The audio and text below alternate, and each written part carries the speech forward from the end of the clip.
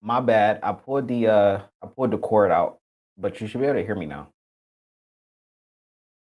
Dun dun dun dun dun dun. Man, where the fuck y'all at? Cause I know we ain't playing no fucking 8 o'clock live, and there's only 9 motherfuckers tuned in right now. Hold on, let me check some shit out. Let me see what's going on. I'm finna get cussed the fuck out. Dun dun dun dun dun dun. Dun dun dun dun dun dun. Get the fuck in here if you're ready for the fuck shit.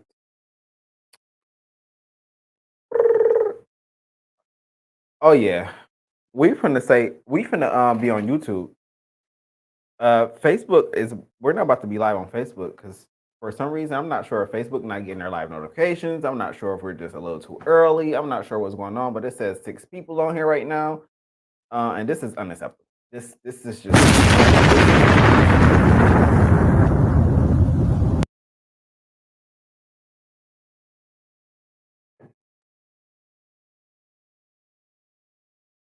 Ultimate Wave. Kendall said, "Where do we be at? I've been live every week for the past. I want to say the past month or two. I've been live like once a week. So either y'all have notifications are fucked up on YouTube and on Facebook. Apparently, with 8 people sitting over here right now, Facebook about to get hung the fuck up on, or I don't know. Y'all have to figure out your notification settings. But I've been live. I go live once a week. At least I can't go live every day, and it's probably not a good idea to go live every day. But I make sure I put out some type of content at least once a week. Oh, but you know what? For the YouTubers, y'all have missed out on some content. Some content I have not uploaded on YouTube. Ashley says she gets the live notifications. I think everybody sleep or something. It's 8 o'clock. They said go live. I knew I should have went live at 9 o'clock. Everybody 8 o'clock. 8 o'clock. He said, "Man, the algorithm fucked up too, bro. That's why I don't fuck with Facebook."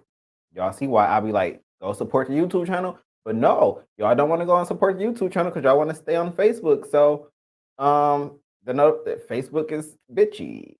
Facebook beachy. Alan said, "Same here. Notifications working. Okay, well, I just guess people are just slower. Facebook's slow sending out notifications, but I do not know.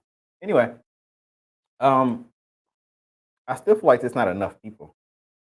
It says 16 people on Facebook. Either that's my phone.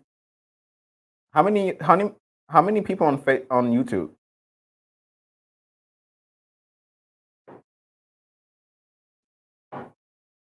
How many people does it say on YouTube?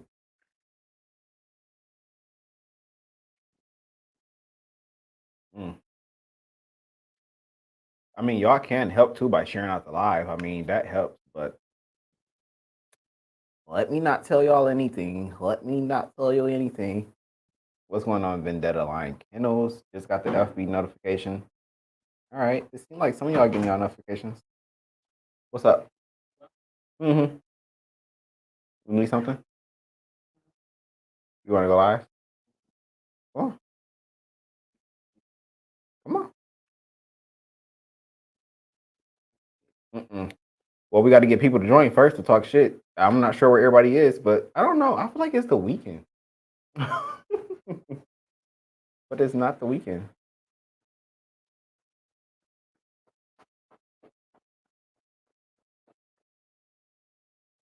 Oh, they said 4 on YouTube. Hmm. I need more people than this. I can't talk shit with just a few people. They said it's 4 on YouTube, but they only say 21 on Facebook. That's not enough. No, it's not. Don't talk. People get off. So. When they see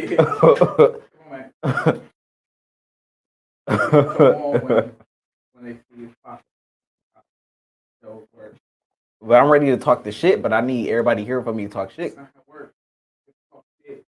Then they come. See? All right, they just said if you was logged in, what? I've been left by now. I've been left. All right. No, you're not. They probably tell me in the comment. No, because everybody joining now. Y'all want me out? I'm about to join. My All right, they said there's 30 people on right now. I got that shit to talk to. Wow. Get out. I got $4 million door. I got. See, they said it's still too early. They said it's still too early. We need an extra hour, and we thugging it out already because I don't have nothing set up. And everybody's everybody be on when it's just regular. He said when you start talking shit, motherfuckers go tune in. Thank you. Shut up. Get out. Put it in there. Get out. No. Thank you. Get out. Fat man. Let me out. Fat man. Come here, fat man. They want me out. Come here, fat man. So I can talk that talk. Come here, fat man. So they can see the behind the scenes. Say hi to the camera. Come on, come here. Say hi. The camera right there, not me. Come on, fat man. Okay, get out. Come on. All right. Love you.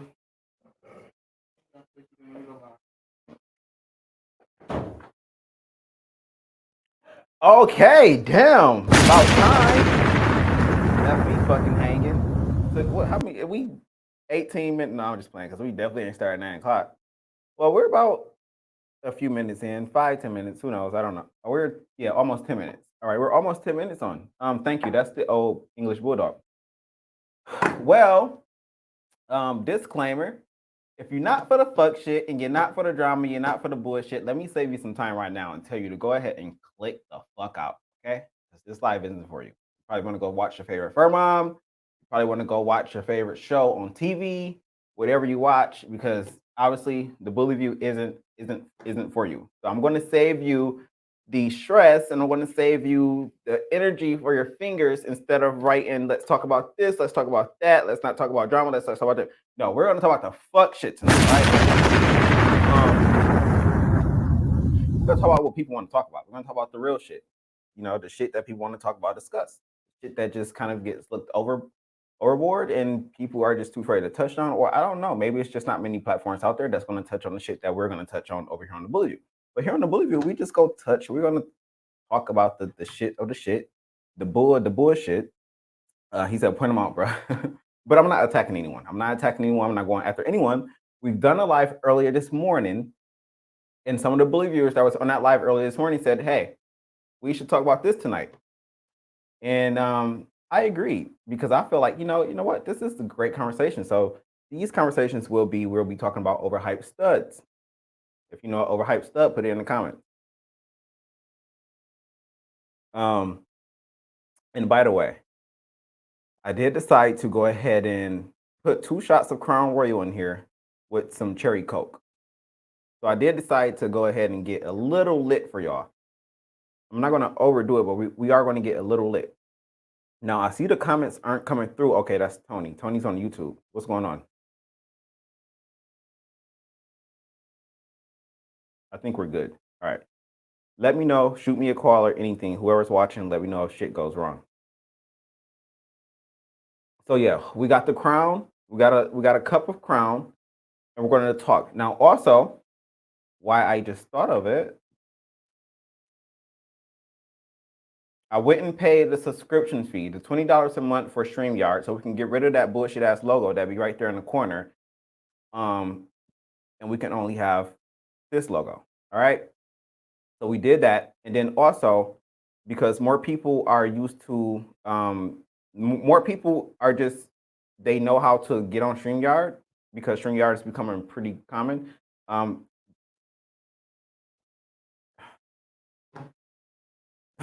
All right. I'm about to start nicknaming y'all because I don't know y'all names. Is it Ja? Is it Ja? I'm gonna call you Ja. Let me know if that's right or Ja. Let me know or give me a nickname to call you because I don't want to butcher your name. But they're on tequila. So cheers.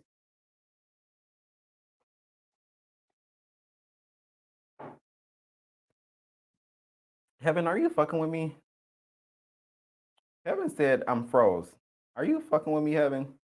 Am I froze, y'all? I feel like Heaven fucking with me. Heaven already fucking with me. J Mike or J Mick. Oh man. What's going on, Jeremiah? Heaven said I promise. No, you aren't frozen. Click out and click back in, Heaven. Maybe it's on your screen. Yeah, click out and click back in. Maybe it's on your screen. All right. So we got the crown. We got the bombs. But we're thugging this live out tonight because remember the last live that we done where I was trying to talk and we were trying to listen to all the bullshit over the phone. The screen kept switching over to the guest flyer, and people were like, "Why it keeps doing that?" We're trying to hear it because it keeps clicking the sound out. So during that live, what I actually did was I erased everything in my system, everything how I had everything set up, so I don't have anything set up at all. So I'll be actually doing everything manually tonight, um, and we're gonna thug it out. So we may have there may be some pauses or whatnot, but back to where I was getting to.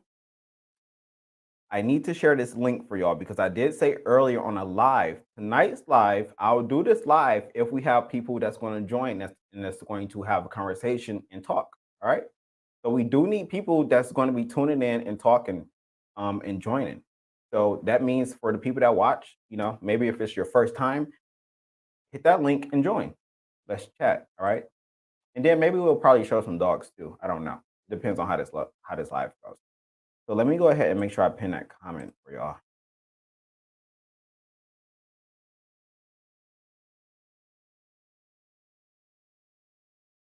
He says it's going to be a good one tonight. Let's hope it be a good one tonight. Let's see how it goes. Hey, listen. I listened to everyone that was on live this morning with the topics. I said it's good. I said it's good. We can talk about it. So again, these topics that we're going to talk about overhyped studs. I'm just if y'all have the balls. Now this is if y'all have the balls because I feel like a lot of people just really don't have the balls. So a lot of people be like, nah, I don't want to talk about that. I don't want to touch on that because people just don't want. They don't want what comes with it. But that's on you. So we're going to talk about overhyped studs. We're going to talk about studs that aren't producing. We're going to talk about studs that are producing. And what else? All right. We're going to talk about studs that can't produce but are overpriced. So I'm talking about studs that have a big push behind them. And I wouldn't necessarily say they're overpriced. I would just say they just have a good, hefty price, but they can produce. I mean, if you're a stud and you can't produce and you cost like $5,000 and you can't produce, something wrong, right? Carlton said, "Can we talk about some of these exotics?" Listen, it's a bully view. We talk about what the fuck ever we want to talk about. All right. And if you mad, you just gonna be mad. Let's be back to the bullshit.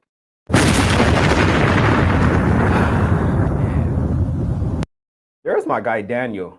Daniel, I was trying to think of your name earlier after I was coming from getting a haircut. I couldn't think of it. I kept saying, I think it's another David. I was really trying to think of your name because I haven't seen for so while, but it was like I remember Daniel brain fart, and I was just like, what is his fucking name? What is his name? What is his name? What is his name? And I'm glad you just popped up in a comment.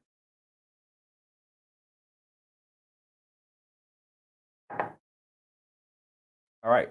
It looked like y'all are ready to go. All right, let me share this really quickly before my 2 shots of Crown and Coke been hit me. All right. Oh, before we do that, while we have some people join, I'm going to pin his comment. He said, "Damn, I'm offended." Don't be offended, Daniel. I knew who you were. I knew exactly who you were. I knew visually your face and everything. I was just having a brain fart. I mean, come on, Daniel. I smoke.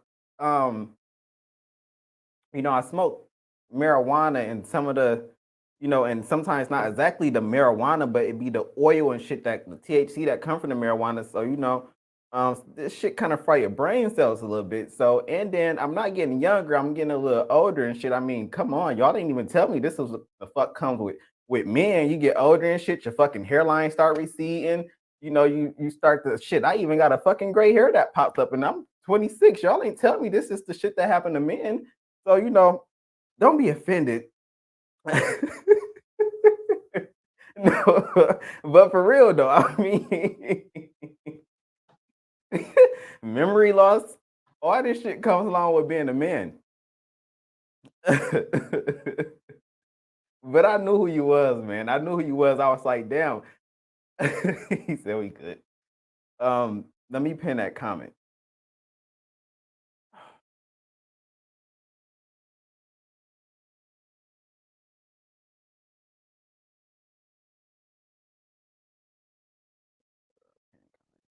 All right.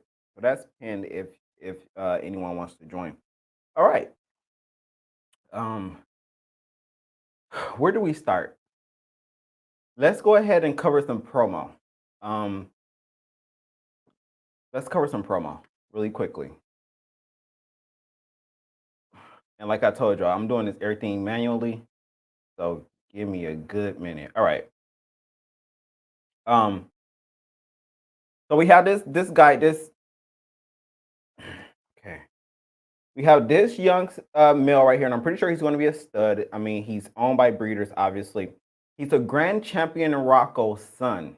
All right. He's owned by Orlando Carter of Born a Bully. Is it Born a Bullies? I believe it's Born a Bully, something like that. Because I was just before this live too. I was just like, is it Born a Bully? Are you saying like you was kind of like you're born a bully? And so, but let me know in the comments. He's 8 months years. He's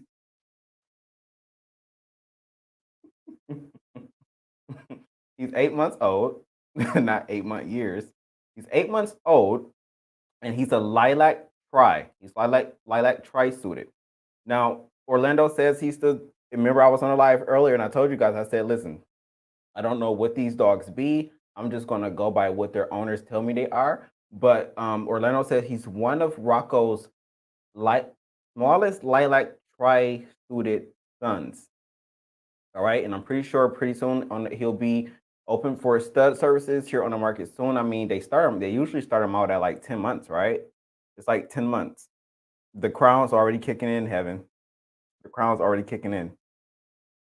Because I was drinking like a good hour before this live. So check him out. Now, let me see if I put his pedigree up in here. Here's a closer picture of him. Let me see if I put his pedigree up in here. Don't think I put the pedigree. But check him out. Make sure, guys, if you aren't following Born a Bullies, Orlando Carter, make sure you follow him, show him some love. Check out this boy, watch how he grows. Maybe you want to use him in your program. And yeah.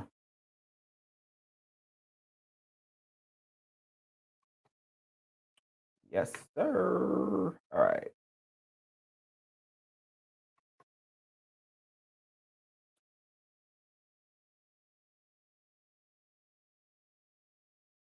All right. Now, where are we starting this? Where are we starting this off at? We're gonna start with. Let's start with the studs that are producing. Let's start with the positive. I guess the positive first. The studs that are producing. Now, we talked a little about this earlier this morning on live, and a lot of people were bringing up Brim. And this is why I don't like being unprepared when I'm doing lives. But again, we're thugging this show out tonight because we have nothing set up. And I said I'm going live at 8 o'clock. I'm not going live at 9 o'clock, 10 o'clock. We're going live at 8 o'clock. But I love pulling these dogs' pictures and shit up while I'm talking about them. But a lot of people in the comments were saying Brim. Now, me personally, I've known this, I've heard this over the months, over the years of Brim being a great producer. However, I have not seen many of Brim's productions. Um, so feel free if you have any of Brim productions, feel free to tag me in them, tag me in your dogs, share them with me. I'll share something out in the Bolivia if I can. But a lot of people were talking about Brim, which was interesting because when we did the top best producing studs live, Brim was in that conversation with some of the top studs as Rocco, as Grim, the top studs such as Veneno. If I'm not mistaken, I believe Brim was. I think I put him on that thumbnail. Ooh, the bullshit is starting already. Well, Kobe Miller said Brim not producing shit. Stop. Okay. Well, Uh, that's what Kobe said. But I've seen some of Brim Productions. I just really never really, and maybe that's my bad. And I'm not saying this. It's just that he just, for some reason, I just kind of overlooked him, and not intentionally, but for some reason I haven't really paid that much attention to him to know what he's produced and what he's producing currently. He said, "Bring up Big Rilla. That's all. That's all Brim."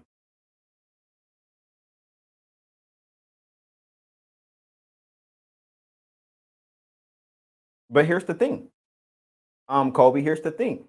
I mean, so many people are saying it, so there has to be some truth to it, correct? So what we can do is, and what I think in saying that, what we'll do is, if you can please, and do this on Instagram, don't do this on Facebook. Uh, Tag me or send me some pictures of Brim Productions. So what we'll do during this live or at the end of this live, we'll pull up some of Brim Productions. We'll make sure we look at Brim Productions. He said this will be interesting. Yeah, facts. Uh, Next comment. He said Brim was hot in 2021. Okay, 2021, 2022. Roderick. So are you saying Brim isn't hot anymore? What? Hmm. Somebody tag Ashton, please. He said everyone's sharing that. Damn. Is it Brim haters tonight or what? I don't listen. I don't know. I don't know. I don't know what he's produced. I mean, y'all let me know. He said, Tony, I'm gonna come back to your comment. All these comments coming through. He said Brim has some nice offspring. I follow Ashton and he posts a lot of Brim productions. We're actually gonna pull up. We're just gonna pull up his Instagram page here in a minute. Brian said Brim gives you hella bone. Okay. Lamar said everyone's saying that. Are you sure? As far as I've heard. As far as I've heard. Okay. He says still hot, still producing. You have to be under a rock to not see them.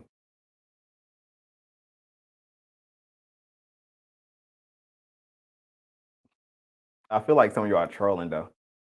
I feel like some of y'all are trolling. They said Brim throwing that heat. I told y'all. I mean, come on. Ed said everything's going to Colosso. Okay. But here's the thing. So Colosso's actually just getting started though. So do Colosso actually have the productions to back it up? Y'all let me know.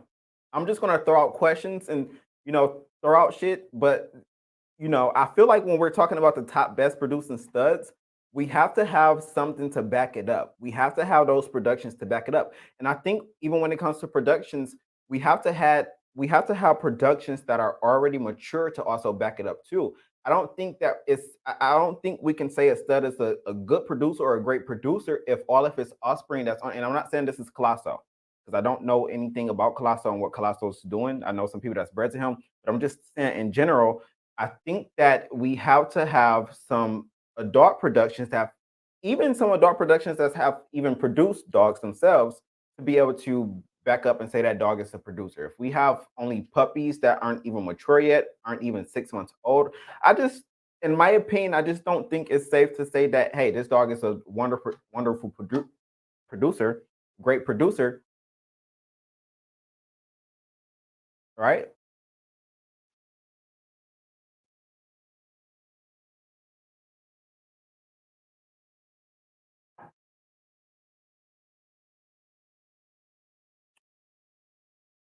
He said, judging pups, yes, all puppies look good, and that's why I said that. All puppies look good. So I don't, She said we have Colosso's oldest son, and he just turned 9 months old, so his productions aren't old enough. Um, Deloyal something. He said he just had a Brim daughter that sold overseas for $50,000, I believe. Wow, wow. So Brim has some offspring that's been sold for some good bread. He said Colosso is producing nice pups. We have to see them at a year old. So Colosso is still in his early stages, correct? As far as producing, I'm pretty sure. I mean, come on, he's off of. He's off of fucking style bullies, yard, you know, cons, when we start to talk about that yard over there, we just can't even talk about the dogs. We have to talk about how much of an amazing breeder Khan himself is. I mean, come on, it takes a lot of knowledge, it takes a lot of experience, and I'm pretty sure it takes a lot of fucking a lot just to even get to that level. So, I think pretty much almost anything that comes from that yard over there is of some type of substance. You can almost guarantee that it's going to produce something worthwhile for you. He said, "Believe a Brim son is doing his thing." Kelsey said she went for 75,000. Let's see, what's Veneno top five stud bloods that's jumping, and we'll get into Veneno as well. He said, "I'm eating dinner on vacation. Someone message me the cliff notes." Okay, okay. Ashton's Ashton's right now. He's out. He's having dinner, probably with the wifey. Um, but he'll probably come back and watch this later. But it ain't much, Ashton. I think the people were trolling. They were saying Brim wasn't doing shit, but I think they were trolling. Um, Lamar said, if I if you ask you is the top studs, listen, y'all and y'all typo is not going to help me. I mean, the fucking Crown Royal already kicking in over here. I'm already over here slurring a little bit, and I talk a little fast. So y'all got to get these typos together. But he said if you ask you who is the top producers right now, he would say Golden Child, OG China Boy, Grimm, Cash Money. Only reason why Colosso not in here is because his kids are too young, right? So we have to talk about Colosso next year, okay? Um, but look forward to Colosso actually being a great producing stud as well. Now, Golden Child, definitely. We can talk about Golden Child all day. Um, I think when it comes to Golden Child, he's such a great producer that we really don't, it's really not much to talk about because I think, if you're in the comments and you're saying Golden Child isn't a producer, then, you probably brain dead. So when it comes to Golden Child, I mean, the only words that can come out your mouth is that he's just a great producer. I mean, what more is there to talk about? He's proven it. We've seen it, and he's one of the more current and recent studs. Who he said, "Have you seen the latest interview with Bashar?" I did not. I didn't watch the interview.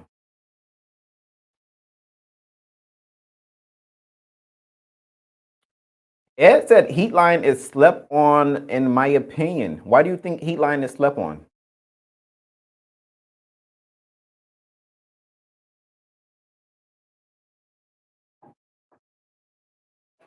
I see we have a good amount of people that's watching right now. Make sure you smash that. We're going to get into China Boy. We're going to get into all these dogs. Y'all comments are coming so fast. But if you're enjoying the live, if you tune into the Blue View, do me a favor. Your number one way to support the channel is to smash that like button and hit that share button. If you don't do anything else, that's all I ask of you is to just make sure you smash that like button for me. Send a comment or share out the live. It costs you nothing, and I really, truly, wholeheartedly appreciate it.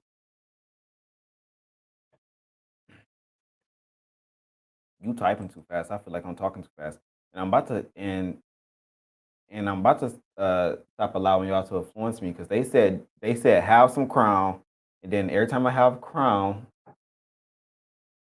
I don't want to have it anymore. Okay, Golden Child, Brim, Grimm, China Boy. Okay. So we're talking about the top producing studs right now. I wouldn't put R2G2 in the top producing studs right now. I think he's still in his early stages where he's proven himself right now too. But as I stated earlier, he is one of my favorites right now, and I am keeping an eye on him to see what he do.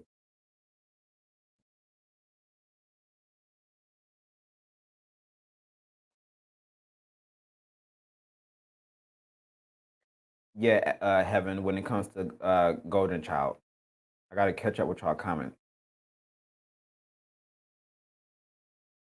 Have you seen Torvi and R2G2? I probably seen that Torby dog. Someone tag me or send me that Torby dog.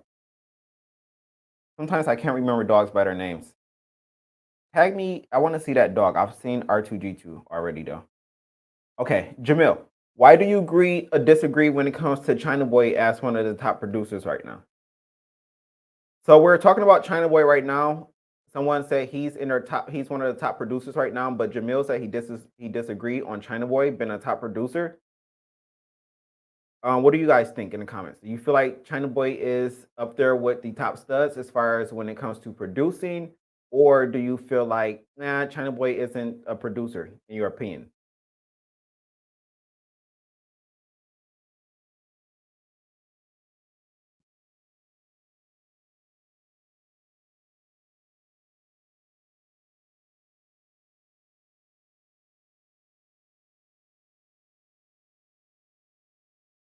Well, I feel like the comments though.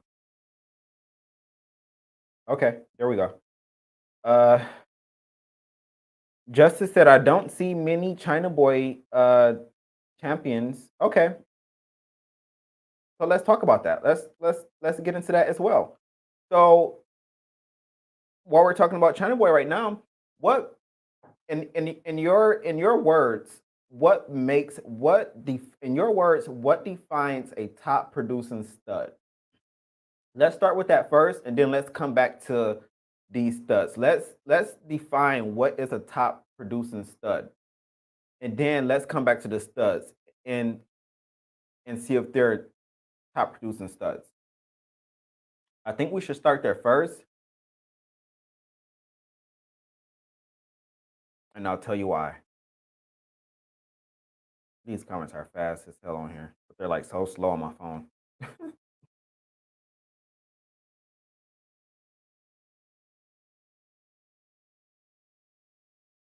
Okay, Kelsey said consistency.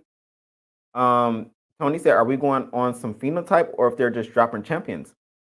Define like, and I just want to hear everyone's definition of what they think a top producing stud is. I'm gonna pull up your comments here on the screen.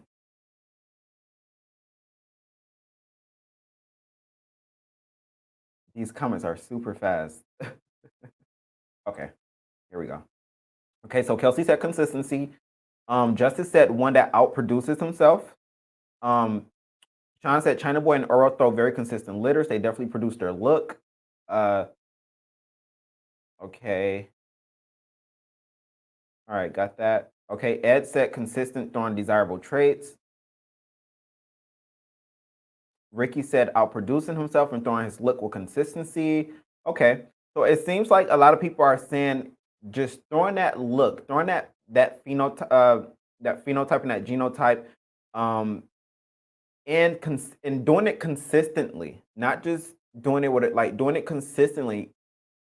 And I assume taking that stud to almost any female, whether that female has more terrier traits or whether that females have more bulldog traits. Whenever you take these studs to that dog, this dog seems to produce its look. Um, so it seems like that's what the majority are going with. I don't think there's a right or wrong answer. However, the reason why I asked y'all to define that is because we're going to go back to someone in a comment said that they like China Boy, but he doesn't throw many champions. Now, I am aware that China Boy does have one champion, one son. Is he an ABKC champion? Can you drop his name in the comments? I forget the stud name. I think he's owned by um last name Cervantes or something like that. I don't know the owner's name, but I do believe that China Boy has one son that is a champion. However, if we go to what everyone in the comments is saying, and they're saying that consistency and just consistently throwing that look, then I would have to say China Boy may not be a top producer. However, you can't deny that China Boy throws his look. There's so many dogs we can pull up right now that China Boy has definitely he has Cali Boy. Cali Boy is one of them. Cali Boy, he may not be as girthy and boned up as China Boy, but China Boy, he stamped that head. What's the other dog I just shared yesterday? Graveyard Bully's boy, the Yin Yang dog. I think Ting Ying or something like that. He's almost a China Boy clone. I say give him another year or two, and he may just be on that China Boy level. There's other China Boys offspring out there that I've seen that has that China Boy look. So when it comes to China Boy, I would say he's definitely a great producer, and he's definitely throwing his look. Is he a Rocco? Is he a Grim? Probably not.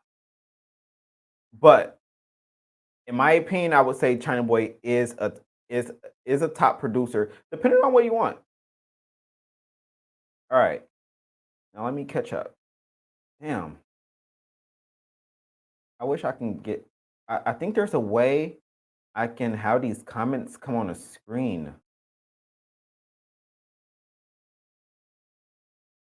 All these comments are coming so fast, man. Let's see if we can try to get these comments to pop up on the screen. I don't think we can. I don't know, man. All right, we're gonna have to thug this out. Like I said, we're gonna have to. Big Mac, that's his name. Big Mac, the Big Mac dog. He's a champion. All right. He said, post the studs up. I wish I can, but I just really don't feel like downloading a bunch of pictures and posting them up. All right. A great stud produces champion, period. Mafia Bull said a great stud produces champion, period. See, now when we say that, Mafia Bulls, then it goes to the conversation that, well, okay, if the stud isn't, so are you saying if the stud isn't producing a champion, you can't even call him a top producer? Mafia Bulls 973? Is that what you're saying? Because that's a different conversation. So Mafia is saying he's saying a great stud produces champions, period. Um, but this is why I feel like this live is going to be so good, because we're going to get into that too, because a lot of people are saying there's a lot of champions out there, but you know, these champions, they got that title, but they can't produce shit. They said it, I didn't say it.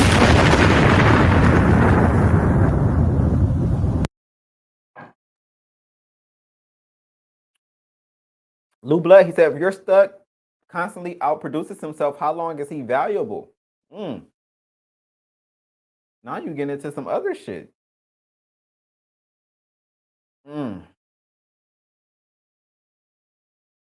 Okay. I gotta catch up with y'all comments, man. There's so many. I don't care how many lock-ins dog gets. Where's all the offspring? 100 lock-ins and only seen a couple pups. Get the fuck out of here.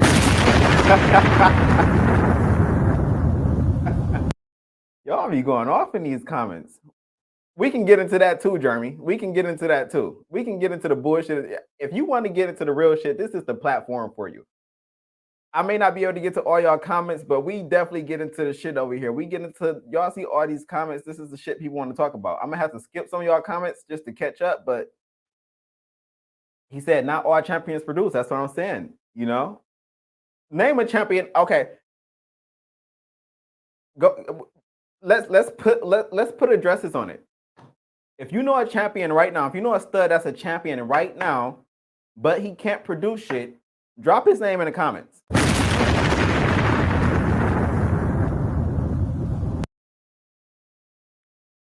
Let's talk about it. Drop the stud name in the comments, because that's part of the live. That's part of live too. That's what we're going to talk about. We're going to talk about studs that's overhyped. We're going to talk about studs that are champions and can't produce shit. Let's put the cheese on the cracker. It is what it is. Oh, there's Casper Pressure. I know he's coming with some shit. He said any dog can be a champion. All you got to do is go to every show. Did he lie? Did he lie? I don't know. I've heard if you go to enough ABKC shows back to back, it's easy to champ out your dog. We getting into some shit over here. Share out the live. Make sure you smashing that like button. The people is talking. They said y'all out there got them bullshit ass studs claiming them titles, but when it comes to producing, man, oh man, in the words and the voice of Rudy Pitts, man, oh man, oh man. He said, but that's not the popular style of dogs these days. He said, "You all crazy as shit for not even mentioning Chaos or Waffle House." Damn. Art. I'm calling him Art. His nickname Art. Art said y'all crazy as shit because y'all forgot to mention Chaos or Waffle House. You know what, Art? I was on YouTube and someone commented on our top best producing studs live, and they were in the comments mad as hell too. They were just like, "I can How dare y'all mention all these dogs and y'all not even mention Waffle House?"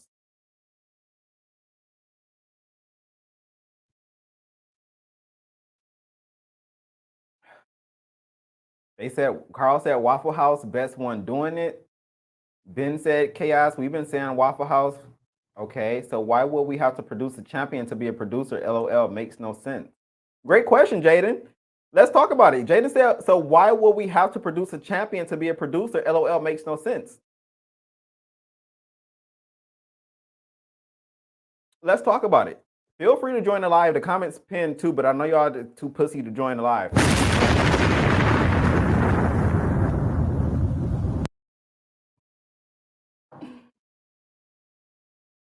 I'm just talking shit. But dead ass. He said, who owns Chaos? Oh man. That's a whole another subject in itself. Oh, Daniel said, how dare people not mention hold on. Damn, these comments so fast. Damn. I'm trying to spice it up a little bit here. But we can't skip Jaden. We still trying to answer Jaden's question. But I want to go okay, because that's another thing, right? Okay.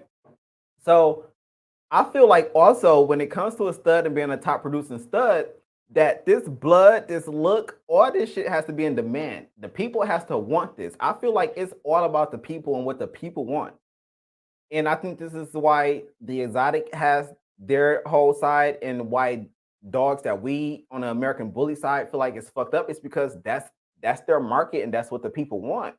So I feel like when it comes to the American bully and top producing studs, I feel like also that blood, that look has to be wanted. So I feel like, yeah, people, we got the show ring and we have people who like champions and want to produce champions and everything. But at the end of the day, majority of these people that's going in that's in American bullies, everybody's not looking to champion out a dog.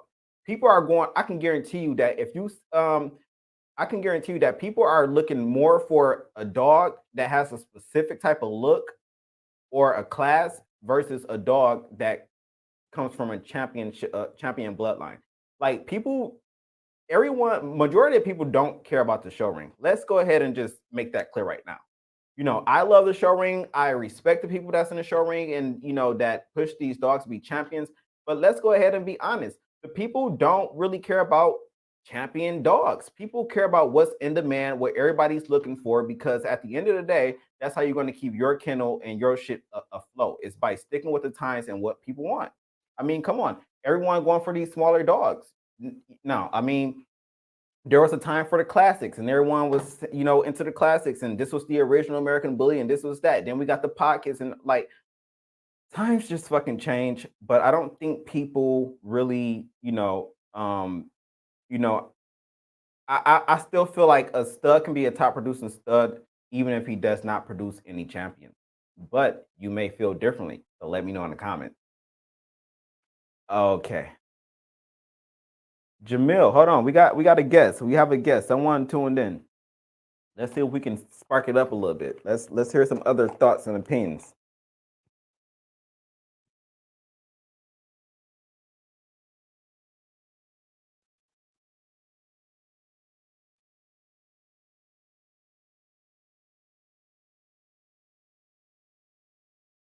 He said, "Spark it up, then." What's Yo, up, y'all? what's going on? Dang, it's mad dark over here. Let me see if I can get some light. Congratulations, man, on that AKC one. Thank you, appreciate that, That was big. And for a minute when I first scrolled past the picture, I was like, "Don't tell me somebody did something and got the American Bully in the fucking AKC already." And then I had to really, I look wish. at the picture again, and I'm just like, "Okay, wait, this is a style people." But it was I wish. still great, man. That's why I shared it on the Bully View because I was just like, "Yo, this is dope." Because I actually plan on stepping into the AKC ring with my pinchers, my miniature pinchers.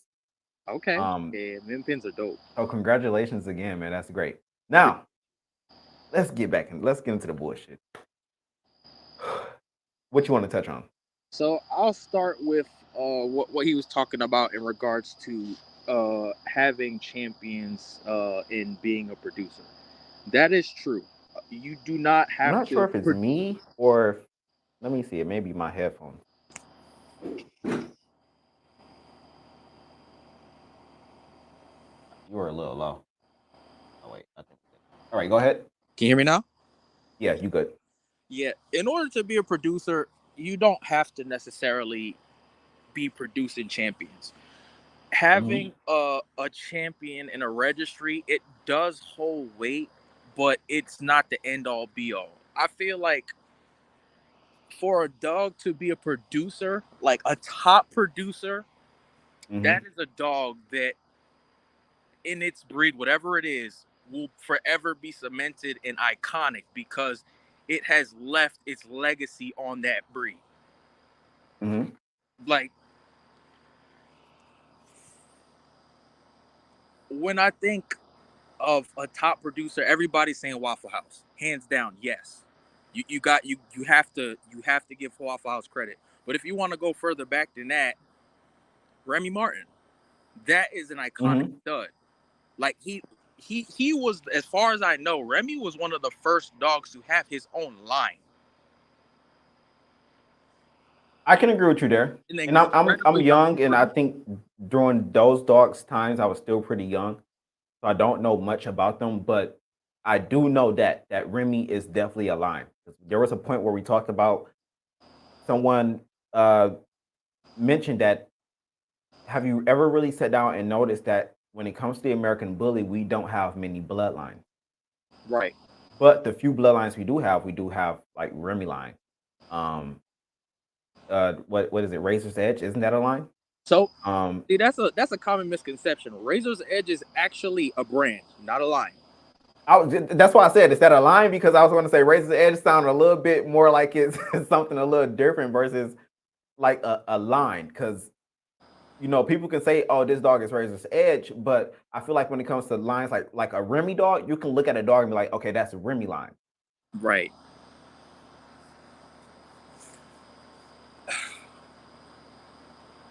You can be one hell of a producer and never have a champion. In order for a dog to become a champion, it has to be shown. Some of the best dogs in the world are on couches. They pets. They will never be shown. Mm-hmm. Having titles is important. Confirmation is important because that is essentially like your rubric for greeting a breed, grading a breed. I'm sorry, but it's not the end all be all. It just it definitely will give your dog a lot of notoriety. It's not to say like, yo, I've produced, this dog has produced 14 grand champions. You got to look at that. You can't shy away from that. But it's not, at the end of the day, I don't think that that's like the end all be all. We made someone pop out. This is perfect. This is great conversation for you, Mr. Stranger. Oh, we can't hear you though. Oh, we got to fix that. We can't hear you. Go ahead, Jamil. You can finish talking until he fixes this sound. But I agree with some of your points that you're saying. Hear me now? Yeah, we're good. We can hear you now. All right, cool. I'll listen. I'm sorry. Okay. Yeah. Ultimately, I feel like a top stud, again, is a dog who time and time again produces the best of him, if not better. Mm-hmm. For me, that's what I look at as a top stud. Like if that dog is consistently throwing dogs that look just like that dog or better than that dog, that's a top stud. But and I want to agree. I want to agree there too. I don't think that the dog has to, but it's almost kind of saying that, okay, well, if this stud is really doing this and he is producing, why can't this stud produce a champion? Right. So But again, I do feel like um, the dog doesn't have to produce champions. I mean, come on. I mean, there's a ton of dogs. There's probably a ton of champion dogs out there that owners just have them and never put them in a ring. And if they did that, they'll be champion. And then another metric that I feel like when people were to look at this too when they're considering their breedings, if you are using a dog, right? And let's keep it real. In this community, we have to clean some stuff up. I have dogs on my Absolutely. that have, flaws that need to be corrected. If Absolutely. I breed to your dog, and let's say I have a litter, and out of that litter, 8 of 10 puppies have transitioned away from what I'm moving away from, I have to give kudos to that stud. That is another metric by which I would say this dog is producing. Because you are improving the breed. I got a question. Daniel. Got 10 breeding. Go ahead, Daniel. Well, yeah, I mean, Daniel, he's experienced. He helps his show ring and his confirmation shit. So. Yeah, no, I appreciate you having me on, and I will say this, like, I'm glad we're talking about dogs because you know me, man. If we start talking about $47 million fucking sales, I'm out. But it's cool, I might just We're not watch talking about casually. any dog sales today. We're not even talking about that alleged $4 million dog.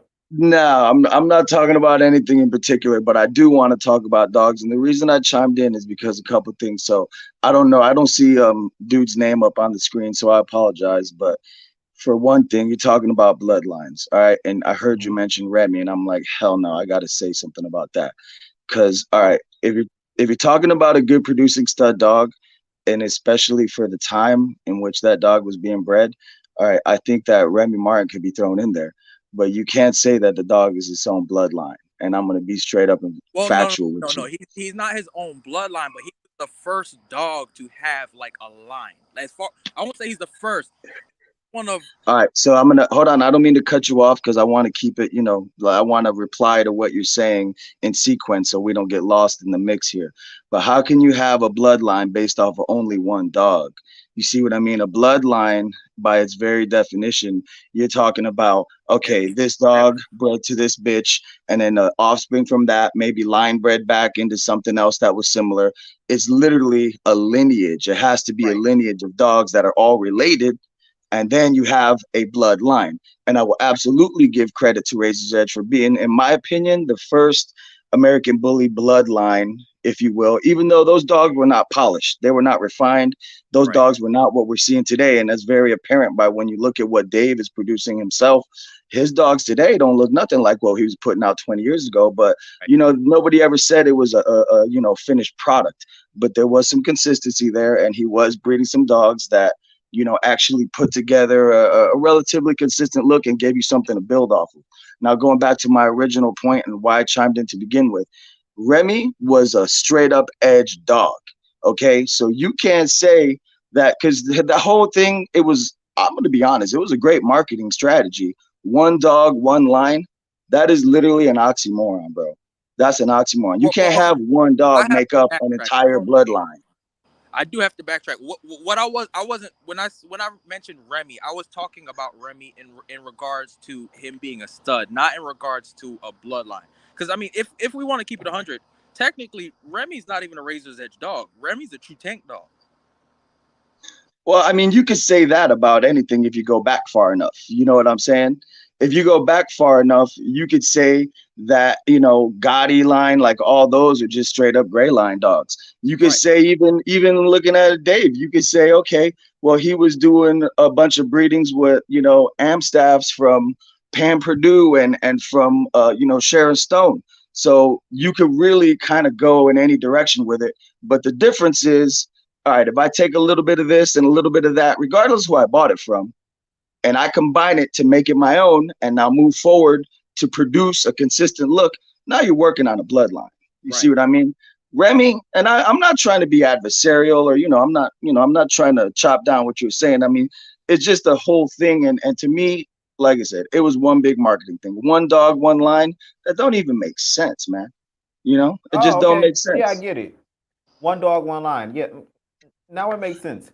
But someone said, okay, So what is if Razor's Edge isn't a bloodline? What is Razor's Edge? I Razor think it is. I think it was a bloodline personally. I think it's straight Versus away. Remy. Okay. Razor's Edge was a brand, fam. It was they branded Razor's Edge, but it was a culmination of a bunch of dogs that they eventually refined a look, but it wasn't a bloodline. So was Razor's Edge the I would brand say or was Remy. Elite?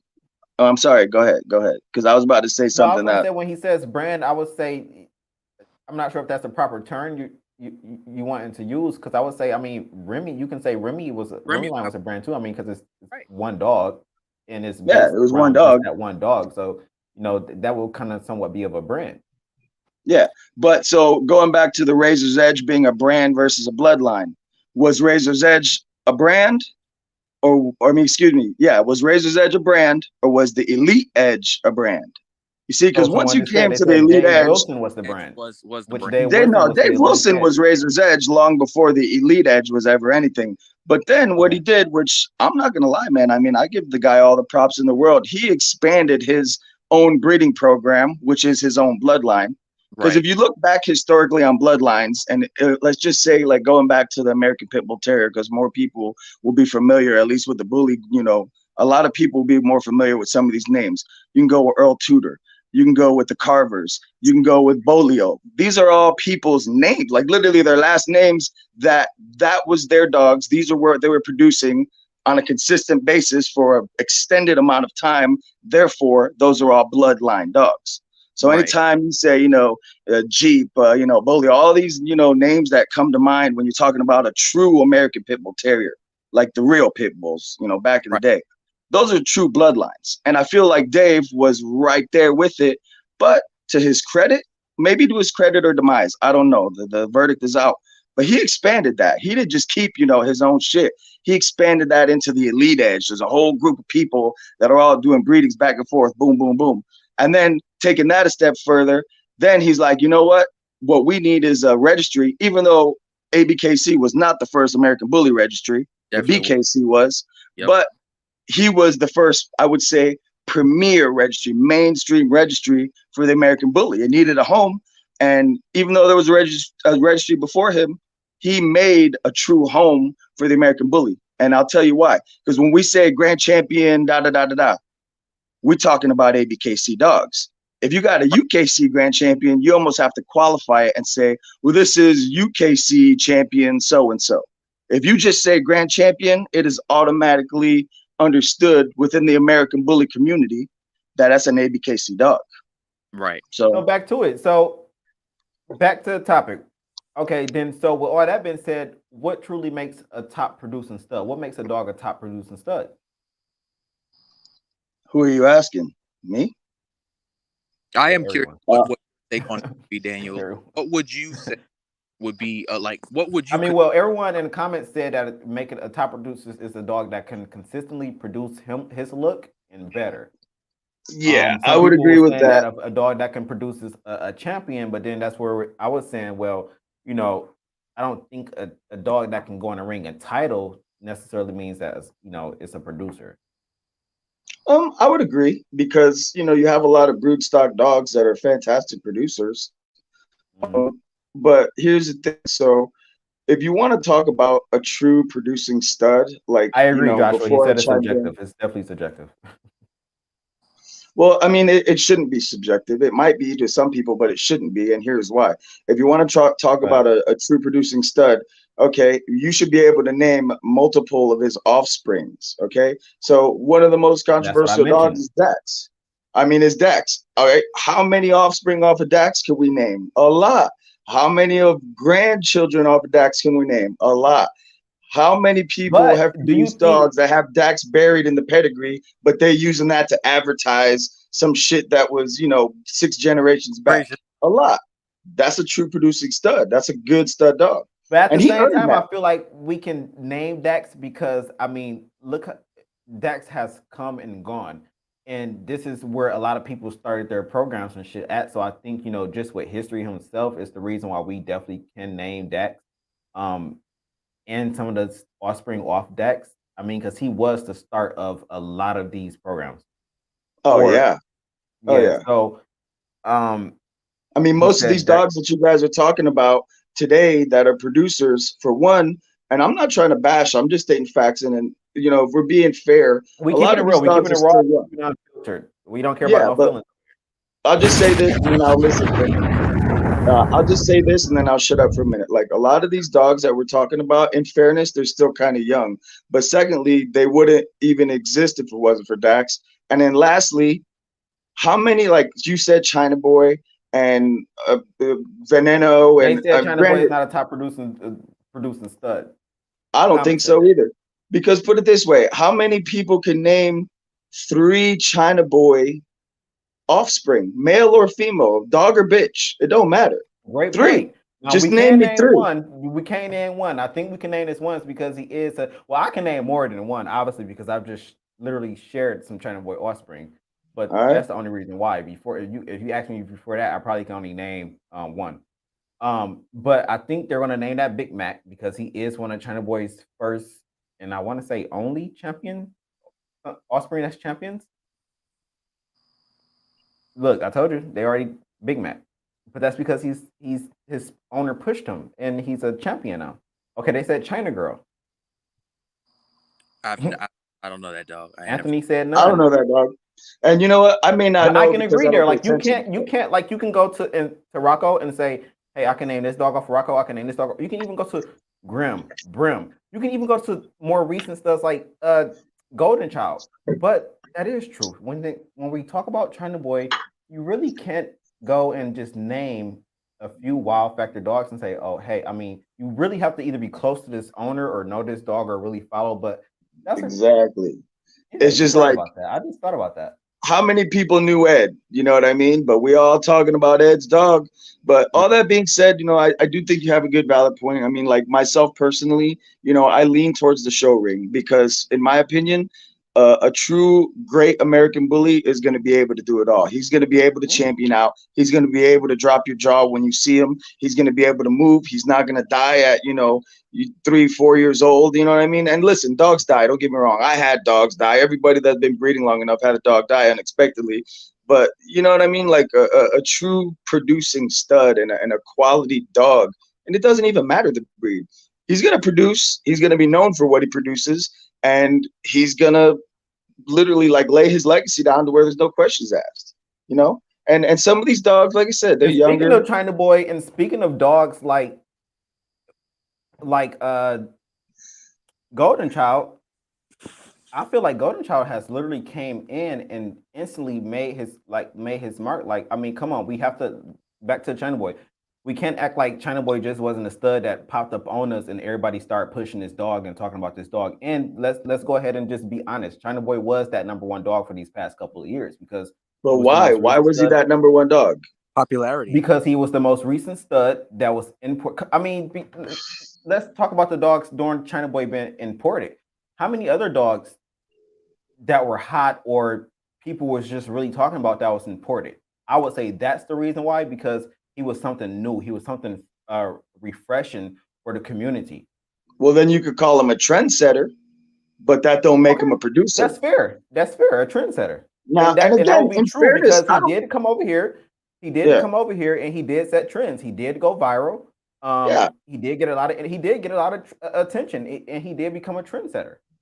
I'll Yeah. give him all that, but you know, I got to see something to be a producer. And here's the one thing, and my opinion don't mean shit, because honestly, dude, I ain't gonna buy no China Boy offspring. I'm not gonna buy a China Boy stud because it's just not how I roll. It's not an interest to me. I've worked real hard on my program, and to me, that ain't gonna value my shit. But let me tell you one thing, even though my opinion doesn't matter, as far as China Boy, if that's what we're talking about, the one thing that I feel like kind of fucked that shit up was this. All right. That dude came in with this dog, which cool, bro. You imported this dog and he was a real wow factor looking dog. And he's like, yeah, Mhm. I done sold, you know, China Boys sold, you know, fucking however many 30, 40 fucking breedings within the first, you know, couple weeks of hitting the States. And then everybody was like, oh shit, that's a lot. If you hit 30 something breedings, you know, lock-ins within a couple of weeks of just being here, you would imagine after a year, we'd have had hundreds of breedings off of this dog. Where the fuck did all the puppies go? And then whenever But anybody see, that was questioned that, controversial. Remember, people were coming that's at what I'm me on the Bully saying. View when we were raising questions like this, like, okay, y'all saying this, but where's all of this proof to back this dog up? That's what I'm saying. And it's not to Eddie bash the came out, dog. he It's just bragged like, about all of the lock-ins. He bragged and said he made yeah, $700,000 within the first 6 months. It's just like, oh yeah. where's all of these productions? It's if we want to be honest, it's 2022, and we're really just now seeing most of China Boy Productions because now most of them like are a year old now or older, or Well, they're I mean, doing they their should own be thing. older than that. They should be older than that because if I'm not mistaken, I mean, we got what 2 years, 2 whole years or more since that dog had That been was the hit to end of the what, United States. 2019? Yeah. Easily then, That was the easily end of then. 2019. That's when we just had. I was doing a Bully Report, but I mean, the Bully View. We did that. We started the Bully View September 2019. So that's my point, and I'll wrap it up with this as far as China Boy is concerned, at least. All right, so we were hearing about all of these, lock-ins, and oh my God, this is the next thing, whether it be exotic or American Bully, because the dog was marketed to both indiscriminately. Okay, so cool. It's like, Mhm. all right, well, and then some time passes by, and then we're like, all right, well, where are all these offspring? And people started asking questions. So now that begs the bigger question: is that dog really a producer, or was he just a big old hyped up fucking dog that kind of left us wondering what the fuck was going on? Because there's a difference between a producer and a hype dog. And like I said, just based off what I've seen, I will give that to China Boy. He's never been a dog that I've disliked. None of that. I've always said I like China Boy because he is my style of dog. I like the extreme style of bullies. I don't necessarily like a dog that 100%, that's my truth. Fits the standard. I do like the dogs that, still good, clean, healthy, but they're a little bit on the extreme side. They have that wow factor. That's Yeah. just what I've liked. And I feel like the bully community has offered me that privilege because of all the different classes. So I'll give him that. However, Riley said that's every stud though. Where are all these studs breedings? And now if we really think about it, it goes back to someone saying this. Someone mentioned that we see a lot of these top dogs or top studs, whatever you want to call them, but where are the litter mates? Why we never see the litter mates to all of these top dogs? Well, if that was the case, then you wouldn't be talking about that stud dog or bitch for that matter. You wouldn't be talking about that stud dog as being such a great producer if it had a whole, full litter mates, like 5, 6 litter mates that look just like him. You wouldn't be talking about that dog. You'd be talking about his dad, because his dad is now the good producer. Right, because that dog out of that litter, that dog was the one. That dog was the dog. That's why it has, and I agree, the draw that it has. Yeah. And then you take that dog and you try to produce that dog and better. Right. Yeah, but see, that's the thing. I don't have a think that's problem what like breeding is. You breed, you get, because every dog out of litter isn't going to come out to what you want it to be. But Fuck you no. take a certain dog and you work with that dog for generations, and you build. You continuously build on it and try to produce a better dog with the qualities of that dog that you have. June said on some real shit, everybody want their dog to be hyped. They just don't have the push in them to make the dog hype. It's levels to it all. And that goes back to what I just said, June. I said there's probably more champions out there than we know, but everyone isn't about that show ring. Everyone isn't about going out there and showing their dogs. A lot of people like pets. A lot of people just like a dog they can get up and maybe jog with. Like, people have preferences. So Right. I'm pretty sure there's a lot of studs out there that we may know or not know. Their owners just aren't built for the confirmation ring, so they never put them in there, so they never earned that title. I don't But know if I agree with agree. everybody Everyone wants would their love dog to. to be hyped. Everyone, if you're a breeder, you can't sit up here and say that you wouldn't love a stud that gets a lot of attention that's hyped up. I'll Absolutely. tell you that straight up right now. I'll disagree with you right now on that, and that's on God, because I would rather my dog be known. No, because I'm gonna tell you right now, I would rather my dog be known as a solid producer than a hype dog. Like, Right. nobody's saying, like, yeah, of course. Listen. All right, and here I talk a lot, but I'm gonna apologize for that. But there's a whole difference between a semen Bro, shipper this and a is the bully breeder. view. This is the fuck we do. Talk. Go ahead. Then let me talk. Now, Then, can all you right, I appreciate that. I love that you for that, again? Go because ahead. Y'all gotta put some sometimes I respect get on on here bully and they view. kick This my shit, we and you talk know over what? here. people don't necessarily like me for it, but what I say is facts. Because here's the thing, okay? There's a difference between producing a fucking hyped up dog and having a really solid breeding program. I'll take a really solid breeding program all day long. And nobody's saying that, yeah, I mean, I wouldn't love to have, all this fucking money pouring in just off of fucking selling stud fees alone. But I'm a fucking creator, bro. I want to fucking, I breed for bitches straight up. I don't keep any of my stud dogs. Look on my page and look at Brock Lesnar. I saw Brock Lesnar overseas, and he's actually crushing it over in Ireland. He's fucking one of the best dogs off that Grand Champion bear breeding, and he's doing real well. And you know what? If I have his little brother sitting right over in my kennels. I'd go right now. It's probably pretty dark for me to walk out there, but anyways, I'll go show you. His little mate brother is badass too. But I'm gonna tell you right now, I didn't fucking really push him like that. You know why? Because I bred him. I bred that breeding for Can I his say something sister. real quick? You know I why? mean, I was sure, talking, but go stranger. ahead. You know why people does not mention Miyagi? Because China Boys is hand papers. That's why China Boy cannot produce. China Boy is not a producer. Every time they breed China Boys, it's miss or hit. When you breed a dog and you know where that dog comes from pedigree bloodline, you know what the dog is going to produce. But if you don't know where the dog comes from, you don't know what the dog is going to produce. So that's why nobody mentioned Miyagi, because the dog has hand papers. We don't know where exactly that dog comes from. So you're saying he's not a producer because he have hung papers? No, what he's saying is like in terms of like breeding, like with when you go back to pedigrees and looking at phenotypes and Exactly. you can you can get a picture or an idea of what to expect at least. But if the papers are hung, you don't really know what's behind the dog. It's harder to know. Exactly. Look at Miyagi. Miyagi is well known to produce head, but other than that, rest of the dogs are garbage. And I'm gonna tell you right now, you So, can because mix. someone You else in can the mix. comments were saying talk about Miyagi being the top producer. So are you saying You Miyagi can isn't the mix. top You can producer? mix. You can mix Miyagi with Dax. Not all the time will click. Not all the time. Not all So the time. please And if left you look Miyagi all these out. dogs, and if you look all these dogs that come from China Boy, most of these dogs they either have bad rears or they have underbites or overbites. Look it up. I'm not kidding you. Look it up. Well, because Miyagi was kind of like the start of the, I wouldn't say start of exotics, but he was kind of, wasn't he labeled? I don't know what the fuck that dog was. Miyagi is another hand paper. Because if you look, Miyagi is supposed to be Little May brother. He does not look like Miyagi at all. Hmm. Champion Ravi is Miyagi's Little May brother supposed to be. Why they never want him to be a DNA test?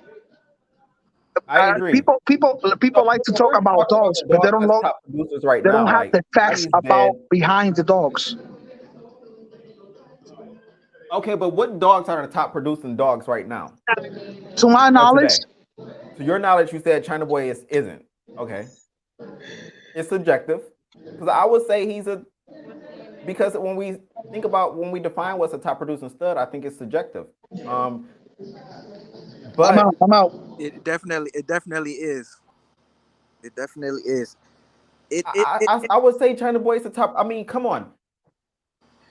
We have to dissect the whole bully community and what's in demand, what's everyone's breeding towards. We have to look at the studs that everyone is investing in too, because these studs, these are just thousands of dollars. Most of these studs is $5,000 and up. I think that tells you a lot. And I think when we dissect that and we talk about, when we bring out these studs, China Boy is in there. You know, I Yeah, but guarantee. it depends on what you're talking about. Are you talking about a producer, or are you talking about a popular dog? Popular sire syndrome is actually a thing in any purebred animals. But are you talking about a solid producer, or are you talking about a popular dog? You see what I mean? You Mhm. could have a dog that's got 1,000 offspring out there, but if you can't name, I would say a minimum. If a dog has 1,000 plus offspring and a minimum ain't like five, just call it five. That's so small. If five of those Mm. dogs aren't household names, then how great a producer is that fucking dog, man? He's right. a popular Gavin, is dog. it Gavin? He said, "How many dogs can you name off China Boy people lining up to use?" That's your answer. So he's basically saying, how many No, of China Boy offspring Because I mean, come on, it's been the dogs mature pretty fast. It's been, let's say, it's been 3 years since China Boy been here, It's and if he's gotta be been getting, close. huh? We gotta be close to 3. Yeah. We close to, because it was end of 2019. And so I'm understanding where everyone's coming from, and I would definitely say, I mean, come on, because Golden Child's been on the scene 2 years, and come on, look at what he's done. So we can't cut slack when it comes to China Boy. We definitely have to say, let's look at these dogs that he has produced and the lineup, and our people. I mean, name the studs that's in demand right now. Are we talking about R2G2, like when we mention Golden Child and we say, oh, let's talk about Golden Child offspring and what he's producing, what they're producing? Can we do the same about China Boy? And I don't want to make this all about China Boy. Yeah, We want to talk I try about to stop talking all the about it, but I studs. think the We're answer to just that not is just no. talking about China Boy. We're still talking about a lot of studs out there. So let's please name some more studs too, because let's not make this all about China Boy, because I'm pretty sure there's other studs out there right now that people hype up and that ain't producing shit. All right, so let's talk about chaos, because one thing you can say about chaos, for one, and you know what, I'm not a big Miyagi blood fan because personally I don't trust it, but I've Right. put hands on Chaos. I've seen him, in person, and I think he's a real nice dog. I've known personally people that have bred to him and had some pretty good success. And if you look at this year, just this past Nationals winner, he's off of that same shit. So like then you gotta ask yourself a different question. And it's like, if a dog is good enough to produce the number one dog of the year that goes forward to win nationals resoundingly, like nobody was questioning that shit. Because honestly, before COVID, I saw the Grand Champion Blue in Houston when I was at Nationals. I think the damn dog could have won it then. Gorgeous dog. So now you're talking about the dog that produced him. That's a damn nice dog. So are we talking about Chaos being a great producer because he produced a dog that's able to literally carry the type of momentum and dominance that Grand Champion Blue has shown us? I think that's got to be in the conversation. Okay. You know, Someone said let's talk about Grand Champion Samson. Grand Champion what? Samson. Another fantastic dog. He's the one that won nationals in 19 in Houston. I was standing right there. People talk shit about him, but I got a real good chance here in Daytona. I'm in Florida. Just after he won nationals, they flew his ass down here or traveled out here to Daytona, and I sat there and talked to Mark and Tamara for probably like an hour and a half. Gorgeous dog, bro. And I didn't even really agree when I seen Samson win nationals. I was like, I might have made a different pick. But when Was I put that hands on that 2019? dog up close, that was in 19, I think, or 18. I don't know. Whenever, no. I think I remember that time. Was that the one that had the people were complaining about the rear? There was Who was a lot of people who from was my the dog? It recollection were was the saying he was a side long picture at dog. Nationals. That Was my one qualm with Samson. Samson's a beautiful dog, but if there was one weakness to Samson's game, it would be he is a little bit long in the back. Yeah, it but was let me tell you it must have something. been Have Samson you because it put was a hands long. on He was that kind dog? of long. Oh shit, Yeah, Henny. actually, I have. And And but when everything did you? else is Because so nice on yeah, Samson that the back is really like, it's like, okay, if I'm being picky and there's something that yeah. I really got to say about him, that's it. But Yeah, outside of if you that, have to break down one thing that would make him, less than perfect, you'd say, yeah, his loin could be, let's call it 1 inch shorter on the loin. That wouldn't make him such a long dog. Gorgeous dog, otherwise, well deserving of his national title, and he's actually been being bred a lot. I mean, gorgeous dog. Great show dog, great show dog. and also I What's good, I Maya? personally say What's going You on? would bring me in when I'm not paying attention. just literally just 2 weekends ago I got my I actually have my forgot about you. orders. So 2 weekends ago, what? I got my ass bust by one of his daughters. So he's definitely producing. Oh, he is. He's definitely blues. He got a dog So named they're Moses, mentioning and his Big Grand Red. Champion Moses is a Big gorgeous Red. dog. They mentioned Big Red is another one. I love Big Red. Love the dog. Absolutely. Love the look and everything. But I would not say Big Red's top producer. And the reason why I say this is because Big There Red was a is lot of just not one of flaws. those that's I'm not sure about the flaws because let's be honest, we have not seen any updated picture. At least I haven't updated pictures of Big Red since he's I'm not came talking on the about the dog. scene. I'm talking about what he's produced. Every dog I've seen him Oh, produce, And granted, you can't just blame the dog. You got to add the bitch to the equation. But every dog I've seen him produce, I've seen a Absolutely. lot of kink tails, some super round eyes, and some real bad bites. I Well, one definitely thing got some about kink tails, and I definitely got majority underbites off of Big I Red. said Oh, it. you But I'm bred the not Big I Red? said solely. it a while ago in the comments. Yeah, my Maybe Big 2019 Click litter Powder was is Big Red, super consistent too. and Oh, well, I didn't even know you that, but had there you go. yeah, I had some kind of standard classic looking like a male and a female out of it, and then I got a really nice female that was on a micro side, kink tail, not kink tail, but she had a knot in her tail, and her tail was a little bit short. So you definitely had the flaws, but majority of them did have an underbite. Now my female did not have an underbite, but again, she was Dax blood, um, 3 times, and so that, and I'm not solely just blaming Big Red. I think maybe it's just putting those two together. I'm not sure. you gotta look at However, Big Red is Every the, time on haven't my is the yard seen product of got an Dax anyone blood, outcross. talk and I don't about got a Big bad Red. bite. I think Big Red ran his course for about a good year at the most. But when we're talking about these, like we're really not talking to. I haven't really heard a conversation around Big Red and what he's produced. Granted, he's a dope ass stud. Love him. He's nice. But I also feel like when it comes to a top stud, he's that stud dog is talked about. That stud dog is just used. But I just really haven't seen much talk about Big Red. Big Red was used on more of lower quality females too, though. So you have to take that into You think consideration as so? well. I mean, I would say as well because Khan wasn't as big as he is now at the time, as he is now when he had Big Red coming out. So the No, quality of females are going to be a lot lower. Khan was definitely huge because we can't forget about He wasn't. He's Rocco. not as big as he is now, though. I wouldn't say that. You think he's bigger? Absolutely. I mean, look at how many, like how his studs have grown. He's starting He's to line definitely breed now. He's definitely opened up a few more studs after Big Red. I can agree there. I mean, you got to think he's continuously every year he's getting more and more clientele. I mean, you can't say he's not. It seems like how fast are his stud lock-ins going in now versus when he was first opening them up, 2 years ago. Mm-hmm. They fly in 30 minutes versus it taking a day or two. That's a big difference. But I think he's built that with his business. I think he's Right. built the following. I think he's built the customer base. I think he's built the loyalty to where it's almost like he has this product and he's built the clientele, the trusted clientele. So now he has the privilege to where he can drop anything. And that's what he I mean. put out, yeah. That's what I mean. So say if you're somebody who has you're just now not I don't want to say just starting out, but you have, a decent clientele. People are not running to bring their best female to your male. They're gonna bring something that they're gonna be like, I feel like I can make something nice with this. They're not bringing their top bitch to your stud like they are now. What they're doing with Colossal and things like that. And you also got to think Big Red is the product of an outcross. He's not the product of a line breeding off Rocco.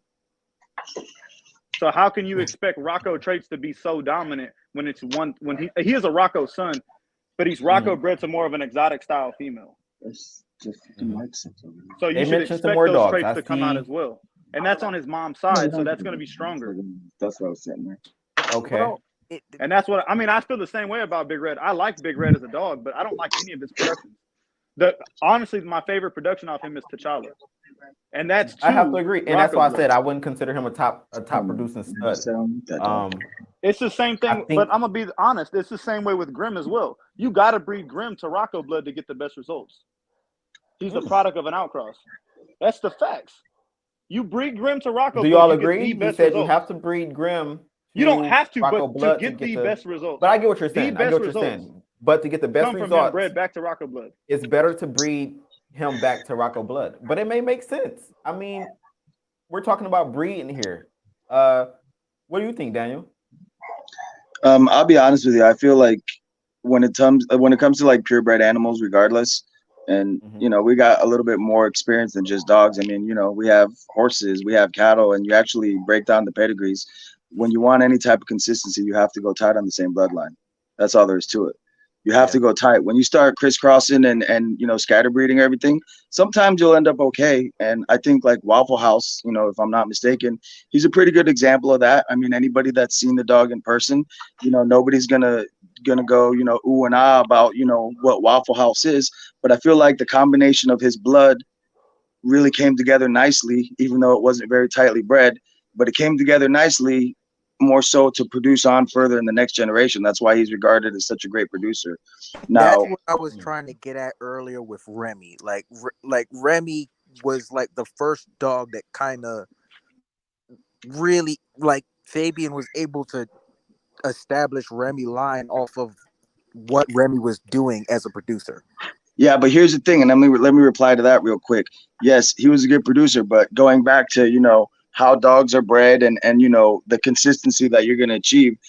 All right, let's just say you take one dog that's super tightly line bred and outcrossed to something. In theory, you absolutely should get more of the traits from your tightly bred dog because his coefficient of inbreeding is going to be much higher. Right. So that being said, from a genetic inheritance standpoint, you absolutely should get more of those traits, phenotypic traits and genotypic. But anyways, you should get more of those phenotypic traits, is what we're looking for out of the tighter bred dog. So yeah, like if you're talking about, Rocco blood and all that stuff, I mean, it's really not just exclusionary to those type of dogs. I mean, any dog that you breed, tightly and continue with that, you're gonna pull out more and more of those traits. And if you want to go back to the original like OG Razor's Edge shit, this is something I'm gonna tell you. And not everybody's willing to speak on it, and this is not necessarily a bad thing. It's just facts. When you line bred those edge dogs, like those real edge dogs, before any of the other bullshit was introduced, when you line bred those edge dogs tighter and tighter, you pull more and more terrier traits out that shit. Right. And you ended up with a litter of pit bulls. That's what happens though. Why? Because that was your strongest gene pool out of what you were combining. Right. You see what I mean? You can't just selectively breed, the dog with the biggest head or the shortest dog. You can't take a 20-inch dog and just selectively breed him to other 20-inch dogs and only breed the shortest ones out of those pairings and end up with a 15-inch dog. It's genetically impossible. And just like you can't take a Staffordshire and an American Pit Bull Terrier and create an American Bully. Right. You go back far enough, those dogs are genetically identical. So, and I feel like to everybody watching, I feel like that should be a big takeaway. A lot of times we get genetic inheritance is what it's all about, man. Right. We That's get a huge takeaway on the phenotype, but really, what you should be focused on is the genotype and meshing. But Dax is dead right now. We're talking about the studs that's alive right now. We're talking about the current studs within the past 2 years. So, they're mentioning. I see Veneno in the comments. Hey. Even though Veneno's a legend, Veneno's like older. He's definitely coming back around. His blood's definitely is coming back around. It's definitely been used a lot these coming days. I think there were some more dogs. They just Veneno seems to consistently outproduce himself. You think so? I definitely think when it comes to Veneno, he does, especially you definitely can tell you definitely can look at a dog and say, "Hey, that's Veneno. That's off of Veneno." What? Period. Let me ask you guys a question, because I definitely don't know. Some people call me a know-it-all, but I just speak on the shit I do know about. Where did Veneno come from? Because I have no idea. The U.S. So no, not what country he came from. What blood did he come off? What produced Veneno? Oh, great question. What blood did Veneno come off of? Dax and Miyagi blood. Dax and Miyagi. So but then, really? Question mark. How many of you guys have fucking seen Miyagi in person? How many of you guys have seen Dax in person? Huh? Me. Dax in person. Matter of fact, my Dax daughter just died. I don't know, maybe 2 months ago. She was almost 12 years old. I love that bitch. They said Veneno is off Judge. Okay. But they said it's not Miyagi actually. Because I was going to say, let's be honest. I mean, come on, that's definitely during paper hanging days. So we would really, honestly, never know. That's when shit was getting mixed up. People was figuring out the sauce, creating the sauce, sharing the sauce, paper hanging the sauce. Man. Like these are definitely the beginning time. So we would really never know. I mean, come on, we don't even know who the original Miyagi is. I do. I put hands on the motherfucker. I didn't put my hands on him, but I seen him in person. It was years ago. If I lose you guys, I'm sorry. I gotta go out here. Daniel, will you just confirm for me, please? The original Miyagi was a larger dog. He was hell yeah. right? Easy 16 inches. He was Thank short for his time, but he wasn't. His belly wasn't touching the ground. And let me tell you guys a quick story. Whenever I saw Miyagi, I never even had heard of the dog. I was still breeding Camelot blood dogs, right? So whenever I saw Miyagi, we had a bully show that I went to, and I was like, you know what, fuck it. You know, I'll bring a couple of my Camelot dogs. 'Cause our Camelot dogs were working dogs, but they were big, you know. And I didn't go there to show. I just went there to, you know, see what was up. And I kept seeing this crowd of people around this one little booth. And I'm like, yo, what's going on over there? And come to find out that was Miyagi. He was just a blue dog, beautiful head. I ain't gonna lie. That dog So he had a was never beautiful tried. head. He was What's never that? tried.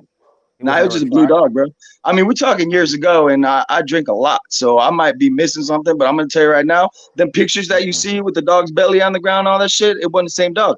It wasn't dude. I don't give a shit how much arthritis or anything you attribute to a dog. However it gets older, it ain't gonna shrink like that, bro. The dog's belly didn't touch the ground. He was, I would say, it was about a 16-inch dog. 16-inch dog, beautiful head. A little bit long too. He wasn't no short, little, compact, tiny little belly dragger. I'm telling you all right now, I seen the dog. Anybody that knows, anybody that's been around for any amount of time that saw the actual dog, they're gonna tell you exactly what I said. And it's not even just me. You could look up. There's videos of the fucking dog out there, bro. I'll show you a video, a screenshot of a video right now that you'd be like, yo, would you breed to this? Be like, fuck no, yeah, that was Miyagi. He didn't look that great, bro. I mean, he looked all right, but not by today's standards. There's a million dogs way better than him now. And shit, these damn dogs. I couldn't tell you. All right, let's move on. All right. Well, I'm not sure if y'all are here for this, but the people also wanted to talk about studs that aren't producing. Don't ask me to throw mine. I'm not throwing my name in the ring on that one. No. Ain't nobody gonna tell you that because people are scared to get shit on their head. I told him It's that. just I told him it was on the last disrespectful, live. man. It is But I disrespectful. told him this. I said, now this is going to open a can of worms, and people. I said this, but hey, all right, well. You can talk about pretty sure studs that some aren't people- producing the traits that they say they produce. You I can think talk about low that. key, if you want to be honest, we are talking about studs that aren't producing when we're talking about top producing studs. I mean, come on, y'all just said China Boy really is. Some people say he isn't a producer or he isn't this or that. So I think while we're having a conversation of the studs that are producing, some of these studs we are saying are producers or are top producers. People are saying, well, no, there aren't. So I think A lot of people we're aren't gonna still give talking China about. Boy his flowers because they ride Rocco Blood Dick, and that's just a fact. Nah, not That's true. listen. The Maybe thing- so, That is maybe true. so, but not for me because He- I don't ride A nobody's lot of his nothing. dogs. I'm not saying he's a great producer, but he does have some nice dogs out there, and they're not giving them. China Boy? Yeah, he does have a couple nice dogs. I'm not saying he has all of his dogs are nice. He has a few nice dogs out there, but they're Yeah, not. but the I'm not reason- saying every litter is consistent. I'm not going to say that either. No, I just Dennis saying said like everyone. Go ahead. ahead. No, go No, ahead. I apologize. I'll make it quick. The only reason that it's easy to talk about China Boy and I don't feel bad about it is because his owner put it out there like this dog was the next greatest thing to hit the American bully breed since anybody's ever known. You know what I mean? Like he hyped that dog up so much with all this money talk and lock-ins and all that shit that was like, okay, cool. Like, let's see what's up. And then I don't really think I think he kind of left everybody hanging, you know? You should be able to you shouldn't be able to scroll through your timeline and not see China Boy offspring with as much money and breedings and lock-ins and all that shit. You should just be flooded. Your timeline should be flooded with nothing but China Boy dogs from the last couple years. But that ain't really what happened. So that's why it's easy to say, well, yeah, I mean, the dog was, a little bit disappointing in that respect. Now, if you're talking about that versus, like let's say a real nice show dog that, kind of didn't really produce so much. He was, a better show dog than he was a producer. That's a different situation. And I'm not going to disrespect anybody because, most of these people ain't out here, talking about money and talking about how many lock-ins they got. So that's a different situation going on. When you put yourself out there like that, you better deliver. And if you don't deliver, you better be willing to accept the criticism that's going to come along with it. There's a I lot can of dogs agree. though that have 100 plus agree. lock-ins though, and where are their pups? It's just the stud owner saying, "Oh, I sold a pup for 20K. I sold one for 80." Or but they never no, show you those maybe dogs. it's the stud owners. Maybe it's the stud owner saying that, hey, my dog is worth this because I locked in this and such amount of stud credit. But why aren't those people using those credits though? Are they seeing something in the production that they say, man, I'd rather just give away that $500 to $1,000? A lot of people I used to locking lock in it to make sure they got a spot. Yeah, but I why know- are they I not mean- using that spot? Is the question. Are they not? Because I don't know. I don't know if people, but I didn't know people weren't using their spots. But I mean, hey, Well, maybe it that only is the makes question. I sense. didn't. So how many dogs? Honestly, how many dogs have you seen that say they have 50 plus? Let's just say 50 plus lock-ins, but you don't even see Mhm. 10 breedings off of them. That's In a one year. breeding a week. 50 lock-ins, or 52. I mean, You don't see one breeding a month off of them, and that's just the facts. Where But are because these the pups owner at? don't show the breeding, so that mean the breedings aren't happening. nah, hold on. I'm gonna stop you right there. If you lock in a dog with me and I facilitate your breeding, it ain't on me to show it. It's on you. And if I got 50 something It's lock-ins, not on you I as don't the have to stud put it owner. out there. Everybody else is gonna be. Are you saying it's not on you as the stud owner? Yeah. Listen, if you lock in a stud with me, all right, or let's say Daniel have 50 something lock-ins, right? You don't have to wait for Daniel to show the fucking productions off of that. 50 something lock-ins, that's literally, almost right at one breeding a week. You don't have to wait for Daniel to show you those lock-ins. You're gonna see them from everybody else. Right. And that's what I'm saying. So are they not proud to show what they produce with your dog then? I'm not saying you, but with said stud. Yeah, no, Is I that the feel case? like it's not a matter of being proud or not. I feel like it's just, I mean, in my opinion, it's just hype. It's just hype. I mean, dude, 50 lock-ins is substantial. I mean, you got to figure the average, like, let's just call an average litter size what? 5 pups? So Yeah. 50 lock-ins is 250 pups on average. And let's just go low and say 200 because you're not going to hit every time, and not everyone's going to be 5. But guess what? Some of them might be 10 pups instead of 5 pups. But let's just go low and say 200 pups. If one dog produces 200 puppies in a year, you're going to see them dogs out there. You know what I mean? You're going to see those puppies out there. Right. And that's low. That's low. Some people are talking about, getting away from naming specifics. Some people are talking about 30 lock-ins in a month, much less 50 in a whole year. Right. But we lost. And that's what I'm saying. If you got 30 lock-ins in 1 month, where are all your breedings? Well, that's a valid question. It's a valid The question. viewers said they can't see y'all. They want to be able to see y'all face. They don't want to watch for y'all not showing y'all face. That's what they Hey, said. look. That's what's popping across my screen, not me. Dude, I live They out said in the them two country. It's dark as Hey, hell. them two I dark got my shit light out right here. above ghetto. me. Dark over here. I'd go inside So by they Blue said when 30. y'all come on the Bully View, because they do pay for this, they do invest into this platform. They said they want to be able to see our face. All right, They said the two dark. Okay, it said the two dark screens. Look, I turned I the was lights about to on say, outside. I ain't scared. I mean, I You ain't no not dark. Jason They can't Momoa, see but them. I'll put my Nah, face But on. they said the two dark. You know what? Because listen, Riley been on here talking for a minute, and listen, I ain't know who the fuck he was. I thought he was somebody I knew that was on here talking. I ain't even. I ain't even know. y'all Riley said was y'all on wanted here. this. When motherfuckers start turning to stone, I'm not to be held liable. We good over It's here. all We right. got disclaimers and everything. It's We nice to good. put a This is face fucking on it. Bully View, bro. I keep telling people this. People talk about this shit all day. And when you get up in the morning, you gonna see some bullshit in the groups. You gonna see someone talk about someone's dog. Like people talk like this is what it's for. It's conversation. We love to talk about the shit that we're into. Like we're into this community. So this is what we do. We sit here, we talk about it, we dissect shit, we have good conversations, and people take from it, they learn from it. We move on. He said, I thought I was he said I thought he was black. You know what? I'm not gonna lie, I did too. I didn't know who the fuck I Yo, was I'm talking not gonna to. lie. I thought everybody on here was black except for I me. did. But Riley popped on, That's and what it I was just the said. Like screen that was black. he turned on that light, and I was just like, okay, this Like, a what whole. the This a fuck? person I've never even think I had a conversation with. But that's how I you know it's didn't good want to be the conversation first one to because say it, but everyone's it's on here funny. talking, and we all having good conversation, and it doesn't even matter really if we see your face. But the people they requested that. They said they would love to see everyone's faces.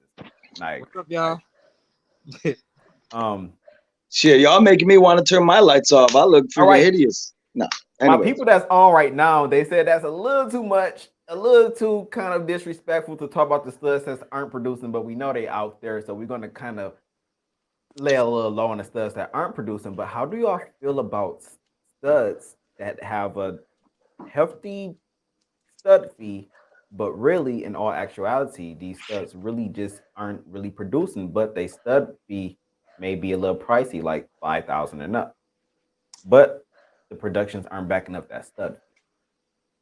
So Ain't nobody forcing anybody to pay that. I could exactly ask whatever I want. I Somebody's agree. willing to pay it. That's between me and that man. right. Great point. That's exactly what I was going to Great say. point. The words right out my mouth. If I don't somebody, know. I mean, not to. I don't want to switch the conversation because I definitely really only like talking about dogs. But if we're gonna shift a little bit, touching on what you just said, there is so much like pocket watching going on. Like, why does everybody care? Who gives a shit what dog sold for this Okay, and how? let me answer that. I think people give a shit because you make it public, and now when you make it public, it becomes everybody else's business. Because if you didn't want anyone to know, then why did you mention it, or why did you put it on Facebook? So now that you mentioned it and you put it on Facebook, it is our business because obviously you wanted us to see it. And I'm talking Well, about the people that When sit and they go go with and it. buy a dog, yeah. and then as they buying that dog, they have to fume it. They have to, because think about this. This is our, you think about this. You'd be like, okay, maybe I should film this. Maybe I should get all this money, stack all this money up like this. You sit over here, I sit over there. Somebody record us, and we do this so we can post it. Obviously, you want that scene. So I think that's where it stems from. The pocket watching. People call it pocket watching, but really, in all actuality, it's just that you made it social media's business. You put it out there in public. So why can't we have the right to talk about it? Why can't we have the right to pocket watch? Now, in the same sense, yeah, like I don't really care that much because someone did that. They went on social media and they posted all their money and shit like that. I really, okay, yeah, you posted all this money. Okay, boom, congratulations, you bought a new dog. Some people do go as far as just really, really pocket watching, and then that shit is really weird. Yeah, I now just you don't got people out understand here what. counting people's lock-ins, counting how much they sell public Exactly. for, That's the counting weird shit. everything, and that's That's just the crazy, weird man. pocket watching shit. Yeah, I The agree. counting I stud mean, fees, trying to see how much you make a year off this and all that. Now that's the weird shit. I don't know. I I, mean, I don't really care to talk about. I actually do know the answer. Is like, listen, put it this way, right? All right, so if if I'm telling everybody that my puppies are selling for $20,000, right? Whether it's true or whether it's not, if you come to me and say, "Hey, man, I want a pup," I'm like, "Listen, I got you. Give me $10,000. Give me 8,000, whatever." If you think and you genuinely believe that my pups go for 25 and up, and all of a sudden I'm willing to sell you one for 10, well, now you feel like you got a great deal, didn't you? facts. No, yeah, You know? That's and I feel like a lot of people are doing that. They're blowing a little bit of smoke too on their prices. Oh, fuck yeah. But all right. it is what it Maybe is. I more than a mean, little it's bit. Since we done touched on the topic, I'm about to open up the can of worms. Do y'all really believe that stock sold for $4 million? of course he did. Come on, man. Hey guys, I'm gonna take a bathroom break really quickly. If y'all can keep the conversation going, and then I'm gonna have to hook up a different headphones because my wireless All right, Jamil, microphone's trying to go out. All right. you're the honorary host. Go ahead, man. Jamil, you're up. Comments, but if to what I was saying, like I feel like with the beanstalk situation, if that is the case, that's great for the breed. That's that wow, we were able to sell an American Bully for $4 million. But I also feel like, goddamn, of all the American Bullies, that's the one. Yeah, Like, I feel you. like I guess if somebody told me Waffle House sold for $4 million, I wouldn't question it. I'd be like, okay, I can see that. I can see that. Now, are you saying that because of his? Is it the way he looks, or is it production, or is his production the reason why, or both? Both. I can get behind that. Yeah. Both. To me, he doesn't look like a $4 million dog. What does a $4 million dog look like? Like we have some pretty high dollar horses on my ranch, and I'm gonna tell you right now, bro. You know what a $4 million horse looks like? Go to the Kentucky Derby and look at the one that won. That's what it looks like. That's right. Facts. And that's facts. That's facts. And we American. got some nice horses over here, but we ain't got a horse not worth no 4 million. Now I couldn't tell you, and I've been breeding dogs in 28 years, 27, something like that. I ain't never seen a $4 million dog in my life, but what the fuck do I know? I mean, it ain't to say that somebody out there ain't got the bread to fucking drop on it. It ain't my business. A $4 million dog, I guess, looks like whoever put up the bread to get that dog. Like, I guess that's what that would look like. Because I think it matters what he brings to their program, or I guess you could say their bank account at that point when you spend $4 million on a dog. But I wouldn't say that. I don't think he's sold for $4 million. I think he values him at $4 million, but he was probably sold for much less. what he brings to their program: binoculars and a sway bag. Got it. I mean, to be honest, I feel like they're going to use him strictly for extreme features only. I mean, I don't think they care too much about eye separation right now because it seems like he's just trying to tackle the shortest and the most extreme dog he can make. Well, all right, like listen, I'm not like I said, I try to not speak on things that I don't know because it's uninformed and I try to only be, factual. But I see Kevin Brooks said his productions make him valuable, and okay, that's a pretty good point. Now, I personally don't know any of that dog's productions. I Is was there anybody besides me? And I try to pay attention. I got plenty of time to see what's popping and who's doing what and whose dogs are producing nice. But I haven't seen anything off of that dog. I mean, What are No, you I talking haven't about, either. Rashard? His I $4 haven't million seen dog? the only I ones would that I've like seen to were the know. three I that mean, just because Rashard I posted. don't, yeah, just because I What are never we seen talking shit about? don't mean they ain't out there, obviously. Beanstalk. But Beanstalk. Beanstalk? yeah, I told Okay, I'm Derby great. man I'm glad I y'all was gonna said that stay because away before from this that money live, talk. I was wondering what makes that dog worth $4 million. Because come on, how many times we've talked about Beanstalk? The only time Beanstalk's been talked about is his fucking eyes being crossed. Let's be honest about it. We haven't talked about Beanstalk or any of Beanstalk production. So what exactly makes this dog worth $4 million? This is why I didn't talk about it because it was going to be negative. It was going to definitely be negative coming from me because I want to know what makes this dog $4 million when we ain't seen shit from this dog. Listen, Thanks for there ain't no productions. difference. The only thing Okay. that makes anything 4 million, the only thing that makes any investment worth $4 million said is the fact that with you the can make brand muscle more than tone. that off of it. Yeah, it's So I because can agree it there. has muscle The tone. brand, yeah, we can say based off the brand, yeah, but then again, I mean, come on. The brand may be worth millions, but everything part of that brand isn't. I mean, All but right, I'm not honestly, saying the right dog not now, worth $4 if million. you locked in Beanstalk from watching him stack off with Cash, please let us know in the comments. Let me know in the comments. Oh, Meanwhile, Did I you think lock we're gonna in go dead on Beanstalk that. from watching that live? Because I know a lot of people locked in Cash from watching that live, but how many locked in Beanstalk? the brand, yeah, 100%. I agree. Muscle tone. It. Outside of that, like,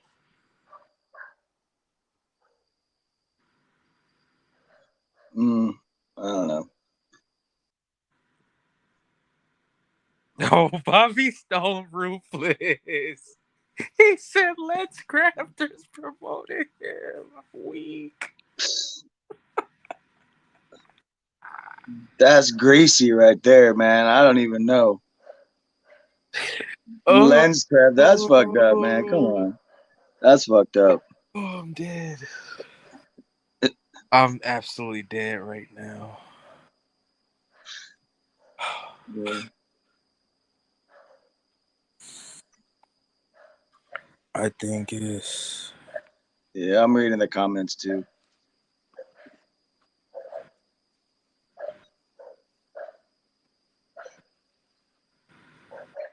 Where the hell did Sonny go? He had to go run back to the bathroom. Now he back now. I see him. I just can't hear him. Oh, I was muted. My bad. Thank you, Kelsey, for putting the fucking cheese on the cracker for me. See, I like you because you say some of the shit that I be wanting to say. Isn't this just all just such interesting how around Cash Death they want to pull this whole? But you know what?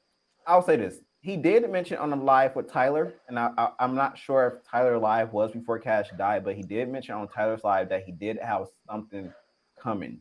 And I'm not sure if Cash was dead. I don't think Cash was dead when he did that. So let me not say that. But then again, I still feel like, wow, great timing. But you're right. No one's really talked about Beanstalk since the fucking stack off. And it goes back to my point. Beanstalk has not been talked about besides him being photoshopped or his eyes looking like something out of a fucking horror movie, and then Lord. the stack off. I mean, he got a little flack from nationals because people were talking about his structure, but So, and realistically, his brand is the reason why we even sitting here now talking about Beanstalk. Because let's be honest, if he was at a different camp, we probably won't be talking about it. We definitely wouldn't be talking about him. We won't be. So Talking if I told you guys I sold a dog for $2 million, would you call me full of shit? Yeah, they would. They would drag you. You want to know why they drag you? If I told you guys that my house is worth about $1.8 million, would you believe me? I would believe that, yes. Just based on our previous conversations tonight, I would believe that, yes. All right. But you see, this is one thing that I've learned, and again, I prefer to talk about dogs instead of people, but I'll leave it at this. People that really, really have money that I've encountered in my, professional adult life, people that got real money, like fuck you money, they don't talk about it. Facts. They ain't worried about proving to anybody how fucking baller they are because they don't need to. What the fuck they got to prove? But that's just me and my experience, and I don't speak for everybody. Okay, so he said he got to go get the other mic, so he coming back.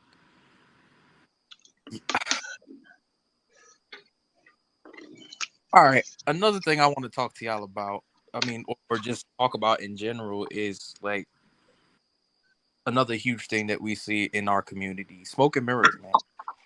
How do y'all feel about that? Like, on one side, I feel like you as the buyer have to do your due diligence, but at the same time, false advertising is a thing. Wait, what were you asking again? I yeah, heard just I the missed your last part of your question. question. Yeah. How do y'all feel about smoke and mirrors? Like, okay, so let's say, for example, I have a dog, right? And I'm promoting this dog as a stud. And he, as I'm promoting him, like I show you like a 2-second clip. I got videos, pictures of him, but he's always presented a certain way. You come see my dog, he looks nothing like the way that I market him. How do y'all feel about it? I'll tell you how I I think feel that about happens a lot it. more than you think. Oh, Yeah, of course. I But know it. here's the whole thing. All right, check this shit out. So let's just say, the dog that you're talking about, let's just put a number on a stud fee, call it 5K, which is conservative. There's a lot of dogs out there that have got $5,000 stud fees and people are paying it.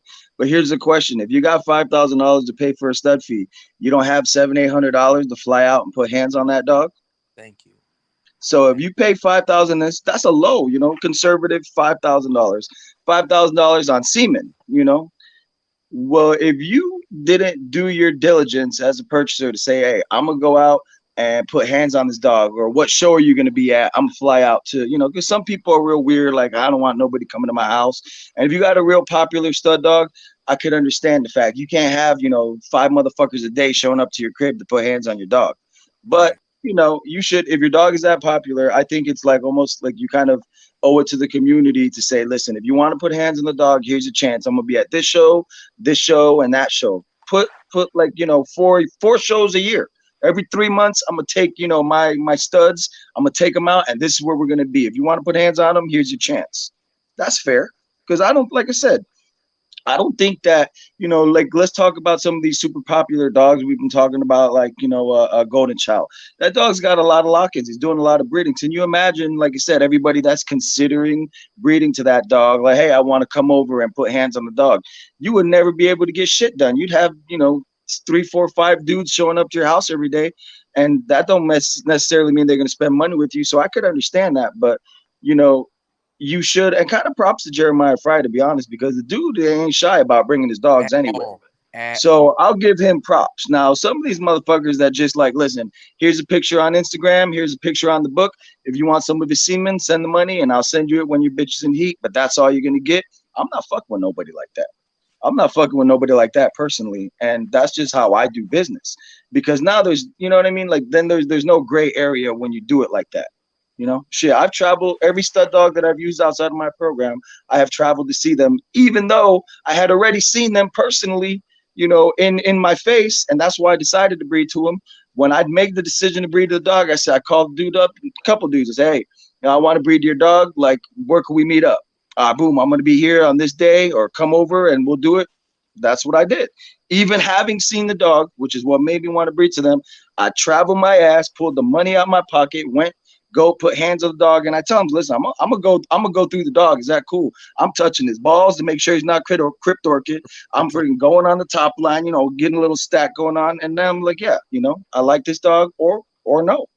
But I don't feel bad for people that get took, like, and I hate to use the dude as an example. Even Hassan, he's not on here. I don't even know the guy's name, but I was tuning in kind of casually. This is what, a week or so ago. Dude is like, oh man, this guy sold me a fucking dog for like, I don't know, some absorbent amount of money. Doc's. Yeah, whatever that dog, and I'm not trying to single the motherfucker out, but just using it as a topical example, right? Like, he's like all pissed off because, like, yo, when the dog came to me, he didn't look nothing like what he looked in the pictures. And the whole first thing I thought about was, yo, how much did you pay for this dog? Okay, cool. And you didn't have the money to just go put hands on the dog? Right. Like, I could understand it's like, all right, it's not that easy to go to China or something like that. But to my understanding, this dog wasn't in China. He was in like California. He was in Spain. No, he wasn't. He came from Spain. He did came come from Spain. That's right. He was in California. And I'm like, it kind of sucks for you, but who you mad at? You got all this money to spend on this dog. How much did it cost? And I'm gonna keep it 100. Like with me listening, what I heard was he spent $20K on the dog.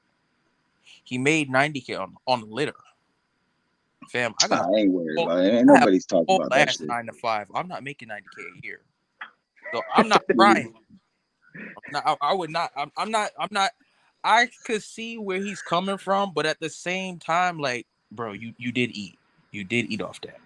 Yeah, no, but he did. again, I think he said he made $60K in the first 2 weeks he had him. No, regardless, if I tell you guys I sold a dog for $1 million, you gonna believe me? You know what I'm saying?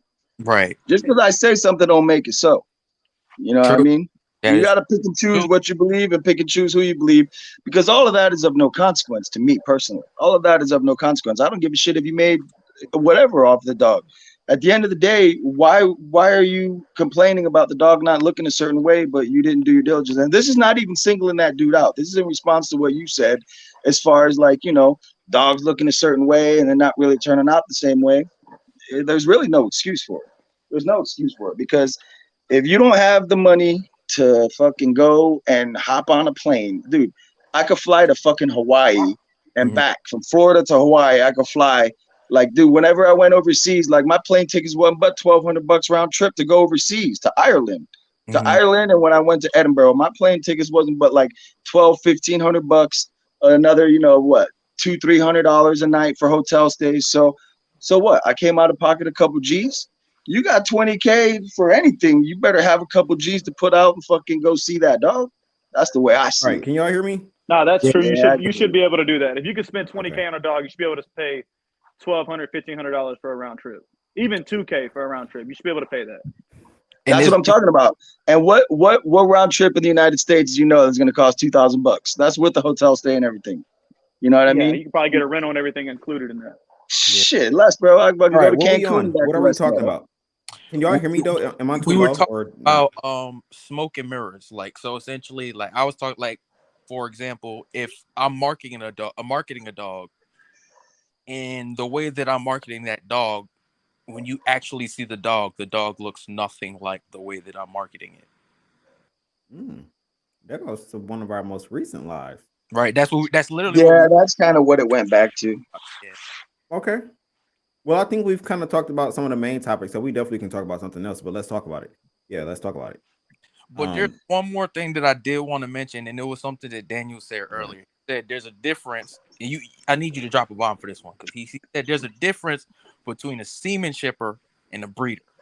And I feel like, stop me when I'm lying. Since we're talking about studs and as a stud owner, like, okay, Daniel, for example, let's say you have a male that I want to breed to. How do you go about it? Is there a contract? Like, is it word of mouth? Like, what would you say is proper practice? Are you 'Cause, asking me a question? yeah, because a lot of people, Oh, a lot of people are entering our community. A lot of people want to get into breeding, but yeah. when you're new, you don't know these things. Well, I'm gonna tell you right now. Like, see, I don't really go all ham on shit, but I got a real nice little Shamrock son, bro. He's super fucking nice, and the dog's got. I mean, he's 3 years old, and he probably got like 80 puppies, something like that. So it ain't a tremendous amount of breedings, but I'm gonna be honest with you. I don't I don't breed him indiscriminately, but what I have seen, I bred him multiple different ways to different bitches, and I've seen a nice level of consistency. So I'm gonna keep him. I'm not big into stud dogs. I breed for bitches, straight up. Right. But as it pertains to stud dogs and contracts, like my contract is real simple, man. Like I'm not out here getting rich off of fucking sending dog semen. You know what I'm saying? So if you're gonna pay me my, couple $1,000, whatever it is, I don't charge no 5K for no stud fee. But my couple $1,000 stud fee, you're gonna get a real basic contract. It's gonna be like this. Listen, you got to progesterone test your bitch and let me know when she's in heat. Don't hit me up like, oh, we got to bleed her. I need it tonight. No, I'm not fucking with you on that. So that's gonna be the first thing in my contract. I need a little bit of a heads up. And then secondly, it's like, how are we gonna do the breeding? With my Shamrock son, people fucking call me an asshole for it, but I legitimately travel with him as a service dog. I'm deaf in this ear. I don't hear shit. And my dog is task trained. Whenever, if I'm like, say if I'm at a hotel and a fucking carbon monoxide alarm or smoke detector goes off, I ain't hearing that shit and waking up. My dog will wake me up. And it's actually a pain in the ass because if I pass out on the motherfucking couch and the TV's on, the motherfucker will wake me up. All that being said, that's the reason why I could travel with my dog and go facilitate your stud fees. And I do it all the time. Look on my page. So if you want to breed with me, first you're going to get my contract that says you need to progesterone test your bitch. And I need to know at least, 3-4 days or whatever in advance so I can get you your semen, whether I fly the dog to you personally and do the breeding or whether I'm shipping out chill. Third, I'm going to fucking guarantee you're going to get at least 3 pups. 3 pups constitutes a litter. If you don't get 3 pups, I owe you a repeat, no questions asked. That's it. So, I mean, I try to keep it pretty basic, and I mean, I feel like those are the main things. And my contract is just that, you're going to pay me a deposit. The rest is going to be cash on delivery. And that's pretty much it. I mean, it ain't got to be a hell of a lot more complicated than that. You pay me for a stud fee, you're going to get a minimum of 3 pups. If not, we're going to redo it one more time. And if she don't take again, we'll do a different bitch. I mean, I don't, that's another thing. So I don't mean to branch off, but a lot of these people that are charging all this money for stud fees, talking about, oh, 1 pup constitutes a litter. That's like, that goes against like just basic grammar. 1 pup isn't a litter. You know what I'm saying? 1 pup. 1 pup is 1 pup. I turned down the stud because of that. Because he told me he wanted 10K for the stud fee. You don't get a repeat. And then I want to say it was 2 puppies. 2 puppies were a litter. And I was just like, you're fucking kidding me. Get the fuck Was It it should two be at dead, least 3. 2 dead or alive? It was dead or alive, I'm Understand. guessing. Now, however, this wasn't an exotic dog. And they do kind of be only having like maximum 4 puppies. Some, Right. not saying all. So I get them because they're smaller, so they don't have it's not an average of like 6 or 7. So I get that, but still, bro, come on, 10K. No That's repeat. why I mean, 3 though. 3 is No good. repeat. That's crazy. Like I don't. At least give me a No, that's repeat, bro. I crazy. ask a question because I'm hearing from a lot of people that they're breeding 2 studs and they're paying substantial amounts of money. Their bitches aren't taken, and they're not being offered repeats. I don't. As a stud owner, I don't understand that. Like, I mean,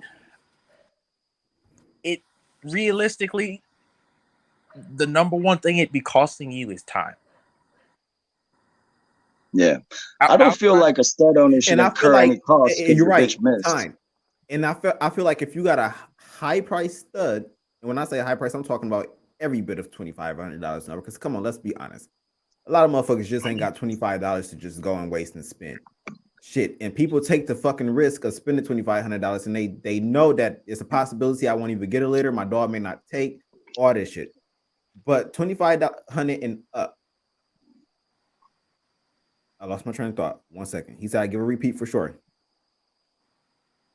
It just slipped me. Go ahead. Yeah, like It'll come back up. It just slipped my fucking brain. it's You crazy. saying 2,500 and up, you should get 3 pups or more? Is that what you're trying to say? No, you should at least get a repeat. At minimum. You should at least get a repeat. Yeah, you should. You should. You should definitely at least. I feel like no. I just feel like that's just the ethical thing to do. Period. A repeat. Like, Yeah, I come think on. 3 pups is minimum, bro.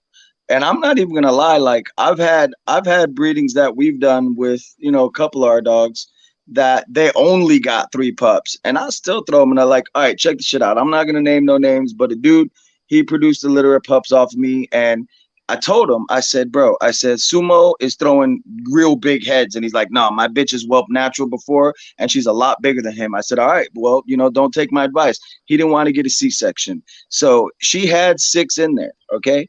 She had 6 in there, and he ended up having to get an emergency C-section. And they pulled out 3 dead pups, and 3 made it alive. Okay. Out of those 3 that made it alive, mind you, it's not my fault he didn't decide to do a C-section. Out of those 3 that made it alive, his bitch smothered one of them. Now he only left with 2 pups. I Gotcha. offered that man, I did a repeat breeding for that man. You know why? Because what the hell am I really out? What am I Right. really out?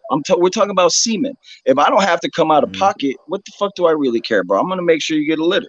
And it's not a lot of people that are willing to do shit like that, and it kind of puzzles That's me, good business. That's it, the It's bottom good line. business. Okay, and now I just thought about what I was going to say. Back to what he was saying about the time, and I feel like even if you're have a stud that's worth $2,500 and up, at that point, especially if you're sending out semen consistently all week, that's a fucking full time job, and it should be a full time job. So I feel like there's definitely a lot you can honor when it comes to these breedings, regardless if that's a repeat, money back, whatever it is. I feel like that's just I feel like it should just be mandatory, a repeat. And also when it comes to litters, when people say no refunds, I think it would be a very ethical thing to at least offer a transfer. Let's use Cash as an example, right? We know Cash just passed, but we know Cash was having a lot of lock-ins. He was doing breedings, right? So, for instance, I'm just using him as an example, right? So people probably wonder, like, okay, well, how we're going to breed to Cash? I think the ethical thing would be to do is to say, okay, hey, Cash is no longer here. We can transfer his credit to a different stud that you can use. Right. I know a lot of stud owners that don't even do that. Like some people will have a different female that say, okay, well, this female may be having problems, she won't take. So is it possible I can still use my credit on a different female? Us the owners were like, oh no, you can't use a different female. So then you lose out on your stud credit. Yeah, like your money gone. Nah, that's bullshit right there, though. I mean, and here's a whole nother thing. Like, all right, like we're talking about popular sires, like popular sires, Mhm. and again, popular sires is not just exclusive to the American Bully. It's across the board in any different breed.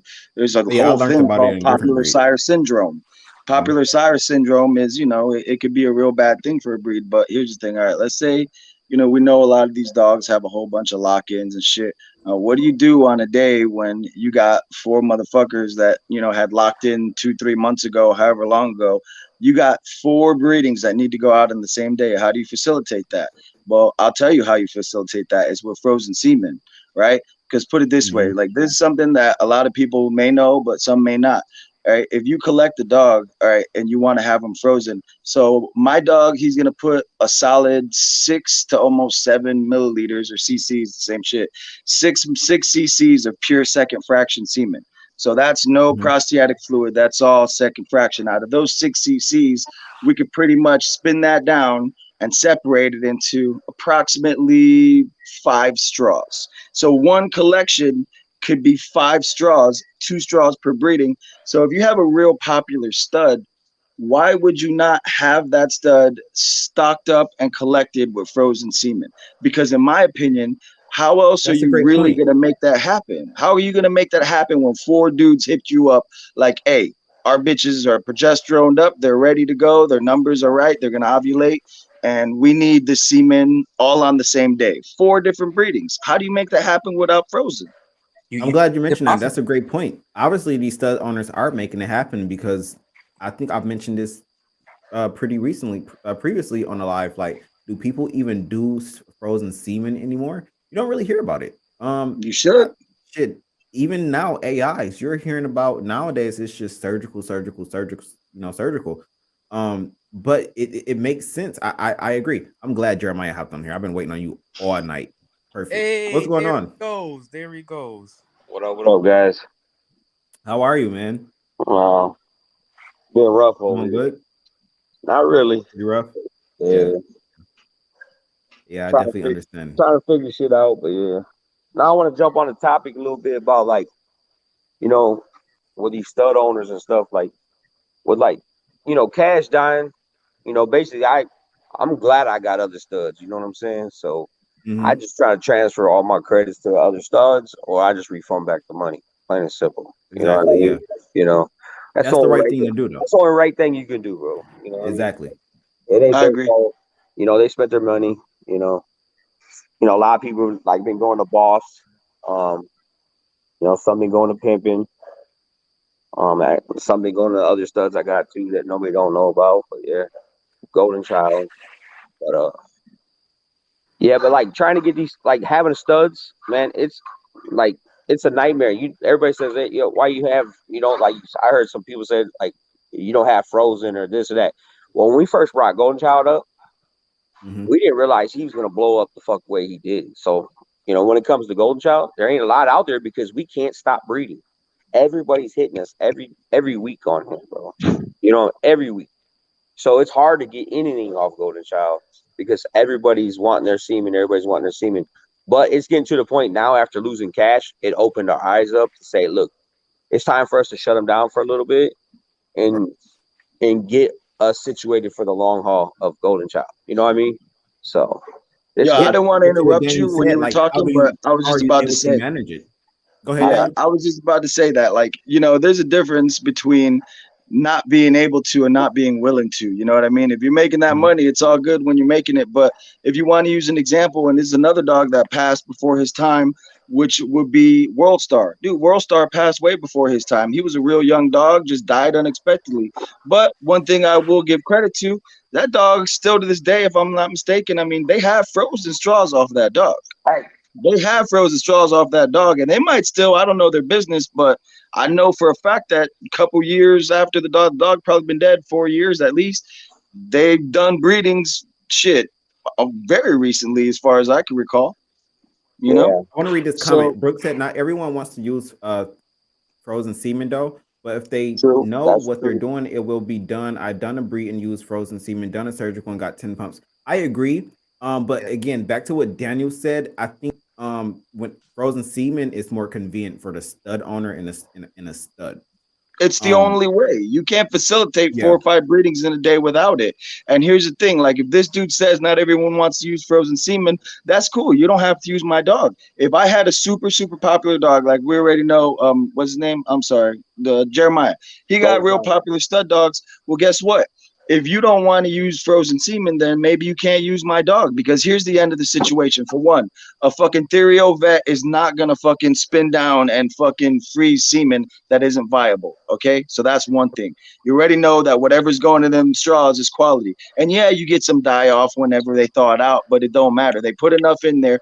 The typical count, a low end count on one frozen straw is going to be about 50 million sperm cells. More like 80 million depending, but on a low end you got at least 50 million sperm cells in one straw. A frozen breeding should be one straw per horn, so that's two straws. Now you're talking about 100 million sperm cells. If you got a bitch that can't conceive off 100 million sperm cells and she's only dropping 6 to 8, 10 eggs, then you got a problem with your bitch. Yeah, Ain't then that's nothing when I get in wrong trouble. with Yeah. the frozen.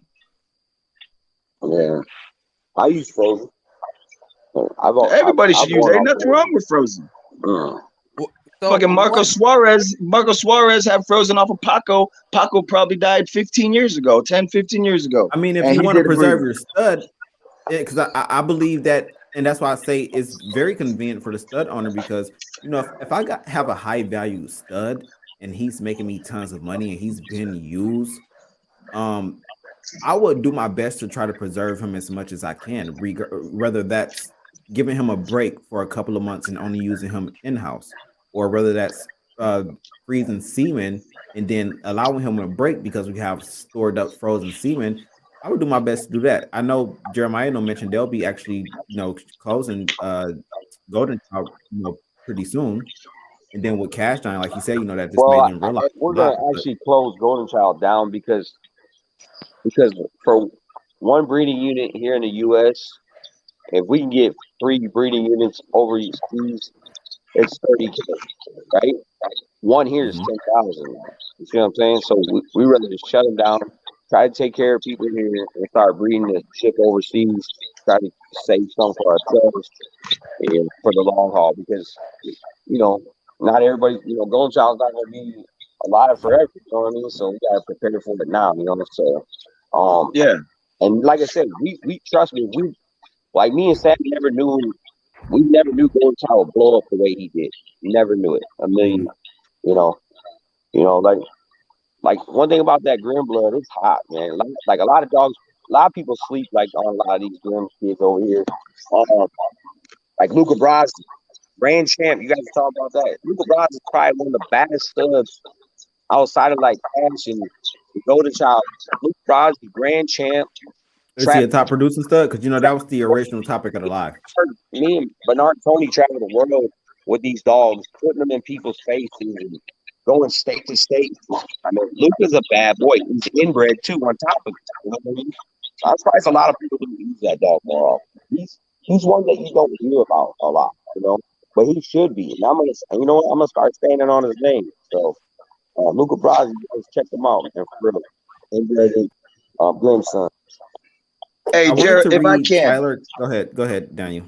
No, if I can, please, because I think this is something that the people want to know. And, Jeremiah, I appreciate you getting on here. And I don't want you to feel like I'm singling you out or anything like that. But I have a genuine question because I've been breeding dogs for 28 years. And it's something that I just was talking about before you popped on. So you got a few real popular stud dogs, and we all know that. Okay. So, like, I don't want to ask you any specifics. That's your business, not mine. But I would imagine you've had a situation where you got 4 or 5 breedings that need to be done on the same day. Am I wrong? I've had a few, yeah. I've had a few, yeah. It's So a how scary. do you make that So, happen when you got 4? Let's just call it 4 real Great popular question. stud dog. You're gonna end up with 4 breedings that need to get shipped out on the same day. How do you mitigate that or, situation? so this is how it works. So basically, if you call me up today and say, hey, oh, I need my semen out tomorrow, I'm like, hey, yeah, you're gonna have to hit us on the next time. But if you're coming with your numbers, I know how to prepare it because I can pull Golden Child the day before. He might not have a breeding. Boom, I'll pull it. I can split that. You know what I'm saying? And we got kids all over the world now, and he's barely pushing 3 years old yet.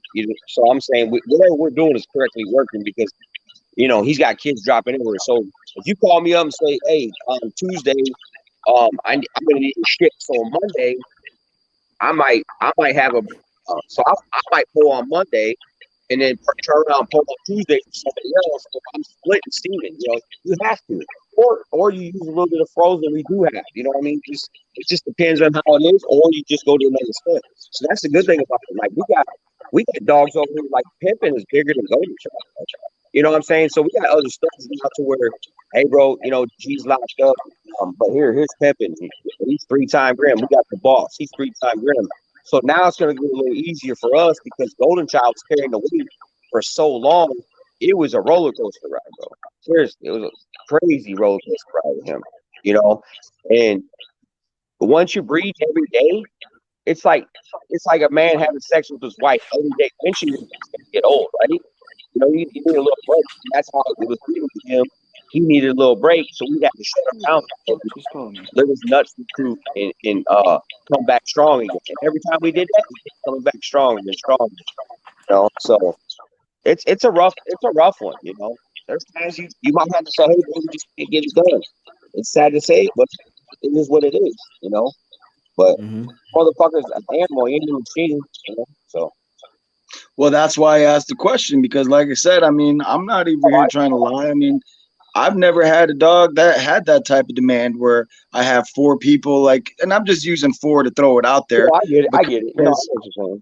yeah, but I mean, if you got 4 people, like, we already know, hey, my bitch is ovulating. I got 48 hours. So if she ovulates on a Monday, I need my semen by Wednesday. That's kind of my question is like, how do you make that happen when 4 dudes, because, you're taking in lock-ins, you're at the reason, listen, here's the thing with breeding dogs or any purebred animal. The reason you take that lock-in is for one reason only. What that lock-in represents is, hey, you're paying me the lock-in fee so that when your bitch is ready, now I'm at your disposal. You see what I'm saying? That's what that lock-in fee No, and represents. that's and not all the way around. That lock in is actually saying, hey, you locked in at 2,500 when Golden Child first came out. Now he's $10,000. You But see what I'm money saying? don't have nothing to do with it. You know No, what I mean? but that what I'm trying to say. That lock in that's why too. You're locking in at a certain price too. You know what I'm saying? I could say, okay, yeah, you give me 500, you lock in at what? You're locking in at a certain price with Golden Child. You know But what I'm you're saying? talking That's what I'm about it trying to from tell you. what you're describing is the stud owner's standpoint. What Right. I'm describing is the stud owner's obligation, because the monetary aspect is one thing. Okay, cool, you locked in at a certain price, but I think it's only fair to say is like, if somebody locks in a breeding with me, what that tells me is like, okay, now you've invested your money with me, so I'm gonna invest my time with you whenever your bitch is ready.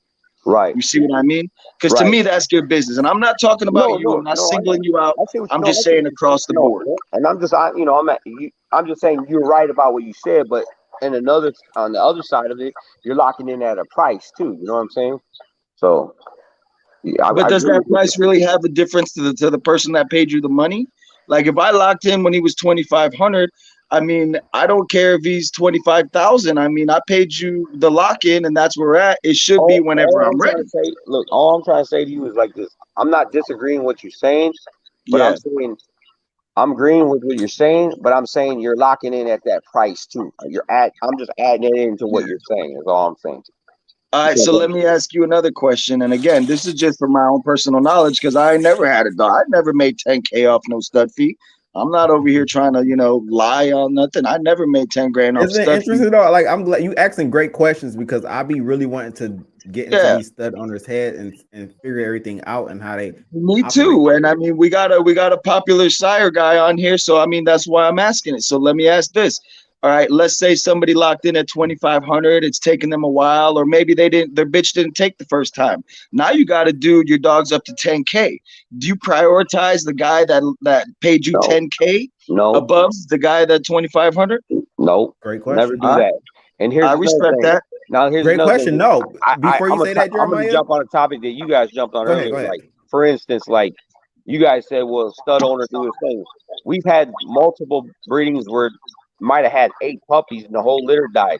The golden child did his Mhm. or cash or whatever stud it was. They did their job. But at the end of the day, we still repeat that. We still repeat Yeah. that. Yeah, I respect that. That's That was that. a great question because Tyler actually commented this. He said clients who communicate get priority over those who don't and want last minute breedings might miss their breeding. That ain't the breeder's fault. That ain't the stud owner's fault. If you call, I already said that earlier, man. If you call me tonight talking about I need my semen by tomorrow morning, guess what, bro? That ain't my fucking problem. If you progesterone tested your bitch like it's in my contract, you would have known 2 days ago that you needed your semen. You wouldn't have to be You know how giving me many an times overnight that happens notice. to us? A lot. So that Yeah, guy but will you get can't fired I you for it. can't be figured, called okay, bad If I but could this do business is it, for where I'll you that. have help to him. If put I your, can't, I can't. That's all to it. but this is where you Yeah, have to but put nobody can yourself say in that's the bad business on your end, bro.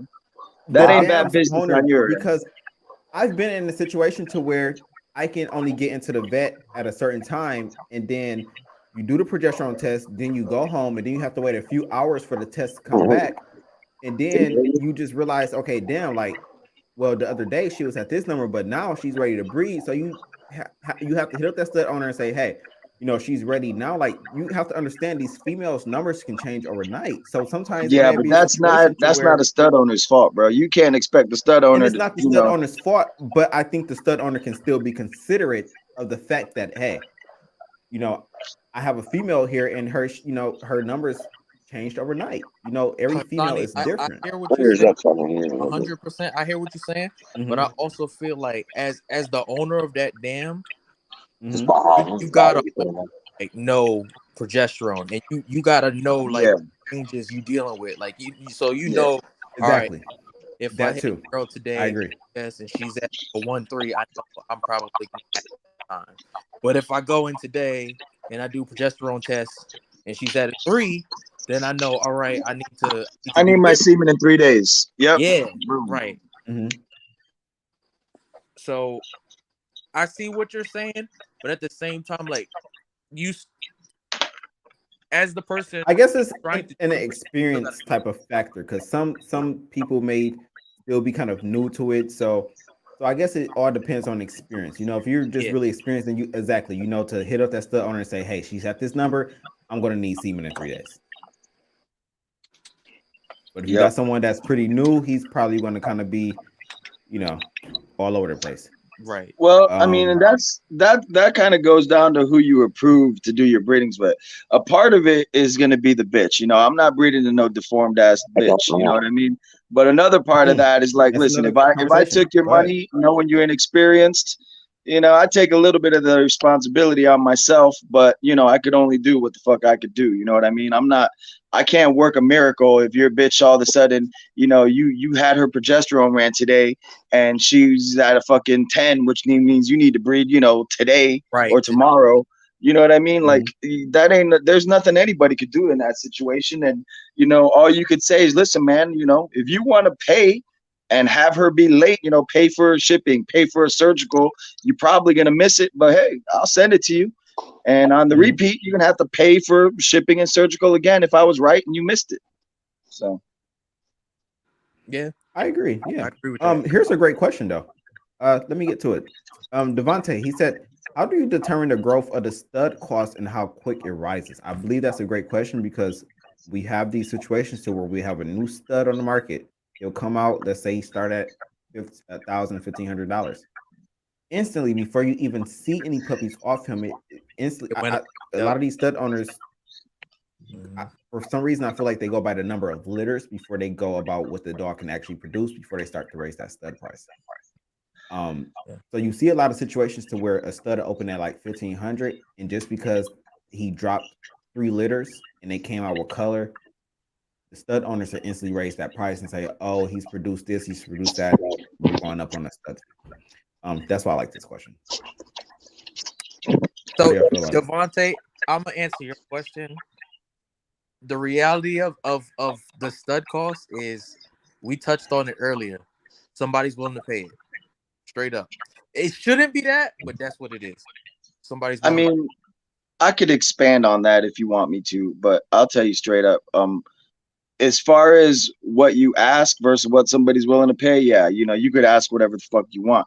But if you're trying to be like, you know, realistic, you know, with yourself and you know, just do good business with other people, when I could show you, you know, 15, 20 adult productions, I could show you consistency. Look, this is what you're gonna get when you breed to my dog. Within reason, obviously, you know, the bitch has a huge, you know, effect on the overall, you know, breeding. But for the most part, if you got a decent bitch, this is what you can reasonably expect as an adult. Now, guess what? My price has gone up.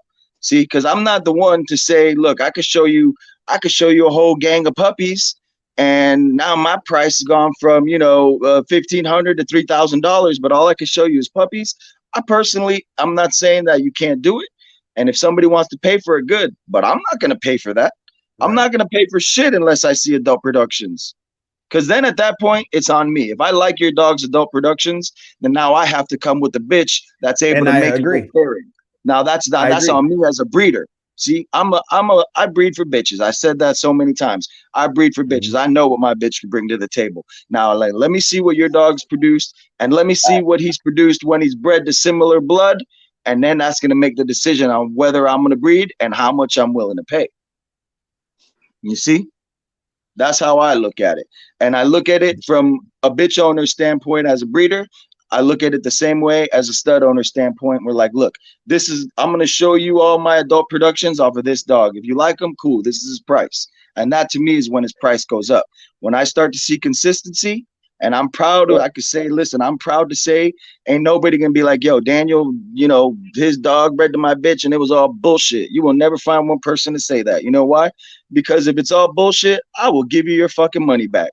I swear on God, I'm not gonna keep your money and you came out with a litter full of bullshit. Now you're all disgruntled about, you know, a fucking stud fee, even if it wasn't my dog's fault. My dog could have beautiful productions. If you're all pissed off, like, dude, our stud fees ranging around the $2,000 mark. What the fuck is $2,000, man? Here's your $2,000 back. you know, you ain't getting no paperwork. I ain't signing shit. You got a whole litter full of fucking non-paper dogs at that point, but here's your bread and have a nice life. I just got rid of you out of my life for real cheap, if you want to ask my opinion. Because I feel like this is kind of falling back to some of our original topics. All right. So they're saying that the demand drives any market. Tyler said that. Damien was saying that stud fees goes on demand. So my thing is, okay, then at what drives the demand? Productions, you should. It should. That's all that should drive the demand is productions. It should. However, But a lot of these dogs are being used and being talked about. But as we just stated in the beginning of our live, a lot of these dogs that are considered top dogs really aren't really producing. it should be productions, but the one thing that drives demand in this community is marketing. Yeah. But you know what? They're not marketing to people that have been doing this for a long time. They're marketing to people that are new. You know what I mean? Like I said, I mean, and this ain't to bash anybody. I'm not talking about anybody in particular, but before I use any dog, I want to see what he's produced. I want to put my hands on that dog, and then we're going to go from there. And I'm going to say, yep, that's worth it, or nah, I'm going to be on to the next. And I agree They with said you hype. 100%. They said hype drives the demand. Okay. That's facts. I mean, in this breed, it's facts. It's the marketing. Exactly. So when it comes to the bully breed, we all know that, hey, yeah, your dog may not be the best producer, but hey, hype him up, get a lot of lock-ins, and he can really build. He can be, even though he may not be a producer, the fact that the dog's been hyped up, he's got a lot of lock-ins, he can look like something. He can look like a stud that's in demand, even if he doesn't really produce shit. But he said if that dog is producing some monster, that stud fee is going up. Yeah, but what's a monster? Is very Everybody posts pictures of puppies and calls them monsters. To me, a monster is a full-grown ass adult, at least a year and a half grown old. dog. Yep.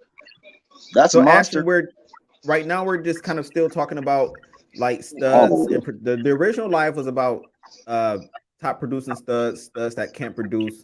We kind of talked about Brim in the beginning, but now we're kind of talking about stud prices. He said, for example, the Crown 6K stud fee after Bully Expo 6. And we're kind of talking about like the demand and what drives the demand of a dog is stud prices like that. He said the hype comes from the production. People think Grim can't produce. Was you in the beginning of the live when they kept saying that? Yeah, I'm like, damn. That dude's a producer. I'm like, damn. That's all I've never heard. Like, even and as I stated in the beginning of live, even though I haven't seen many of his productions, I've just really never heard that the dog can't produce. Anytime I've heard of him, people were saying that he's a producer. So that's why I said I think they're trolling, though. I wasn't sure if they were serious. I think they were trolling. I mean, that's their opinion, it is what it is, but I mean, he's a producer, though.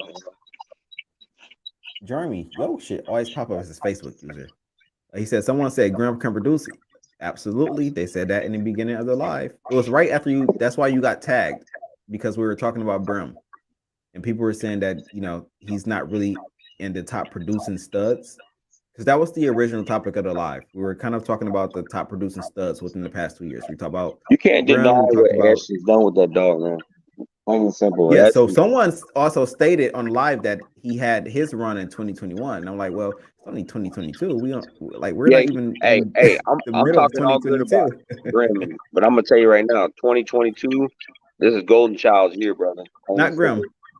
Brim, my bad. 2022 is Golden Child's year. He'll be the producer of the year. I've said that. Golden Child's kids are making money now. RGG2, Pimpin' Boss. I love that dog. I love that dog. They're that R2G2. Nobody can deny what he's doing. Plain and simple. And I know everybody's all about the money. No, it is about I got in this about the money. Everybody got definitely about the money. Who wants to have a bunch of dogs, clean up a bunch of shit, and call them pets? You know what I'm saying? They don't make no money. Absolutely no fucking body, because I can guarantee you. I'd have 1 or 2 dogs. I got 1 or 2 dogs. So, I'm trying to create the next baddest thing too. Don't get it wrong. It ain't all about money. But one thing about nobody can't deny him. And if anybody wants to pull up to my yard, I'll shock the shit out you. I got badass bitches. I want to touch on that for a minute. I hate the money conversation, because we live in a world where everything, like, it takes money to even live here. So when people always talk about, oh, you're just doing this for the money, you're just doing that, it fucking takes money. Come on, It how you takes gonna money. take care of the dogs? How you gonna feed the dogs? How you gonna 20 breed the grand for a dogs? credit It and not trying takes to just look at it. money. I mean, people have their options of how they look at things. You know, some people like show dogs, some people like extreme dogs. I don't deny what anybody likes. You know what I mean? But at the end of the day, yeah, it is about the money. But I truly love my dogs. You know, Cash Money slept with my son every night like a kid. That motherfucker lived like a king in this motherfucker. You know what I'm saying? Mm, And mhm. you know, at the end of the day, I don't treat my dogs. My dogs ain't locked in kennels. You know, we socialize with them. We take them all over the world. It ain't. It's more to it. Yeah, we make money with them, but at the end of the day, they are our family too. You know what I mean? Plain and simple. So, golden So child. Ashton said the top five, his top five Who? within the past 2 years. Ashton, he said is Grim. These are top producing studs in his opinion. He said Grim, Brim, Golden Child, Colosso, and K2. Now Colosso and K2, I feel like they're still at the beginning. So, but this is his top five. And even though K2 right now is my favorite, and I'm not sure what Colosso is really doing right now because I haven't seen much from him. But I would say they're in. Colossal's still young though. I That's what I'm mean, saying. They're still young and they're you still ain't really like at seen nothing off Colossal that's the you know. beginning Dream of Dunn. their I'll tell stud you right career. now, Dream Dunn. He got probably the baddest Colossal kids I've seen so far. He's out of Indiana. Oh, okay, he said he meant top five views. Okay, So can I say what I think about a lot of what you're saying right now? go I ahead. feel like it's one of those things. It just kind of is what it is. But everyone wants to give credit to the stud dog, and nobody wants to talk about the bitch. You're If we're right. talking about, if we're 100% talking right. You're about right. Brim, 100% let me right. finish though. And this Go is where ahead. I'm going with it. If we're Yeah. talking about Brim, would Brim be Brim without Booby Miles? One of the Nope. nicest bitches that I will give props to. Would Brim be Brim without Booby Miles, You're regardless of right. Let's who the put fuck he emphasis on bred that that dog again. to? One of I don't listen. I couldn't even say one, like definitely one of the top fucking five bitches. Like when I first seen that dog, I was just like, yo, like this dog is definitely one of the top female American bullies. I'm just going based Now, off looks, Ash, not even knowing what you she know, you like. you know that she tatted on you, bro. You know he got you there. You know you tatted loose But on I'm glad you mentioned that because we never talk about this. And you're also one of the people's earlier on my live, Daniel. I was just saying that when I came in this American bully community and I wanted to breed, my goal was to produce because everyone was always talking about studs. My goal was to have a yard full of bitches that I can Yeah. say, yo, I can put my bitch next to your stud. Like I wanted that because I'm like, damn, everyone talks about studs. Like, what about these females? Because they're doing a lot of work. I mean, come on, they have to take, they have to feed these puppies. It's just a lot. Like, but for some reason, I just feel like people. I think it's because realistically, stud dogs do look better than female dogs But I tell Oh, you, when it not comes to even structure. dogs, bro.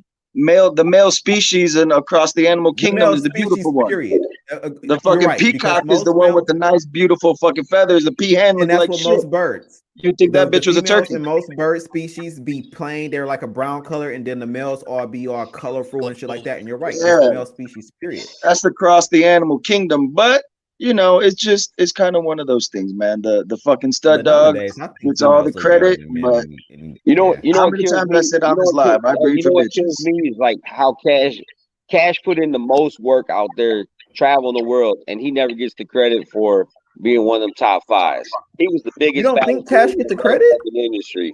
Plain and simple, bro. I showed it. I'm Hmm. stacked against the biggest, baddest, and the rest ran. So at the end of the day, it kills me how Cash don't get up in that top five, and he's producing You the know what? Moses look. Well, You're right about that, Jeremiah, because we've Nobody put done the a work in few that we did. lives. Everybody else sat back behind fucking pictures and shit. We put the work in and we pushed that game blood. You absolutely did, and I feel I like we stay on definitely need that to give you game your blood. credit on this live because Anybody produce now it. that you mentioned that, you absolutely did. And there's been like, remember we did the live right after the China Boy, and we did the Cash Productions versus China Boy Productions. There was tons of Cash Productions, and Cash And they is look a just dog like him. He's produced his look multiple just times. based off of productions. Definitely throws his look as well. So you're right about that. I didn't even think about that, man. I didn't think about that. I mean, we talked, I don't know if it was during your bathroom break, but we touched on that a little bit earlier as far as like being able to go put your hands on a fucking dog, right? So, and I said this, I mean, sorry to repeat myself, but maybe there's some people on here that didn't hear it. I know Jeremiah wasn't on, but I could understand, you know, if you got a popular stud dog, you can't have 4 or 5 motherfuckers every day rolling into your crib. But what you can do is say, listen, I'm going to be at this show at this date, at this show at this date. If you got a real popular stud dog, I almost feel like you owe it to the community to be at least, you know, 4 times a year, call it 3, 4, 5 times a year. This is where we're going to be. You want to come put your hands on these dogs, then this is your chance. Come and make it happen. Yeah, But You know? you're right. You're right. And I don't think that, and no, I will say this, whether or not I like Jeremiah's dogs or not, I actually do. I kind of, I like them.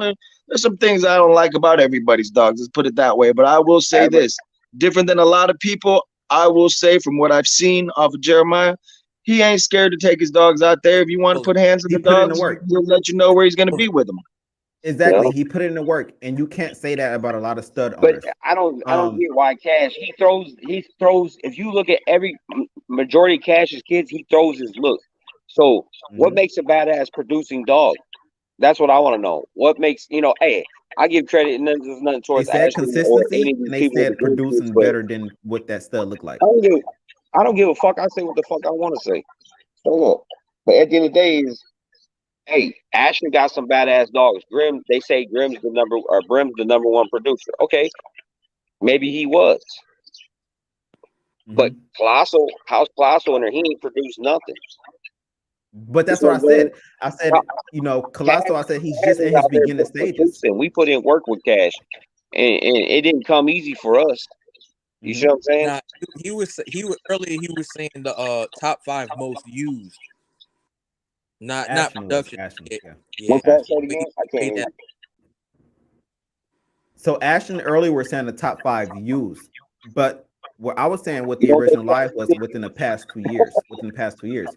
So in the past 2 years, we had dogs come on the scene such as like Golden Child. When did Colosso come on the scene? Was it last Just year? now. Just Now. now? And that's what I said. That's why I said, how can we really not taking anything away from Colosso? But I'm just saying, like, if we're talking about the past 2 years, Colosso is just now kind of on a coming on to the scene. The past 2 years, we're talking about dogs like a Golden Child, and any other dogs that came I within the put past I 2 years. put Cash against K2, Brim. They said all Brim came in Grim, 2021. fucking Shamrock, Baby Cakes. Yeah, I put that's what Cash is always gonna be known for. Hey, Legacy's gonna go down. We put him against the biggest, baddest dogs in the industry. There ain't nobody doing that shit out there. You like him or you don't, I don't give a fuck. Hey, I'm in my feelings about it, but I'm gonna tell you right now, that was the biggest, baddest dog that walked the planet. Nobody couldn't fucking tell me different. Plain and simple. And he was producing his ass off. He produces it. He got badass kids out there. You watch and see. What we do with Cash Money, we still got Cash Money around. Might not have him alive, but we still have him around. Watch what the fuck I do with him. Watch. I'm Speaking gonna of Cash, how do you plan on? I mean, because we're talking about it, and we have to kind of mention it because I'll be honest with you. We have plenty of lies on the Bully Bee, especially the YouTube channel. I get so many comments on a daily. Even when I shared that post, it was just so much negativity that I was just like, man, what I post? probably shouldn't even talked about it. A Cash. Oh, But just from the stack offs and stuff, we've just been getting such a lot of negative comments and shit. And I've always get these negative comments. He said, of course, any stud owner would like to breed to only the baddest females. Like moving forward, like how are you like taking everything and like just taking everything truth. in just You with want to the be truthful? negativity and people. Be truthful with it, bro. I don't even want to be in this game no more. After losing Cash. You said that a couple times, but do you think that's more of No, it's not. It's because what Cash was is what I wanted. Cash was like my gun. Now I feel like I don't have my bullets. You see what I'm saying? Me and Cash, we go out there to hit a show. He was a lot like me. Hey, I'm hyped up. He was hyped up. Yeah, that's how we, that's how we wanted. That's how we work. You know what I mean? We click. We're the same energy. You know what I mean? So I feel like that's a bad motherfucker. If you didn't see him in person, you wouldn't know. I am gonna stuff him, so I am getting him. I am to have him stuffed and everything.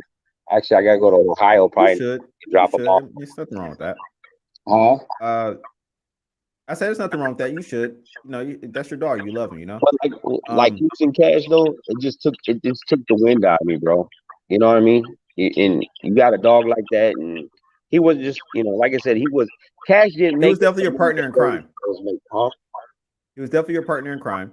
Right? Yeah, true. Yeah, but Cash wasn't making us like the money that like Golden Child's making or anything like that. So Cash was always, I mean, he was doing good, but he didn't kill the world. You know what I'm saying? Let's be real. And he should have. I mean, the dog was impressive, size wise. Yeah, was he a show dog? No, I never claimed him to be. I never once claimed to. Hey, he's the. I said he's the But baddest. that's okay. Everyone's not for the show ring. I never said he's a show dog. You know what I mean? So yeah, everything. No dog is perfect. Plain simple. But at the end of the day, he's gone, and we're gonna try to, I'm gonna try to stay in here and try to keep creating. I do have a lot of badass females here. I do have some badass males here. So I'm gonna try to stay in here as long as I can. You know what I mean, and try to see what I can do with this. But it's sad losing them for sure. And one day everybody's gonna lose that badass dog they have at their house, and they're gonna understand how I'm feeling right now. You know what I mean? If you truly get, It's happened to I think you me. should It's take all happened to of me this. many times, dude. I'm gonna tell you. And I think you should take all of this Not energy. even just with fucking dogs, bro. It happens, man. If you breed animals for long enough, and you know what's fucked up, bro, is it always seems to be your most best prospect that suddenly something happens, or like I mentioned earlier, I had a Dax daughter that she died. She was 11 years old. She just died a few months ago. But bro, that bitch was super super nice. You can see her on my page, bro. I could never get a litter off that bitch. You know what I mean? So I mean, it's different. Waking up and your dog is passed unexpectedly. That hits a little bit differently, but.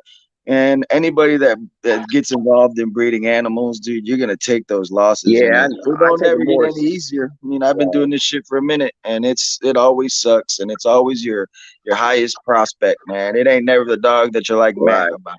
That little mad dog, that motherfucker will last for 34 years. You know what I'm saying? I think it's just what it's kind of with anything. It regardless of even if it's animals, I think it's just when you're dealing with a hobby, period, man. I mean, come on, I've invested into lizards that were discovered in 2010 that no one has that I have here. Like I literally have a lizard that no one really even knows about because it was discovered in 2010. It's wild caught, all that. And I plan on doing this project with it, and I've paid $2,000 for these wild caught lizards that no one has, just because I want to invest into this. And then I bought one, and it died a few weeks later. So that was like $2,000, and it just instantly went down the drain. So it just comes with these hobbies, you're gonna take losses, and you just have to deal with it. And you have to learn from it. You have to take it as a lesson learned. You have to move forward. Man, I've been noticing the last week. I hear a lot of dogs dying just this last week. A lot of dogs are dying, and I've been hearing that. I think it does. I think it doesn't help. And I understand everyone doesn't like to say how their dog died or anything, but one thing I noticed about the breed is that we really don't talk about the things that really affect these breeds. We really don't get into deep conversations about certain health issues that really affect the breed. We really don't. A lot of dogs die, and people just be like, okay, the dog died, and it's just over with. But I think it'd kind of help if we do talk about, if people are getting these type of autopsies on these dogs and figuring out how these dogs are dying. I think it will help if we share these conversations and say that, hey, this is what we have to watch out for in our breed, because this is what is affecting our breed, and this is what our breed is dying from, these type of health issues. I think if it's, we share it and we help out each other, I think that we can do something about it. But I mean, sometimes it just really gets swept under the rug, and you just hear about a dog dying, and then, if I can, and I don't mean to cut you off, but there's two different elements to it, right? Because put it this way, so we're talking about Jeremiah's dog here. It's unfortunate. I mean, it's happened to me more times than I could count, bro. I mean, dude, I put my own animals down. You know what I mean? So you guys want to talk about heartbreak? I can't walk into the vet with a fucked up dog and walk out with a bag full of dead dog. I can't do that. I put my own dogs down right in my fucking property, just right where they live. And it takes a certain individual to be able to do that. But that's how I choose to do it. For But sure. let me put it to you like this, all right? Like, let me put it to you like this. So when we're talking about a dog passing unexpectedly, all right, is one element to it where it's the emotional aspect because it hurts your heart. You know what I mean? And I felt it. Yeah. I'm telling you, I put my own dogs down. It And I hurts my definitely heart. 100% It understand. hurts my Yeah. heart. But then when now you have a whole different element to that and I'm not angling this question at anybody in particular, but when you're using a dog in a breeding program, and let's just say this dog's got X amount of offspring out there, at what point, touching on what you were talking about, Hassani, at what point do you owe the people that have used your dog and done business with you and the community that may use that blood, at what point do you owe them an explanation and actually say, hey, as bad as it sucks, we're going to have to do a necropsy on this dog and really, put it out there and say, listen, this is what happened to so-and-so, whatever dog it may be, this is what happened to him. And, anybody that's out there that's got our blood, you might want to look out for this. You might want to look out for it. And I understand you're going to get the negativity. It's going to come regardless. And I it's mean, come hurtful. on. It's hurtful, but And it's hurtful. is it But an obligation? you have to It's look at kind the of a bigger question, picture. Yeah. Yeah, you have to look at the bigger picture, and the bigger Well, I'll picture tell you right is now, spreading the I'm not gonna awareness get to the into community. right now about how Cash passed away, but Cash didn't pass away from no heart murmurs or nothing like that. Cash passed away from just being. I just be honest with you. I'll just tell you. So I break Cash. I went to some guy hit me up around 5:30 that night. Matter of fact, I didn't even put his name out or put a kennel out there. Moneybag Kennels. Last person breed the Cash. I hope his breeding goes through. He hits me up. I'm already on my way to drop Cash's boss's semen off the FedEx. He's like, "Hey, can you get me cash out?" I'm like, "Fuck, our FedEx closes, and I got to drive and get it and pull him." I was like, "Yeah." I ran back to the Cash. Time I got home that night, back from breeding, I fed Cash. I think he ate too much, and Cash went to bed with my son with probably too much on him.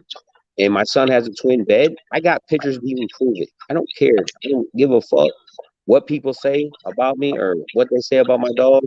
But this is the fucking honest God truth on my mother's eyeballs. Cash goes to bed, sleeping next to my son, which he does every night. I think he threw up. And when he's trying to stand up, I don't think he can get out. When dogs puke, they kind of lean forward. He probably couldn't level out, and I think he choked on his shit while he's sleeping. Probably maybe choked. Yeah. Dog kibble around all his face. I took pictures of it. I got pictures today to prove it. So you think he aspirated? I think he aspirated because he couldn't get it out. My son's bed's tall, and Cash is not like one of them. He's 95 pounds, 14.5 inch. He ain't gonna jump off that bed, and he just won't do it. He never has, and he never will. And that's how Cash died. That's my opinion. I can see it happening. I can see that. He's healthy. That dog is 90. That dog moves good. That dog is DNA tested. His semen's overseas. We had him all heart murmurs, everything checked. There was none of that on Cash. So anybody bred the Cash, you don't have to worry about none of that. That's how Cash died. So everybody knows it.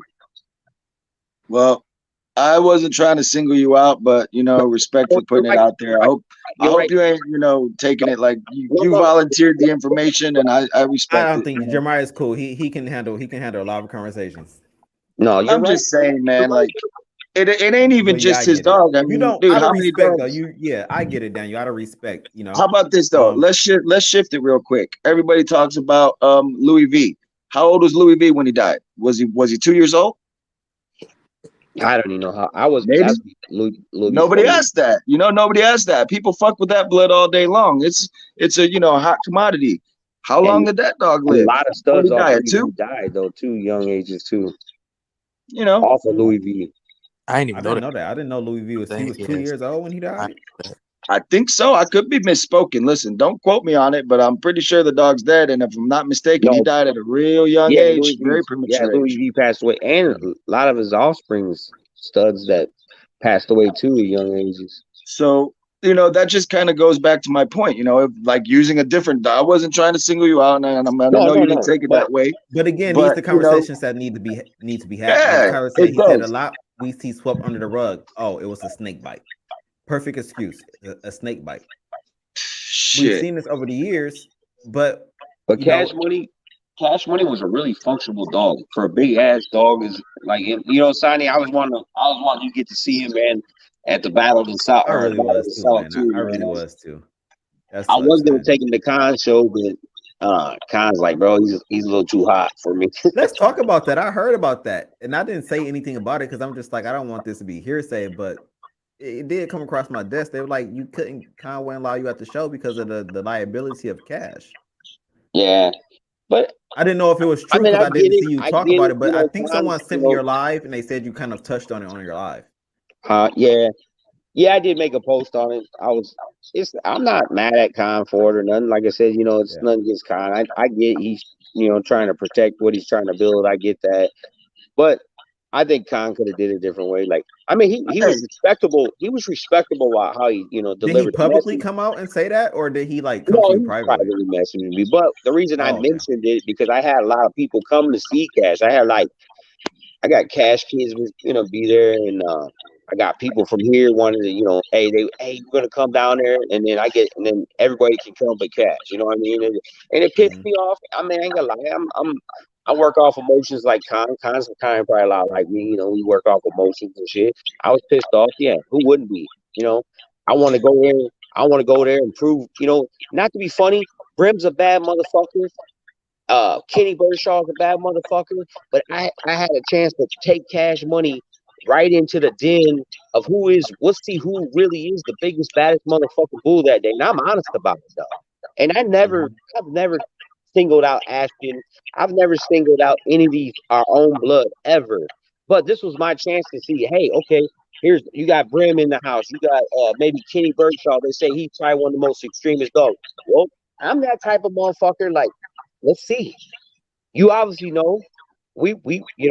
I wanted to go to the show with Cash Money and go fuck it up. And they know my energy. And I think maybe they probably didn't want that. You know what I mean? Hey, can I say something real quick? I'm going to say something real quick. Like, I like talking about dogs, not people, but I'm going to step out of that. You know what, Jeremiah? You have every reason to be pissed off about that. And you know why?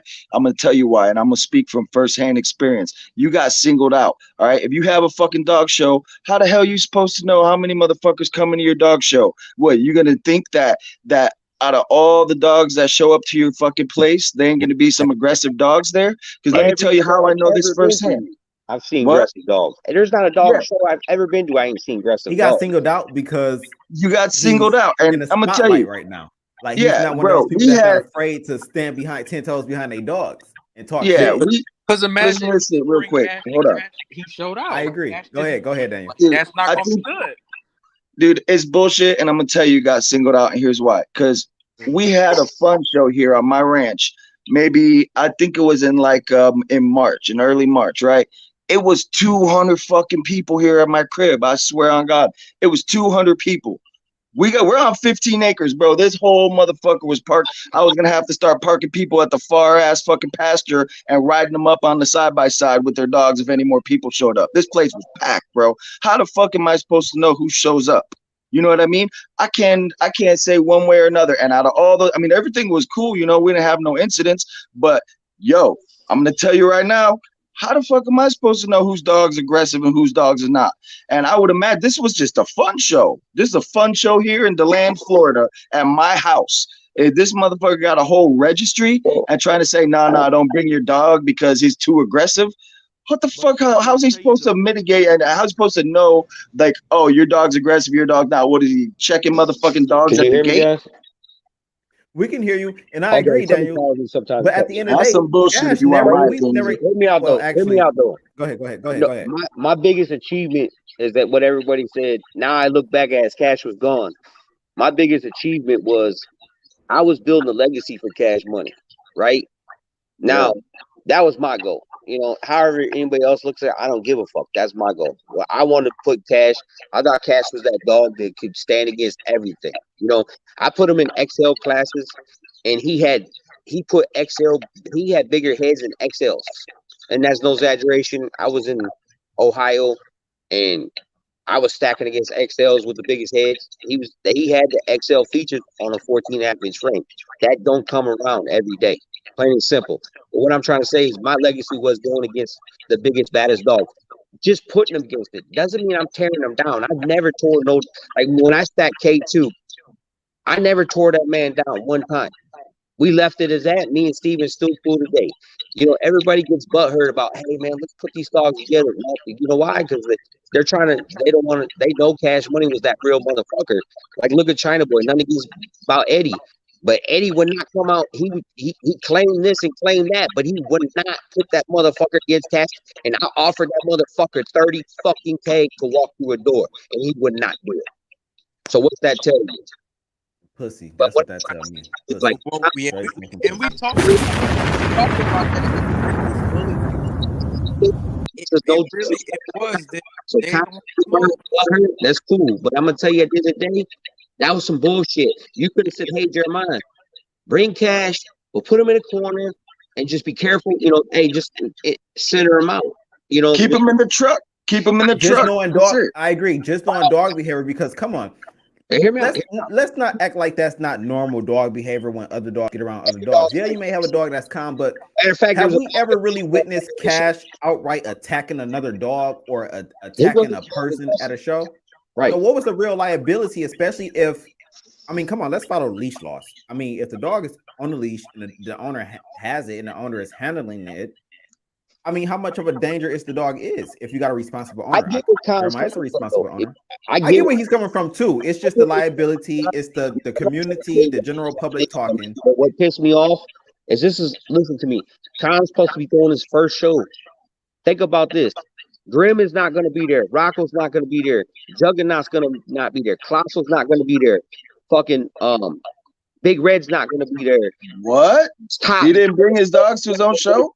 Golden Child. Oh, Khan, you gotta be lying. You gotta be lying to me. Top studs in the Midwest ain't gonna be there.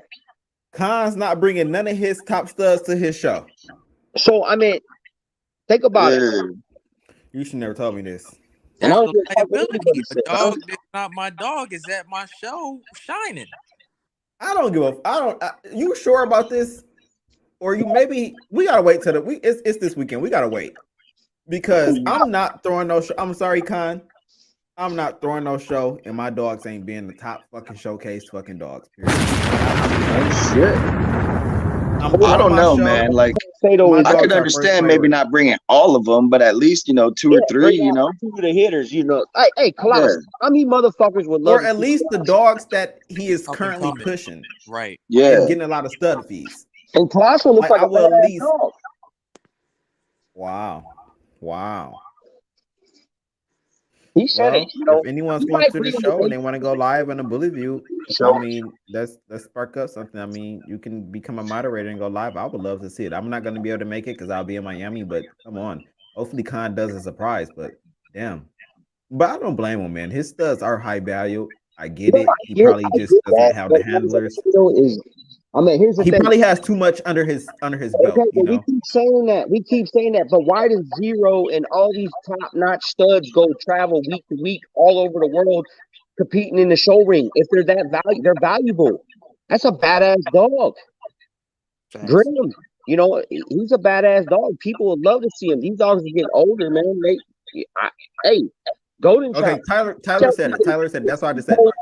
Tyler said he said himself he wasn't bringing any because he'll be too busy doing the event and keep eye on the dogs. But he could have. I get that. That's weak as shit, man. You ain't got nobody. Some people he can trust. I think he has more than enough people he can trust that can show his dogs. And I think if you can throw a big enough event like this and put all this money behind this, you can also make sure your dogs are the main showcase dogs. I mean, I don't want to say too much. He gonna block me again. I'm sorry. That don't make me. I'm throwing a show. You best believe something of mine is gonna be there. Ain't no way. But let's be honest. He really don't even have to bring any dogs. And motherfuckers are still gonna come and they're still gonna lock his dogs in. No, you're right. 100%. But to me, I feel like If you have them dogs, man, it's just I mean, Kyle looks at shit different, and that's his opinion. I'm not trying to dig on or nothing. I love his dogs. I rock his blood harder than he does. You know what I'm saying? So I mean, that's being real. I mean, I've been in the fucking trenches of everywhere pushing Grand Blood, and that's the truth. You know what, Tyler? You're right.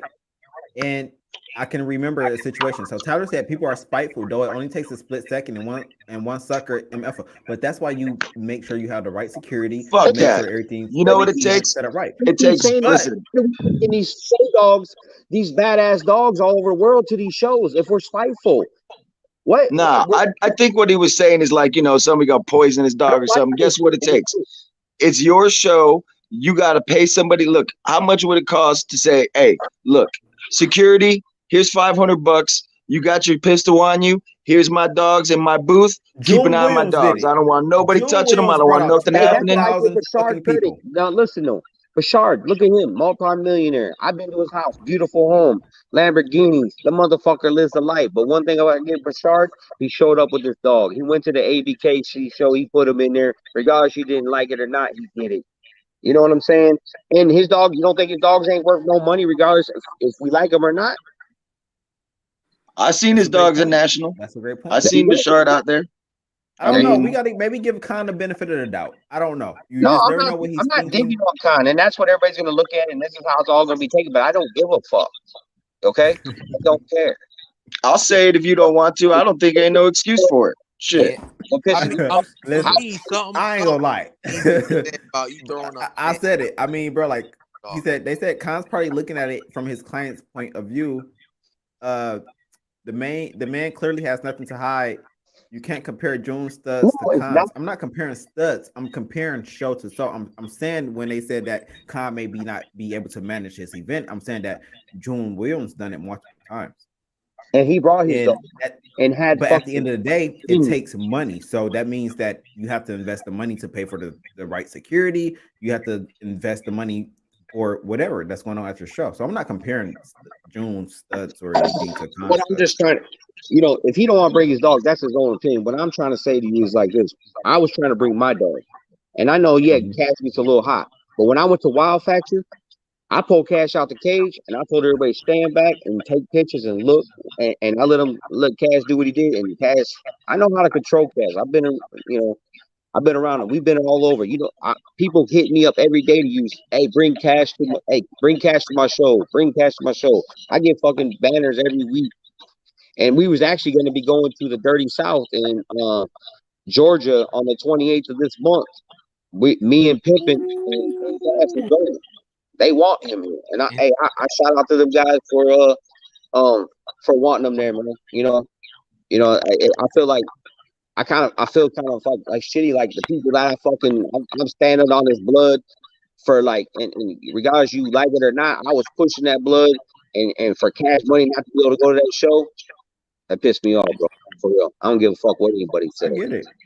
Rightfully so, brother. Rightfully so. I feel said, you how do you have a showcase to showcase your blood, but not bring the dogs that carry the legacy out for the world to see? Especially considering the fact that there's basically, like, put it this way, right? I think somebody should be proud and encourage you to come to your show. Like, maybe, yeah, the dog got a little bit of a fucking hot disposition, so maybe he will be like, hey, man, just make sure you keep this motherfucker in check. But he should have been proud to have that dog there because it came off of his shit. You know? Right. Unless I'm wrong. I don't know Cash's pedigree, but it's off of some fucking WonderCon shit, isn't it? Yeah, it's Grim back to Big Boy. Yeah. So why wouldn't he be proud? I mean, and I'll be honest with you, man. I don't try to talk about people like that, and, you know, singling motherfuckers out ain't necessarily my thing. But a lot of people in this bully community, they do shit that I don't necessarily agree with, and I'm not really too scared to speak on it. And I think it's bullshit, bro. I mean, cool. Like, people send you money, then great. But I feel like, you know, as a real breeder, in my opinion, as a real breeder instead of a semen shipper, you owe it to people to actually put your dogs out there. And you know. That's one thing. I don't really know you from Adam, but everything I've heard about you and everything I've heard you say is like you're eager to fucking put your dogs out there. You know, you're trying to find the next biggest, you know, stage to put your dogs on. even something I personally thought was ridiculous, but ain't none of my business. But It was even more. paying a man to go down to his house and fucking put your dog next to him for a video, like I don't know many fuckers that would have done that shit. So that kind of is, at, if nothing else, a testament to how willing and eager you are to put your dogs out there. And I would I have mean, paid that's how more. it should be.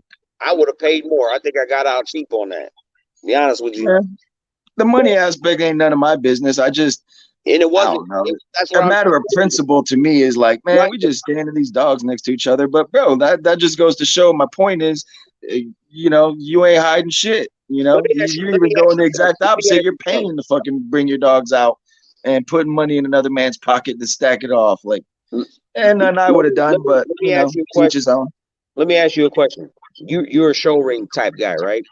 Me, Yeah, right. I'm an all-around type dog. I mean, excuse me, I'm an all-around dog type guy. I mean, I feel like there's a place for substance, but it can't be at the complete sacrifice of conformation. But go But ahead. I'm just asking you direct. I mean, you're more like the show ring side of the business, though. I wouldn't really go that far, to be honest with you. I mean, I produced the number 4 dog in 2019. You know, I owned the bitch that produced them. I was real proud about that. I got dogs overseas that are showing and doing real well in the show ring and offspring I'm off just of trying to them, get so to I'm a proud point. of it. But I'm just trying to get to a point. But I I'm just wouldn't get to, single myself out to say I'm just a show okay. ring guy, The point because I'm no, I trying to mean, make. I got dogs that need work on conformation just like everybody else. So The point I'm trying to make to you is like this. yeah, It's not. I'm not. I was just asking, but basically, when people go show to show, like show ring every week, going all over the world, I see these yeah, motherfuckers going week to week to a different state, right? yeah, And they're competing against other dogs, right, in the show ring, and yeah. it's fine. You know, judge picks the dog, and it's the winner. He's the champion. But the minute you want to stack off against another dog, it's a whole nother world. Everybody gets butt hurt. Everybody's got some fucking problem. Like you're trying to dig at them, but when motherfuckers put their dog in the show ring, you're going against a dog week to week, different, trying to win that championship, trying to win that top dog. But it's okay. Nobody has an issue with that. But the minute, Well, what problem do you Oh, think nah, people have with that's a stacks? Because I nah, mean, that's true.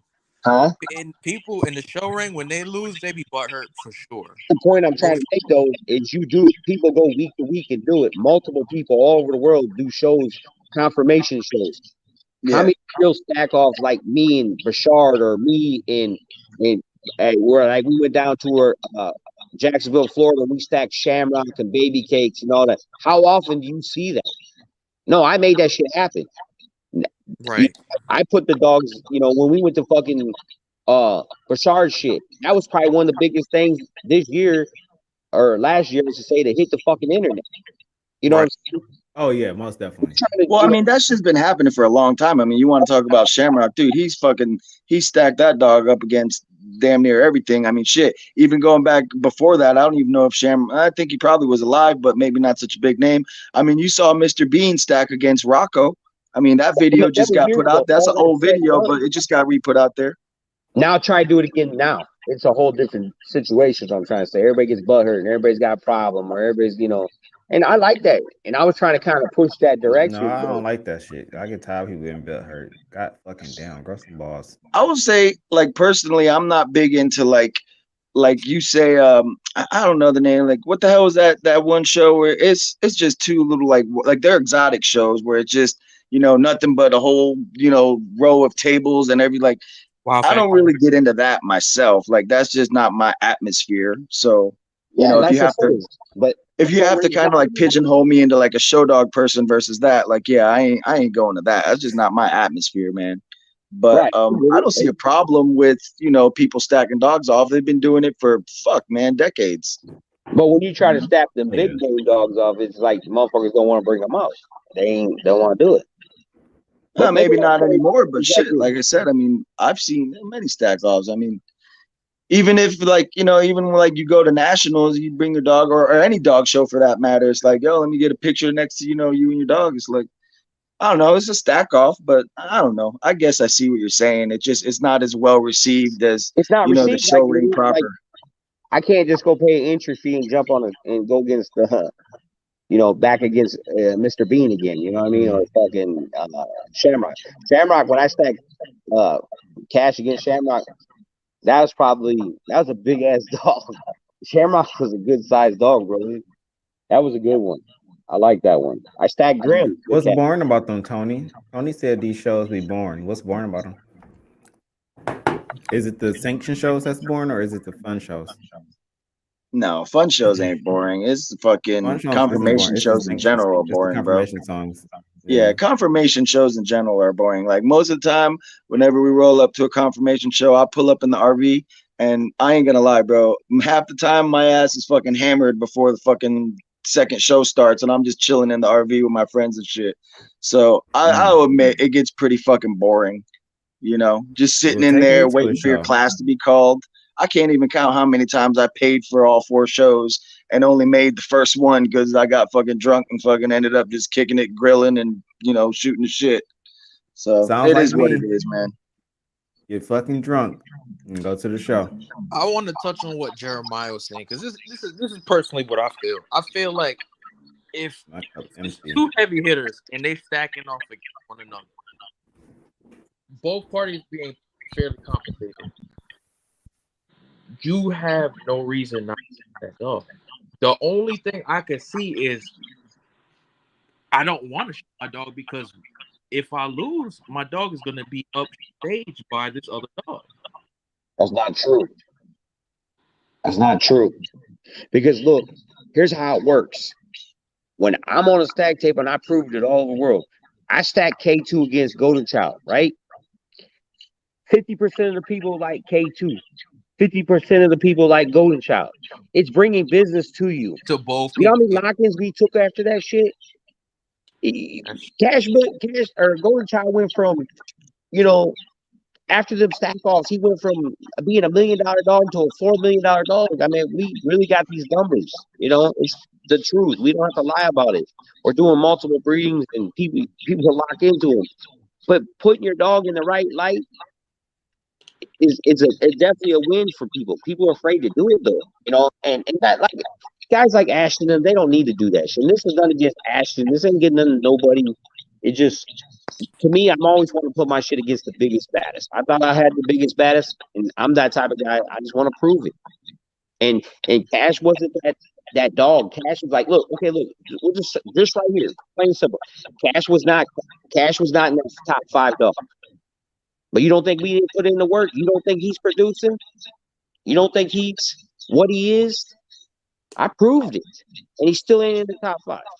So that shows you he was the most underrated dog out there, and he was the biggest, baddest dog out there. How old was he?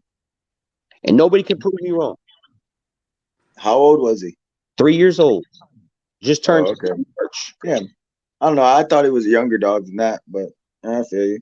I was gonna say, I mean, it's just like anything else, man. You got to give the motherfucker some time, show a bunch of adult productions, and then Cash it'll gain traction. To come around though. You see what I'm saying? His kids, Cash was been breeding since he's 12 months old. So some of his kids are old. Matter of fact, his oldest production I just bred to yesterday with Golden Child was 2 years old, and she's just like him, and she's thick as motherfucker. But it is what it is. It's how people look at it. They say Brim was the #1 dog. Okay, he probably was. And I don't take nothing against Brim. And I don't take nothing against Ashton. Ashton did great with Brim. He's still doing good. He was the #1 dog in what? Yeah, you have to go back and watch it. But like I said, Khan, he does great. He I rock his blood, and it's kind of felt like as much as I put in the work for me not to let Cash be at that show. Okay, cool. It's your loss.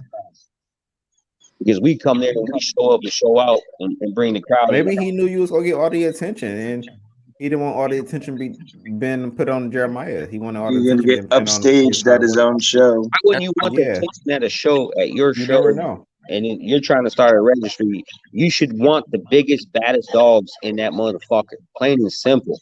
And this is his first show. I mean, when you think about it, when you think about it, I mean, come on, because if you would have went to that show with Cash, I can almost guarantee you that most people, if you would have went with Cash and Golden Child, I'm pretty sure you would have done something, or you would have made some dogs look like ass to the point to where it was going to be a video posted on Facebook, and everyone was going to be talking about Jeremiah, Cash, and Golden Child versus the BBKC show. So maybe that has something to do Well, with it. yeah, I but don't there's two know. ways to look at that, though, Hassani. There's two ways to look at that because put it this way, all right, it shouldn't really matter if your aim is to start a registry, and actually, it should matter. It should matter from the standpoint of if people are like, "Yo, like this registry's got all, it brings out all the badasses every time." Tell me that Mhm. ain't gonna be better for your That's a registry, draw. That's definitely a draw. People gonna come. you know? And all Even these with dogs the are in the Midwest. ABKC, I mean, it ain't even like that. And that's the premier registry, obviously, but it ain't like that. Right. Shit, the best show I I'm went to, saying that bro, you it got had get dogs the in shit. there. What I'm saying But to who you, knows? Who knows? We can't say this is Khan's first show. Maybe people going Well, to that's get to just the common show, and sense, though. And he ain't stupid. yeah, He ain't stupid. and I get it, and maybe people are going to get to this show, and this maybe this would be something that will be groundbreaking. Maybe it'll be something that open people's eyes and say, hey, shows can actually go this way versus the way they've been going. We never know, so we have to see how his first show turns out, and then I think that's when we can come back and we can be like, yeah, then we can kind of give our opinions and we can talk about it. I mean, because Well, we're didn't definitely it going to already put it on happen? video. No, it's on the 14th, it's this right? weekend. It's this Yeah, Saturday. 14th. This Fuck, Saturday, I wouldn't 14th. know. So, So so yeah, what's gonna happen if you show up anyway with Golden Child? Like, I'm not showing up. I Here's mm. don't how I blame look you. at So this. Honestly, yeah, and there I was no problem apologize, with bro, Golden Child because coming, but there was a problem with Cash coming, right? Yeah, because yeah, they're using it he because was he's gonna hot. bring them both. But I guarantee you there's gonna be hot fucking dogs. Dogs get I around still dogs, they're gonna fucking snap at absolutely you. there's gonna be hot fucking dogs. There's I gonna be still hot pop up dogs. with I'll pop up with Golden Child. There ain't a fucking dog show I've never been to, and I've been to it. And he's Don't not. let me get no One thing top about Cash, stud. I've never seen And him snap on another dog. All I know how to put him. I go to a corner. I've done this multiple times. I've been to plenty enough fucking shows. You go to a corner. You put your dog in the corner. I sit there, and people want to see him. I bring him out. I tell everybody stand back, don't touch him, and we pull him out and let people see him, and we put him back up. You know, plain and Bro, simple. listen, if I was a stud owner, I if wouldn't people be could show invited to any shows. feelers, They'll ban me. I'll be blackballed. I'm telling you now. They wouldn't want me to come to because I will be Jeremiah on fucking 10. Everybody getting called out, all the cons and everything. I might like you. I'll still support you. I like you, but I'm on your level. I got the same badass dogs you got. And don't invite me to your show because it's gonna turn So into you my guys show once I get there with my dog. honestly, though, the reason he didn't want me there, and I'm asking you guys this, you're honestly thinking he didn't want me there because he didn't want Cash to show out? fuck no. It was personal, man, and I ain't scared to say it. You know why? Put it this way, bro. People show feelers. People show fucking presses. People show dogos. People show big breed, fucking over chakras. You're talking big breed. I don't give a fuck how much of a man you are. This dog will pull your ass down. And guess what? Those shows go off all the time. Yeah, sometimes you have a little incident, but that shit Daniel, happens. let's not act like these shows also don't ban these dogs because let's go back to what's her name? That got banned at UKC. Now her American Bully got attacked by a different dog, and they still banned her from the UKC. What's her name? It was Heather. It was Heather, and her with the dog didn't XLs. get banned. It just got. They got. I don't want to speak Suspended or on her something like behalf, that? but what's that? Yeah, something happened where, like, you know, Something it got suspended for a few shows. yeah, it was a little slap on the wrist, but you know, regardless, that's a whole But nother her can of dog got worms. attacked. Her dog wasn't the dog that was being attacked. So there Yeah, is it was another dog consequences that when got these off certain leash, dogs and I act mean, out of order. yeah, no, that shit could happen anywhere. But either way, man. You know, I don't hold But that's them. a I want UKC. That's to not see the people American do bully it. community. I You hope know, he we a does good little with the thuggy. show. Yeah, exactly. You know, but what I'm saying to him is that you gotta have them dogs in the house, brother. You need to. We got a house full of badass dogs here in Midwest. They should have been at that show. Cash Money should have been. Regardless, he didn't Every win. Midwest dog should be. Every Midwest kennel should be at that show. Absolutely, I agree. Because this is kind of like the breaking Midwest. Like, let's be honest, this is kind of like the first official Midwest thrown show. No, it's not. Kev Green's from Midwest, bro. He been throwing shows out of that motherfucker for a minute. Yeah, Kev Green. Yeah, but Kevin Green be over there dealing with those exotics and shit. We're talking about American. No, hell no. I mean, not only exotics. He, you know, his BRC Global, they fuck with pretty much everything, man. But what So I'm saying, this is big. This is big. This is kind of more of the, bigger than the BRC. I don't know. That's yet to be determined, man. Kev Green, he ain't no newcomer into this shit. He before he even got involved with that shit, he was throwing fucking ABKC shows damn near every weekend, bro. I mean, he knows what's up. And anyways, I'm not saying one is better than the other because how the fuck do I know what this dude Khan's show is gonna be like? But all I'm saying is, he ain't the we first gotta in the wait and see. Midwest.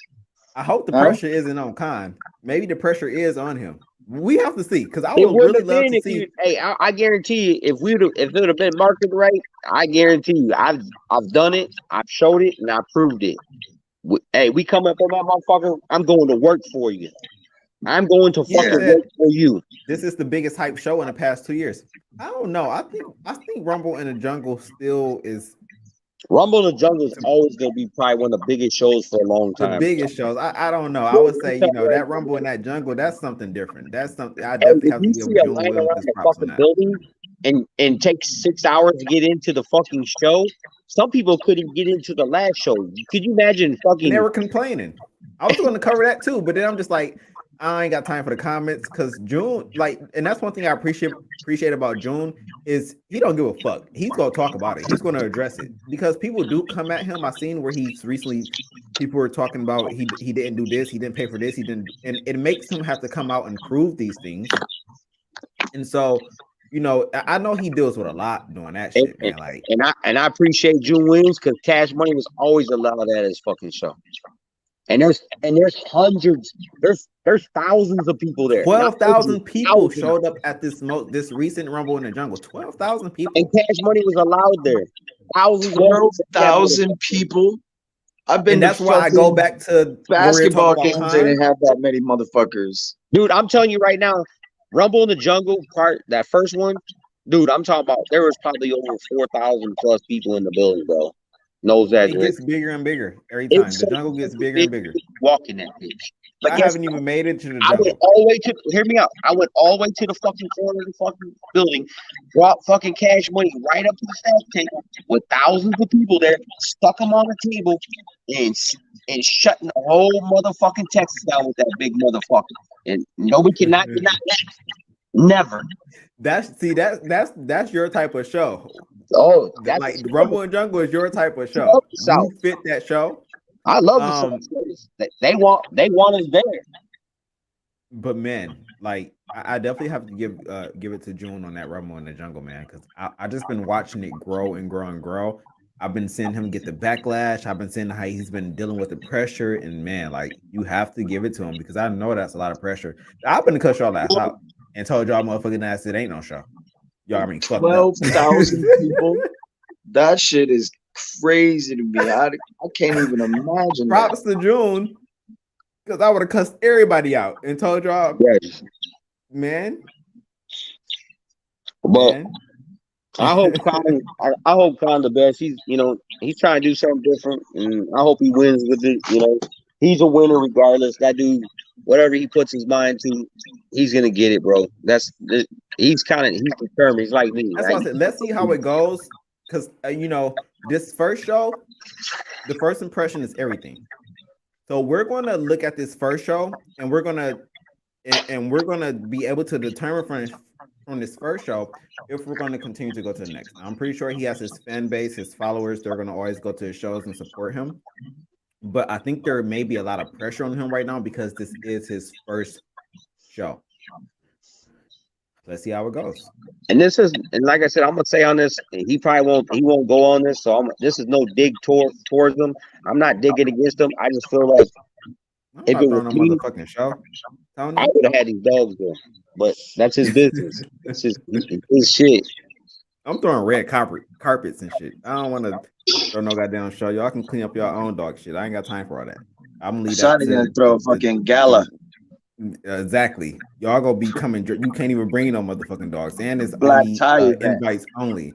And if you bring a dog, that'll be your most expensive dog, your top stud, because it's gonna be private only anyway. I'm not doing all that. You ain't gonna be bringing your dogs to puppies and parvo and shit and dragging them in crazy. You ain't doing all. I'm not doing all that. I ain't dealing with all that. Dogs dying and passing the fuck out and shit. Cause no, we ain't doing all that. we gonna be dressed in motherfucking tuxedos and shit with the top #1 stud that you don't see at the regular shows that they don't bring out. That's worth all the fucking money, and it's gonna be a private event only. He said, do a review of the event.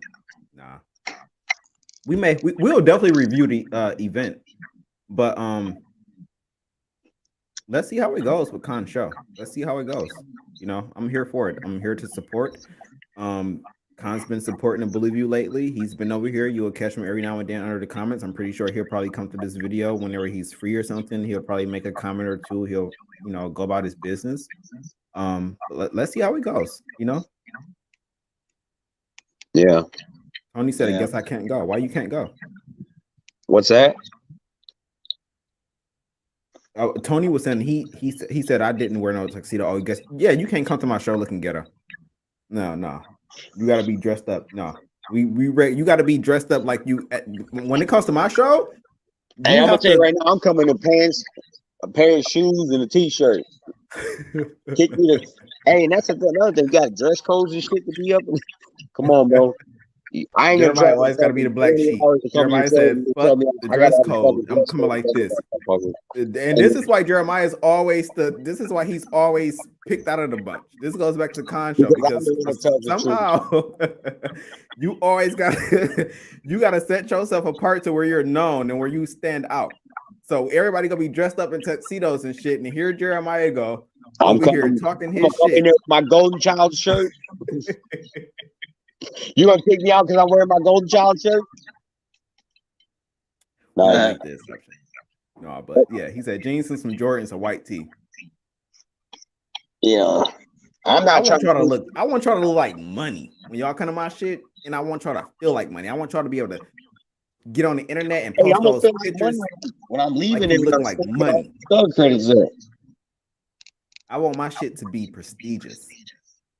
But I think there's something to be said about that. I know you guys are cutting up right now, but there's something to be said about like when I go to nationals, you know, like the exhibitors are dressed nice, you know, and you'll put it this way. Everybody should know who Logan is, that junior handler Logan.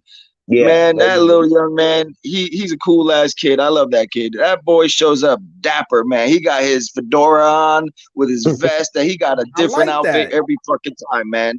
There's something to be said about, you know, showing up, you know, well presented. You're not gonna get. I think it make you stand out. I think it make you stand out. I like that. You got all walks of life in this bully game. Not everybody gonna want to walk in with some slacks and shit like that. It's just not gonna happen, bro. You know what I mean?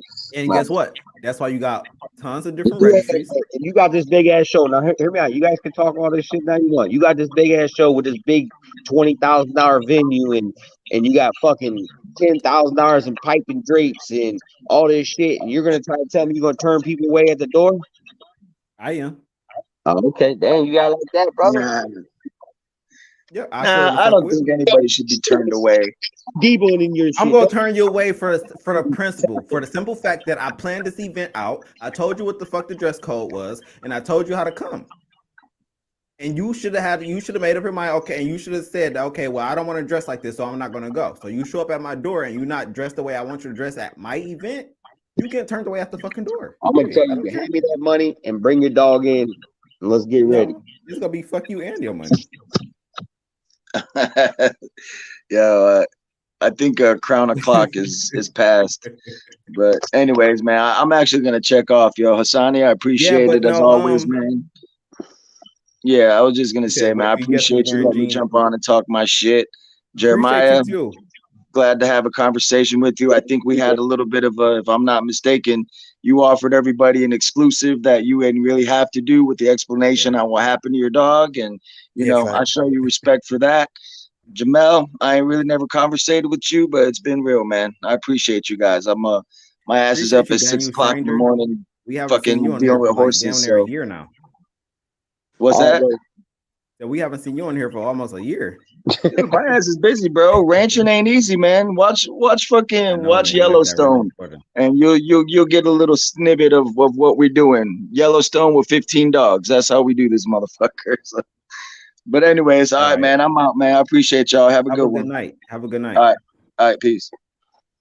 Yeah, back to the conversation. Oh, damn, Jeremiah. Yeah, but no, I mean, I probably knowing me, my nice ass. You would get to the door and I'd be like, yeah, fuck it, come on.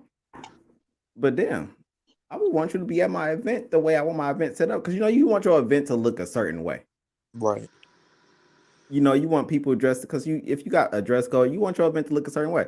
And maybe that goes back to Khan and why he wants to represent the American bully in such a good light to where he wants because he's probably like, okay, well, some people are going to bring their family, some people that's not really used to the breed, and so maybe that's his reason why, and that's why I said we have to see to actually see this first event how it play out to see his idea of how he wanted things to run. Yeah. Okay, I can see that, but I mean, for him to say, yo, it's because your dog's hot. That's crazy to me. I'm sorry. I've been BRC. I've been ABKC, IABCA, AKC. Mhm. Every single registry I done shown in is hot dogs. Even at the AKC. Oh, definitely, bro. They got doggos, Dobermans. Them terriers be hot as fuck, don't they? I know them terriers. The Staffy Bulls are hot. Bro, I was gonna my go miniature pincher my miniature pincher just got sent back because mind you, this is a puppy, still puppy teeth. Because she was snapping at the carriers that was supposed to ship her. So they said she was too aggressive to fly her. So she got sent back. I'm only getting my mail because he was nice. These are only puppies. So they sent my dog back to the breeder and didn't ship her, import her to the United States because she was just a little snippy puppy. Damn. I mean, the miniature pinchers are they're terriers, right? But so I know them terriers be hot as fuck. I mean, they be hot as a puppy. And do you know them tiny toy dogs? They kind of mature faster. I was originally gonna go because I know sometimes me and Khan's relationship and how I get at shows, I didn't want to go there and have an issue anyways. And then I had I'm gonna show people y'all the video. I want to. They sent my dog back. Go ahead, Jeremiah.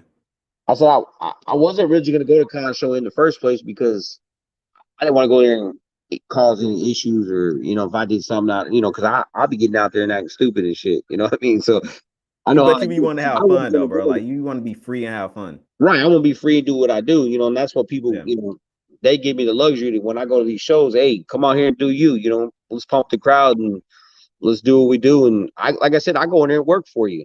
But at the end of the day, I wasn't gonna go because I didn't want to have no issues, with Khan or cause any problems. So, and then I had a lot of people like, nah, you need to go, man. I want to see Cash. I want to see Golden Child.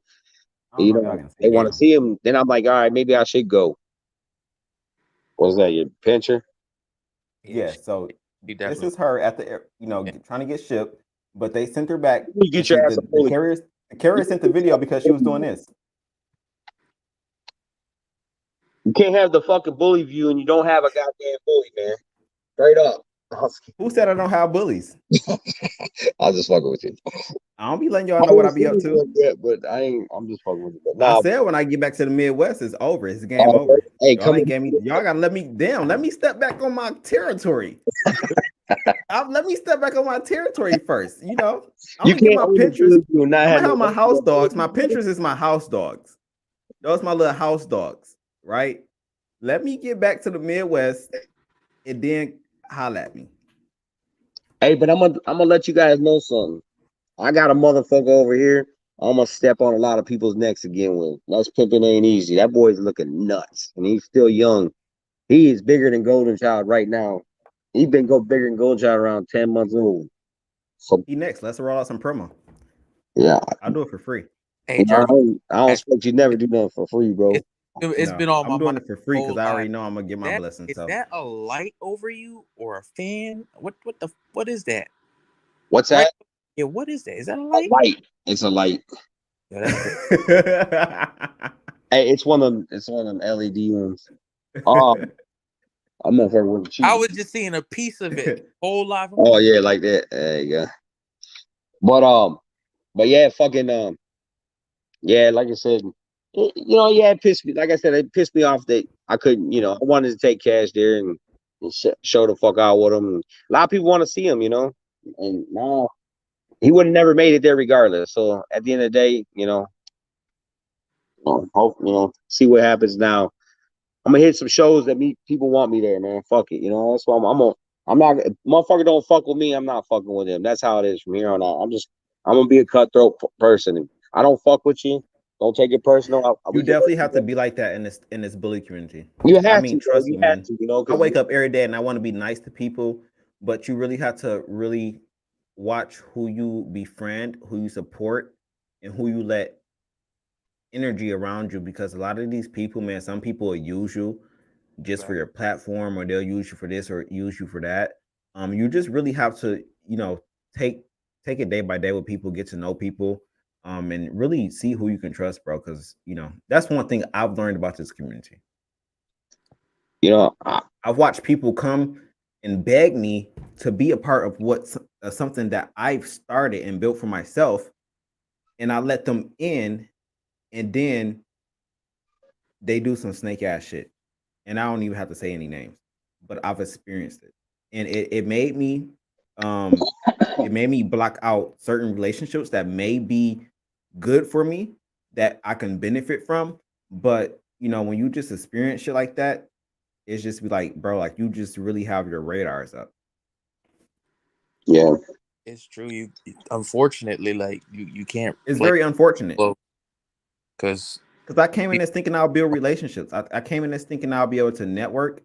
But what I didn't realize is all the bullshit, all the drama, all the fake shit, the snake shit, the bad business. I But didn't let's be realize real, all that Sonny. would That's come what with it. people want. They want the drama. That's what everybody wants. They don't want they. But they why okay, but why they act like they don't want it? We just did a listen to me. We just did a fucking $40-something thousand raffle for kids. We donated to a boxing club. We donated to a girl that has seizures. We're donating to a $15,000, or no, we're going to donate a bunch of money to a um fucking Kokomo outreach center with kids that have broken homes and bad situations. We're donating money to some kids in Tennessee that really bad off, and you know what I'm saying. But you don't hear people talking about it. You know what I mean? You don't hear people. I respect that, man. Like, No, You I know, respect it too, and nobody's doing that, and I don't care what people. I don't need a pat on the back for it. I've been helping kids around my own area. You know, I've been helping kids around here. You know, I got two kids here that one's Gold Glove champions and the other one's fighting about the chance to fight in the Olympics. I've been helping these kids and nobody really ever knew them. I don't care. You know, I'm just saying I'm trying to with this cash down. I want to get some new positive shit, bro. So I'm gonna try to start helping people out. I'm gonna start donating some more stud credits, doing some raffles, put money towards. There's another guy we're trying to help out. His kid just legally blind. You know, he's having some issues, and we're trying to help. I want to try to help him out too. You know, so but you don't hear nobody talking about that shit. You don't hear that shit. You know what I'm saying? How many people get on here and put up 20 stud credits and do a 40 something thousand? And I ain't heard that shit. Nobody's talking about it. But motherfucker want to talk about Bashard's $4,000 fucking that dog did not sell his for $4 million dog made it be worth $4,000, and and nothing against Bashard, but everybody, you're all working for him. That's what he wants you to do. He wants you to work for him, and that's what you're doing. He tells you he put that out there so you can everybody go there and jump on his page and lock in stud credits. You're working. Everybody talk about it. Everybody talk about it. Meanwhile, the dog only going from one one kennel in one country to the next. I mean, he didn't even sell the dog to anyone different. He sold the dog to Right. muscle Let me see the fucking cashier's check. So did you really sell the dog for $4 million, or did you just? Let me see the cashier's check. Because if we let's talk about it. If we dissect how his whole franchise work and his whole all this shit works, did you really sell the dog for $4 million?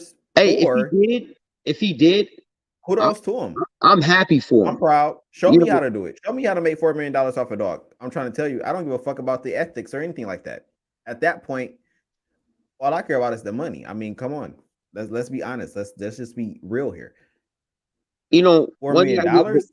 That's life changing. That can feed me and my family for years. Right. You know, depending on how we manage the thing with money. Bashard, though, Bashard earned his way, bro. He put his time in. He put his, he put the legwork in the game too. If he could get that, if he did get that, hey, more power to him. But They didn't say he sold for $4 million. They say he was estimated at $4 million. Estimated, okay, because John said he did not sell it for $4 million. I don't know what happened. All I know is I heard the dog They was said on the $4 last million and the dog is gone. he was estimated to be What worth did $4 Bashar million. say in his interview? I didn't watch the interview. What did he say in the interview?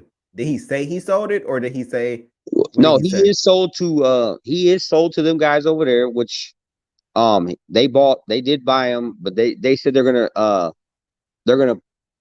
say the price later on. It ain't gonna tell it right now. So they're just basically keep drumming How this are they stuff. going to say the price later on when people are saying he sold for so No, where did the $4 million come from? He's estimated to be worth $4 million. Okay, so another tactic to get people talking, just to get people talking about it. You're We're working. gonna throw out we're gonna throw out a number, and the bully community is going to talk about it. They're going to post about it in their groups. They're going to talk about it. The conversation is going to be on Muscle Tone. Go watch the live. I don't even know if I even got time, man. Hey man, look, I know. Hey, if anybody, you know what though, you can't take nothing Bashar's done in the game. You can't take nothing from Khan. A lot of these guys. I just feel like I don't want to give Bashar nothing. Bashar, I'm trying to get on your level. I'm not finna sit on the bully view and talk about you and you over there making millions of dollars. No, you need to be talking about the bully view. I'm not trying to talk about you. I need some of that $4 million or something. Have But you ever offered him to come on your live though? He'll come, but I'm just not that really interested in Bashar and what Bashar has going on. I'm not capping. I'm not hating. I support Bashar. I like what he's doing. I like his dogs. But I'm just not really, because I feel like, bro, you made it. What more do you want from the bully community? I mean, I just feel like I can be. But see, the thing about Bashar was, think about this. Let's be real now. Let's go back in time a little bit. Bashard set all that shit up at Nationals. He came there with Beanstalk. He told me on the live video, he set me up, did all that because he knew I was coming for him. He needed me to come for him to make him relevant again. Plain and simple. He needed that cash money stack off to make Bashard relevant again. Because you know why? Bashard was enjoying his life, living in the beaches, driving Lambos, and he wasn't putting in the work. He slipped away. I'm telling you right now, go watch the live, prove it. When I was there stacking off, I got bills too, Bobby. Beanstalk. He was nervous. Watch him. You could see him pacing around the place. He's like, he was trying to get me. Bashar was nervous, so he can get his eyes on cash. Bashar. Yeah. Watch the liars. He kept trying to get me a stack of puppies. I'm like, Bashar, I ain't come here to stack no fucking puppies. I heard that. I heard he was. So I come here to stack the biggest, baddest motherfucker. And then he put that pressure on him. He ain't had no pressure like that. Down, and I even took up for Khan there that day. You know what I'm saying? He's like, "Oh, Khan's dogs ain't this," and you know, Beanstalk and the Muscle Tone brand and this. I said, "You think you're bigger in the motherfucking game, bro? It's on the live. Go watch it." He feel like that. When you got money, you feel that way. I ain't gonna lie. When you got a little, even when you got a little change, when you got a little coin, you do feel like somebody. I ain't gonna lie. I'll be over here feeling like somebody. I'd rather eat fucking crumbs with bums than steak with snakes, bro, all day long. No bullshit, bro. Everybody's there. Hey, I didn't go there jerking him off. I don't need his. They said Bashar the Mayweather of the bully gang. He promoting in business tactics is on another level. That's what I'm saying. Bashar gonna have to give me $4-5 or something because I'm not falling for it. Bashar, I'm sorry. I love you. I support your camp and everything. I love the way you move your business. Like, trust me. Come on, I'm strategic too. What I do, but I see right through it. And so I know. So I'm not sitting there. I ain't talking about Bashar. That's what he wants. That's why he did. That's why he went over there. He went on and he did that live with Tyler. And then he said, "We got an announcement. We coming up with something." Bashar, he's very strategic. Come on, all this shit is all planned out. He knows what he's going to do. He knows what's going to get the people talking. That's just like me with the bully view. I can come on here with topics all fucking day. I know how to piss people off. I know what get the people commenting, talking, sharing, and all that kind of shit. So, you know what though? I already know the type of time Bashar is on. I'm gonna throw this out there. This is one thing, you know, and this is however you feel about this, Asani, and it's cool because you've always been great with me, and you always been cool and you're supportive with me. But I tell you right now, when I did that stack off uh Beanstalk and shit, and fucking and then when Khan drove in on me and shit, and then Nate drove in on Khan and shit, and then I had to drive in on Khan, and that shit was crazy, bro. And hey, that's one thing I get Nate about, man. He don't give a fuck. But at the end of that point in time, he just didn't give a fuck. He went against this motherfucker like the biggest dude, one of the biggest dudes in the game. And regardless how genuine it was or not, but at the end of the day, I give Nate credit that day for sticking behind my side that day to fucking go against them dudes. Because I tell you right now, I was getting beat up by the whole world on the bully world. Khan had 700 motherfuckers on his live when he was dragging me, bro. 700 people. And not nobody was fucking coming to motherfucking rescue that day. That's a lot of motherfuckers dragging me, bro. And hey, I know me and Nate's had our issues and shit. I don't hold grudges against anybody. But hey, I give him credit for that, man. No bullshit. You know. I've been dragged too. But I'm just by hey, you having think a about platform this, called though? the Bully View. If motherfucker drag you, bro, I'm one of them guys. I'll be I on get you. dragged every day just by coming up with these I know, but topics I'm that one people motherfucker, be hey, too son, afraid to talk about. I'm this and this, you know. But what I'm trying to say is, like, when I was getting dragged that day, nobody came to help me. People didn't realize what I was pissed off. Yeah, I had people who were supposed to show up, didn't show up. I was mad. I got ambushed. Plain and simple. I'm trying to fucking go against. There's 40 people there, probably Bashard's on behalf. You know, that shit was nuts. But it's that was a fucked up situation at the end. You know, and especially when I was sticking up for the dude. You know, that's what really pissed me off that day. Even June Williams said it that day.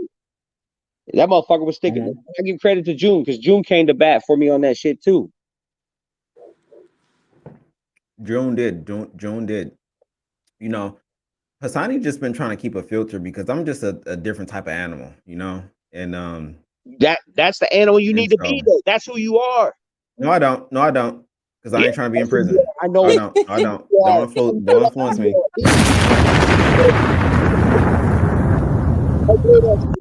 Drink some more on that. I know that's you, bro. I know that's you. Actually, they said take the filter off, but actually, this is me. It's just when you cross me. It's just when you cross me and you go against me.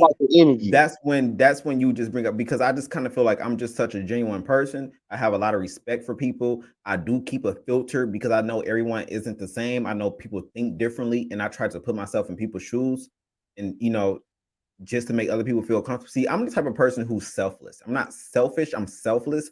So I think for the other person before I think for myself. But I noticed when I got in this bully community, these motherfuckers just really don't care for you. So I'm a totally different type of animal. So now when people always come to bully you and they say, hey, where's the old Hassani and everything like that? There's really not a old Hassani. It's just the fact that this is who I am. It's just when you cross me, then you get a totally different type of animal. But, I just feel like it's just so much more peaceful when you just kind of ignore the bullshit and you just sit and you just allow people to be themselves. You just be, I don't know. I'm not trying to go back to that person because I can guarantee you I'll be just like my brother. I'll be in prison. I'll be locked up. And I'm not trying to do that. I got nieces, I got nephews, I got a mother, I got a father that's still here, I got grandparents, I got all that kind of shit. I'm not letting no whack ass dog breeders come and get me out of my character and allow me to lose my freedom over some bullshit. Definitely not. I know, but at the end of the day, this is what you're gonna get in this community. And if you're not like that, and like I try to tell people ask me, I get a message all the time, hey, the dog breed. I said, if you don't got thick skin, don't get in it. Don't breed fucking Frenchies. Plain and simple. Oh, now them Frenchies cutthroat too. They said they fucking up the Frenchies like they did the bullies. Motherfuckers smile on your face and stab you in your back quicker than fucking this game. Plain and simple. Yeah, absolutely. There's a lot of genuine people I fuck with, and the people that they know who it is, and I don't have to put their names out here. But I'm gonna tell you right now, I did meet a lot of good people in this game, but I met a lot of bad people too. You know what I mean? So that's why I don't try to. I just do me now. I'm just gonna stay on me and focus on what I do over here. I've been fucking with Asani for a long time. He's a good dude, and Sonny, you keep I'm the doing truth. it, bro. I I'm know the truth. sometimes you take a left turn every once in a while, but you I got take to a left turn. What's that left turn that I take? you Let's jump. talk about it. You know, like at one point in time, we like watching you. So you sold the bully view, and then you got it back. And then we Oh, glad. I stopped fucking with y'all.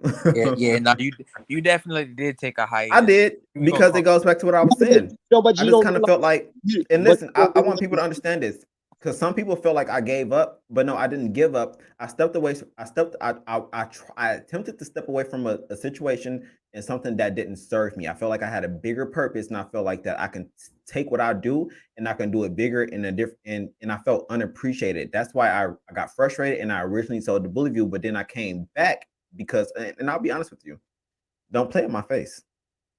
And Eddie played in my face, and that's the only reason, and that's the real reason why I said, okay, you're not going to play in my face. First off, I really didn't sell the brand, and I got the text messages to prove it. I sold the page and I sold the following because of monetization issues, and I have those text messages to prove me saying that, hey, I still own this, I still own this name. How about you take the page, you turn it into your kennel, you use the following. But when somebody play on my face and think they got one up on me, again, bitch, you go get that different type of animal. And that's what the situation was. But again, it just goes back to say, like, even till this day, still, I'd be like, man, like, is this really worth it? Should I really just give this community and the way people think in this community my time and my, all of my time and putting in all this effort when at the end of the day, I know it's just gonna still be the same old bullshit?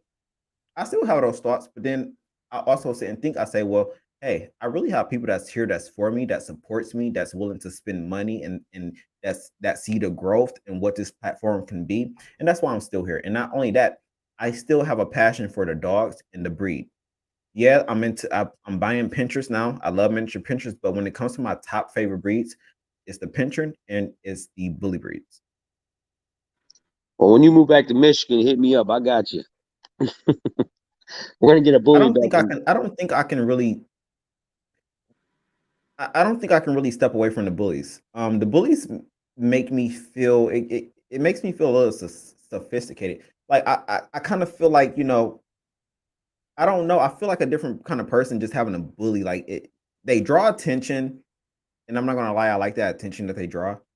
Um, and it's just a pretty ass dog. The bully breed is just a pretty ass dog that like you can't help but to capture attention. Like whenever you out with a bully, like people just instantly stop and they especially want to be all in that your face. never seen the breed. It's legit. Like, what is that? Like, It's like, what is that? It's like, yeah. So I like that. So, and not only that, I've grown up with these type of dogs, so I don't ever see myself stepping away from it. Um, I can step away from breeding, but I think I will be involved some kind of way. And I want to say this: I don't think that you have to be a breeder to be involved with this breed. I don't think. I think there's many purposes you can serve within this breed that can help. Um, you know, take this breed to the next level. facts. And I think a lot of people, a lot of breeders in this community will look down on someone and be like, oh, well, you got a lot to say. You got all this opinion, you got this and that, but you ain't got no dogs. You don't have to be a breeder to be in these dogs. I mean, come on, and even though he started out breeding dogs, look at him now. Look at Dave Wilson. I mean, I think he's back to breeding dogs, but, you know, there's a lot of purposes you can serve. You don't have to necessarily be a dog breeder. You can mentor people. Um, you can be a judge, you can be a trainer, you can do all kind of things and still be involved with these dogs and people can benefit from it. You can grow a business from it. Right. He said you didn't step away, you just re-energized and revamped. I'm back on y'all ass when I move back to Michigan, so prepare. And I'm gonna tell y'all now, none of y'all got the best promotion. I'm gonna tell y'all now, because all these just posting puppy pictures now, let me be a little bit cocky. Y'all gonna have to throw that shit away because this promotion I'm gonna come with the first minute I drop a litter, yeah, Next level. I'm gonna show y'all how to promote. Yeah, level. yeah. It's just that I'm just a different type of person. I come with different type of ideas. I come with shit that people are gonna be like, yo, this is next level. Like, I mean, come on, I got screenshots to prove it. I mean, some of the top breeders have told me that's some of the best promotion when it comes to me breeding, not when it comes to the bully view. Right. Like I remember, I don't know how long ago this was, but I remember like you on a previous let's call it previous episode of the Bully View, where you literally talked about, like, the realities of like when you were kind of new to the game, and you had you was working at, I think it was GNC to GM, bread to get your girl, and yeah, you had your big red litter, and you made some coin off that, and you I what I did. the I thing worked for my dog. the most about it was went into like the intricacies of what it is what we really face as like people trying to breed, like I people. did. I did. A lot of people that are new to the game, they see the 1% is doing it, that they can do that. That's not that's not realistic. You're not about to buy 2 dogs from a reputable breeder and then just boom off the bat. Okay, my puppy's 5,000. Don't nobody know you. If you buy the right dogs and buy from the right breeder, it could change your life, though. For real, there's some. There's ways around it. There's ways around it. You gotta But you have to realize, think, like when during I my first came time, in, I was new. when I first came in the game, I was working off Grim off Generation 1. You know what I'm saying? Now I'm working on Generation 6. So I'm saying now the dogs are different than they were when we first came in the game. You know, so the right people mess with the right people out there, mess with the right people. They're gonna if they do their homework, they can win. Plain and simple. I see a lot of these guys winning, man, especially with Golden Child. Like I see people doing 100 grand litters, man. Some people first rip The out. money is here. Let's money's in the start there. game. The money is here. You just have to really be smart. You have to really, and this is why I think mentors is so essential, because I think I can be so much further than I am to this day if I had that mentorship, if I had that support behind me when I first started. Because I feel like I did all the essential steps. I feel like I did it right. I feel like I worked hard for the money to get me started. Right. Because I did. I knew that I got a job, and I knew that I was going to be at this job for a certain amount of time, and I didn't take that job for granted. So when they were at that job, which was GM, when they offered me overtime, I was like, hey, I have to pay off this dog. This dog is going to cost me $5,000. I need to work this overtime and get all this money. And I did that. But I feel like if I had the mentors behind me and the right people, that I would probably be someone that will be talked about to this day. I mean, come on, let's look at the people who's been in this game for years, but they're just now getting the notoriety that they deserve because they went overseas and bought the right dog, the right stud. But the problem in the bully game where it lacks at is people's promotion. The promotion is where it gets lacked. That's the hard part. People get these dogs and they can have badass dogs in their house. I know a girl had a badass litter and she was gonna give them away, and I'm like, no. I said, you can't do that, man. These are fucking insane. And finally she listened to me. She held in there and she got rid of them finally, but she just didn't have the marketing if you had the marketing skills, like you got good marketing skills, like if that was your litter, you would probably got $25,000 puppy out of these dogs. That's how badass they were. You know what I'm saying? So, this game, it lacks in the marketing side of the business. That's how I had to come out there and be aggressive and take cash and put them against the big, because I didn't know how. You know what I mean? I didn't know any other way. So people out here that got that marketing, that's where you could really make some money in this game, is in the marketing side of this business. That people would just absolutely.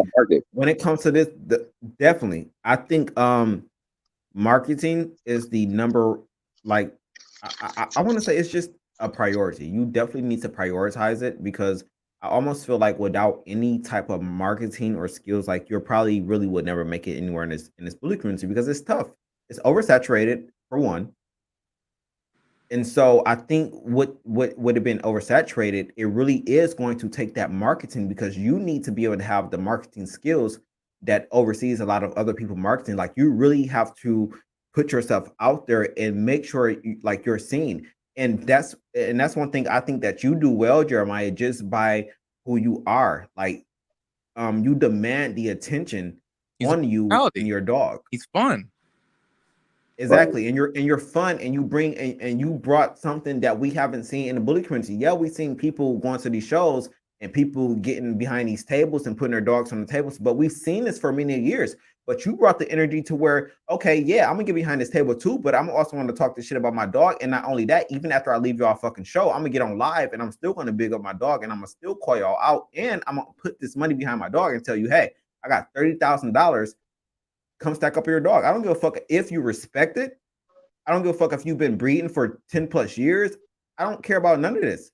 I'm here now, and you have to see me now. You have to see me and my studs now. Now it's my time. And so it is what it is. And I think that's why you've gained the notoriety and respect that you have because you haven't been afraid to do that. And we You have know, not seen that from any other stud owner. We've seen these stud owners go and buy a dog from overseas.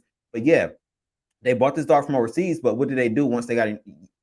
They did a couple of little promotion, dropped a couple of videos, but they ain't really stood behind a dog and talk that shit. And they ain't never fucking, they ain't out here calling the next stud owner out and saying, hey, come stack your dog off. It is what it is. Like, we haven't seen that. And so you've brought a breath of fresh, energy to the bully community. Facts. and the thing about it is, you can do it in a way without tearing down the next dog. You just stand behind your dog.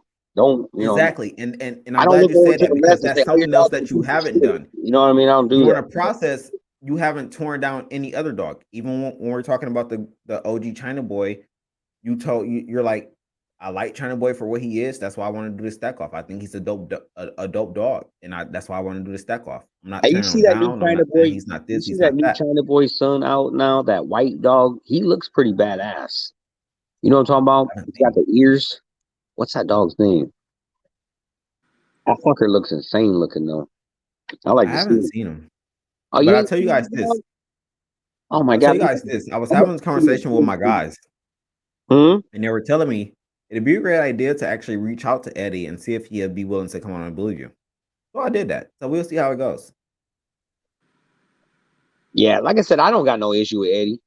Like I said, I don't got I an don't issue. either. That's why I did it. I Yeah, said I I got don't no issue dislike with Eddie. him. I said so. Let's see. I mean, hey, it'd be great to see if we hash out the bullshit from the past and see if he actually be willing to come on, Eddie, come or see on if to he the be bully childish group, about man. it. So we'll see. We'll see. So y'all heard it here first. I Hey, did we, today. we gotta, I wrote him. I said, put hey Eddie Eddie, on how are you? today, man. We'll see if he messages us back. If he don't, it is what it is. But hey, I do what my followers and my supporters ask of me because that's what makes this platform great. He said, Kronos. They said Kronos, he's not that's who scared to that call out dog the is. biggest, baddest dogs. Period. That dog's pretty bad. I think Kronos is his name. That I think that's the OG China boy son. That motherfucker looks good, bro. I like to see him in person. Mhm. I might have something for his ass. Kronos is that blue pie dog. Yeah, blue. Yeah, it looks like a bad man. He looks thick. He looks pretty thick, man, for Yeah, real. So I he don't does hate look on these good dogs. You because he know. doesn't have his ears cropped. He probably look way better if he had his ears Oh cropped. yeah, yeah. But he's badass though. He looks badass. I like to see him in person. Yeah. I think I've seen a video of him one day. I'm like, God damn, he looks pretty good. They said Bro Monster. Have y'all seen Jake dogs? Let's be serious. Like we gotta stop sleeping on Jake. That motherfucker got some bulls over there. When I say bulls, these dogs don't even have their ears cropped, and I say God fucking damn. Jake who? I don't think he get the respect. Jake is it Ling? I'm What horrible with dog does he names. Let got? me not even sit up here and butcher this man name. His Shelter. name Jake. His name Jake. Is it Lynch Shelter? What's his name? Lynch. Jake. That's his name. His name Jake. I don't know how to pronounce his last name. His No, name what's Jake his though. dog though? Oh, his dog. Jake. What's your dog's name? He has those tries, those black tries. They don't have their ears cropped. We showed them on the Bully View a few times. I don't know if I've seen him or not. I'm looking for some new blood right now. I'll be honest with you. We got a lot of I rock. agree. Yeah. Bronco. He has those dogs named Bronco. What's his name? Special Ted, Bronco, and Bro. I don't think I've seen him. I probably had, just ain't I ain't putting something to I it. showed them on a Believe You before. No. 'Cause remember, no, you was actually on the live. Remember we pulled them up? It was the remember the black tri dog? They didn't have their ears cropped, and we were saying that this dog would be a great dog to stack off with. Like we talked about Darren Kegler's dog. We talked about, remember we did that Big live when we Papa. were talking about the little China would be good to stack off with such and such dog. We said it was that live where we was talking about dogs that will be a great stack off. I can't think of him. I don't know. My mind's Can't think vague of right it. now. I ain't gonna lie to you. Okay. I wish I can pull up a picture. I tell you, Darren's dog looks good. Which one? The chocolate one? That That looks like chocolate tri boy. What's his name? that Big looks like Papa. Rocco. Is it Big Papa? Big Papa. He looks like Rocco. He's Yeah, honestly he's a clone of Rocco. He's just a smaller version of Rocco. He's like a pocket size of Rocco. Orlando's dog looks pretty good too. That one you guys showed today. The one I Go shared check him today. out. Yeah. I was wondering what was going on with Orlando. He hit me up. I was like, damn, I haven't seen you in a minute. I forgot about you. Because I got him mixed up with Cam Orlando's Carter. in the, I Remember? don't know what he do. He's probably in the lab working, you know. Okay. Actually, yeah, it's on his icon picture. Where is it? They said it's on his icon picture. Where is he? Jake. Yeah, it's on his icon. You see this dog right here that's on his picture? Yeah, I was looking at it earlier when I saw his comment. I was like, damn, But that's he posted a video not too long ago. Watch that video. When I tell you those dogs are fucking bulls, men. that shit take up the whole Man. damn picture. No, those dogs are really fucking, like, when I say those, like, that don't, I'm trying to tell you, I would be surprised for anyone on this live to name a dog head that's bigger than, you know what? Let's cut the bullshit. We could just have to pull up some fucking dog. I ain't even I'm not going to Jake Page. I zoomed in on the damn picture. Yeah, that's crazy. No, yeah, his dogs is crazy. When I say crazy, when it comes to bone and girth, like crazy, like really. And I love that they got a nice ear set, man. Cause that drive me crazy. Some of these bullies, man, their ear sets they be looking crazy. Yeah, man. We just like, I feel like when it comes to the bullies, it's just so free for all. Like you can do whatever. Like you can go to any ear cropper.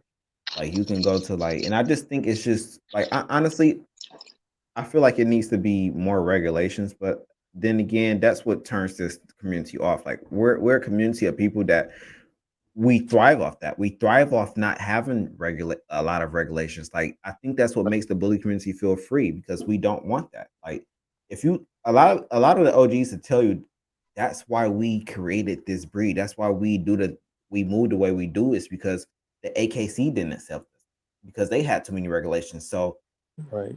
That's why we moved the way we moved.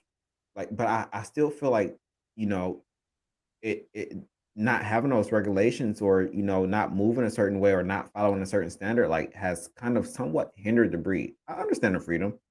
I love the freedom. I'm a person who loves freedom. I don't like to really be told what to do. I don't like to be abide by someone else's rules. So I understand, but you know, I still feel like the breed can be so much further if we did have like A little bit some of type check. of a Like, little bit, you yeah, know. I feel you. Because when I still think we need a breed club. Like, why don't we have a breed club? We have so much You couldn't support. imagine We having have. a breed club? That'd be nuts. It's already crazy enough in this game. I couldn't You imagine. think so? Yeah, I'm good. I would. I think He said I'm good. He said no, I'm a good. big part of why we don't have a breed club would be politics. Like that would start to take a lot of money out of pockets, and that's gonna be. You think so? But we already have that though. We already have tons. Like, come on, we already have tons of politics. Yeah, that's true. That is definitely true too. But I just feel maybe we don't have a breed club. It's because we're a community of people that don't like to follow rules. We don't like to be told what to do. We like to breed what we want to breed. Right. And we go by this motto, follow your own vision. Right. That's the only way For me, at least. And it's okay. Maybe we just that community of people that's just different, and we have to just break the barriers for being different. I don't know. Maybe they said I said it. They said bingo. You said it. He said a free for all opens a lot of doors for disasters. I agree, Tyler. I agree, Tyler.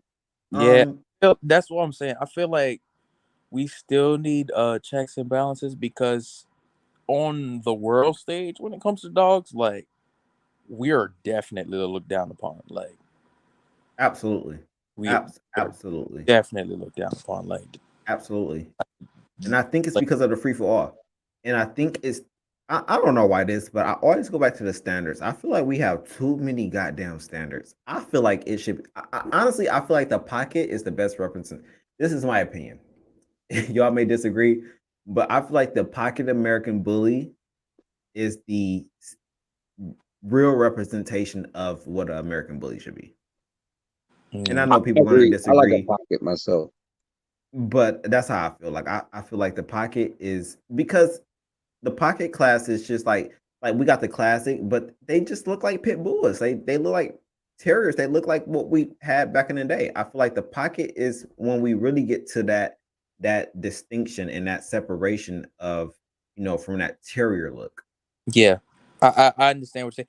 I came in the game on Lucky Luciano blood. Look, with the pocket, I like that Lucky. started I to used to, when I refine. first came in, I like that Lucky blood, that pocket look. Mhm.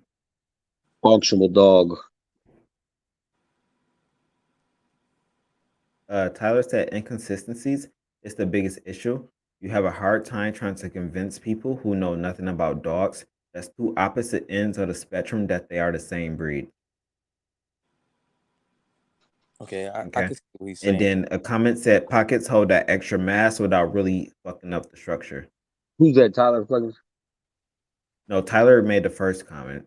And then okay, someone said classics do not look like terriers. The real classic look like bullies. I don't care what you say, Alton, and I appreciate your comment. And I say this with uh, the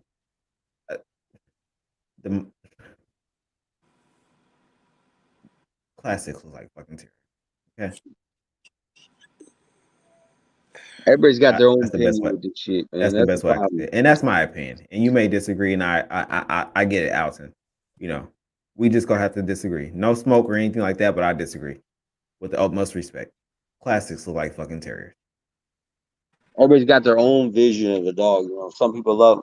I like what I like. I like his string, freaky looking shit. Nobody's gonna change my mind.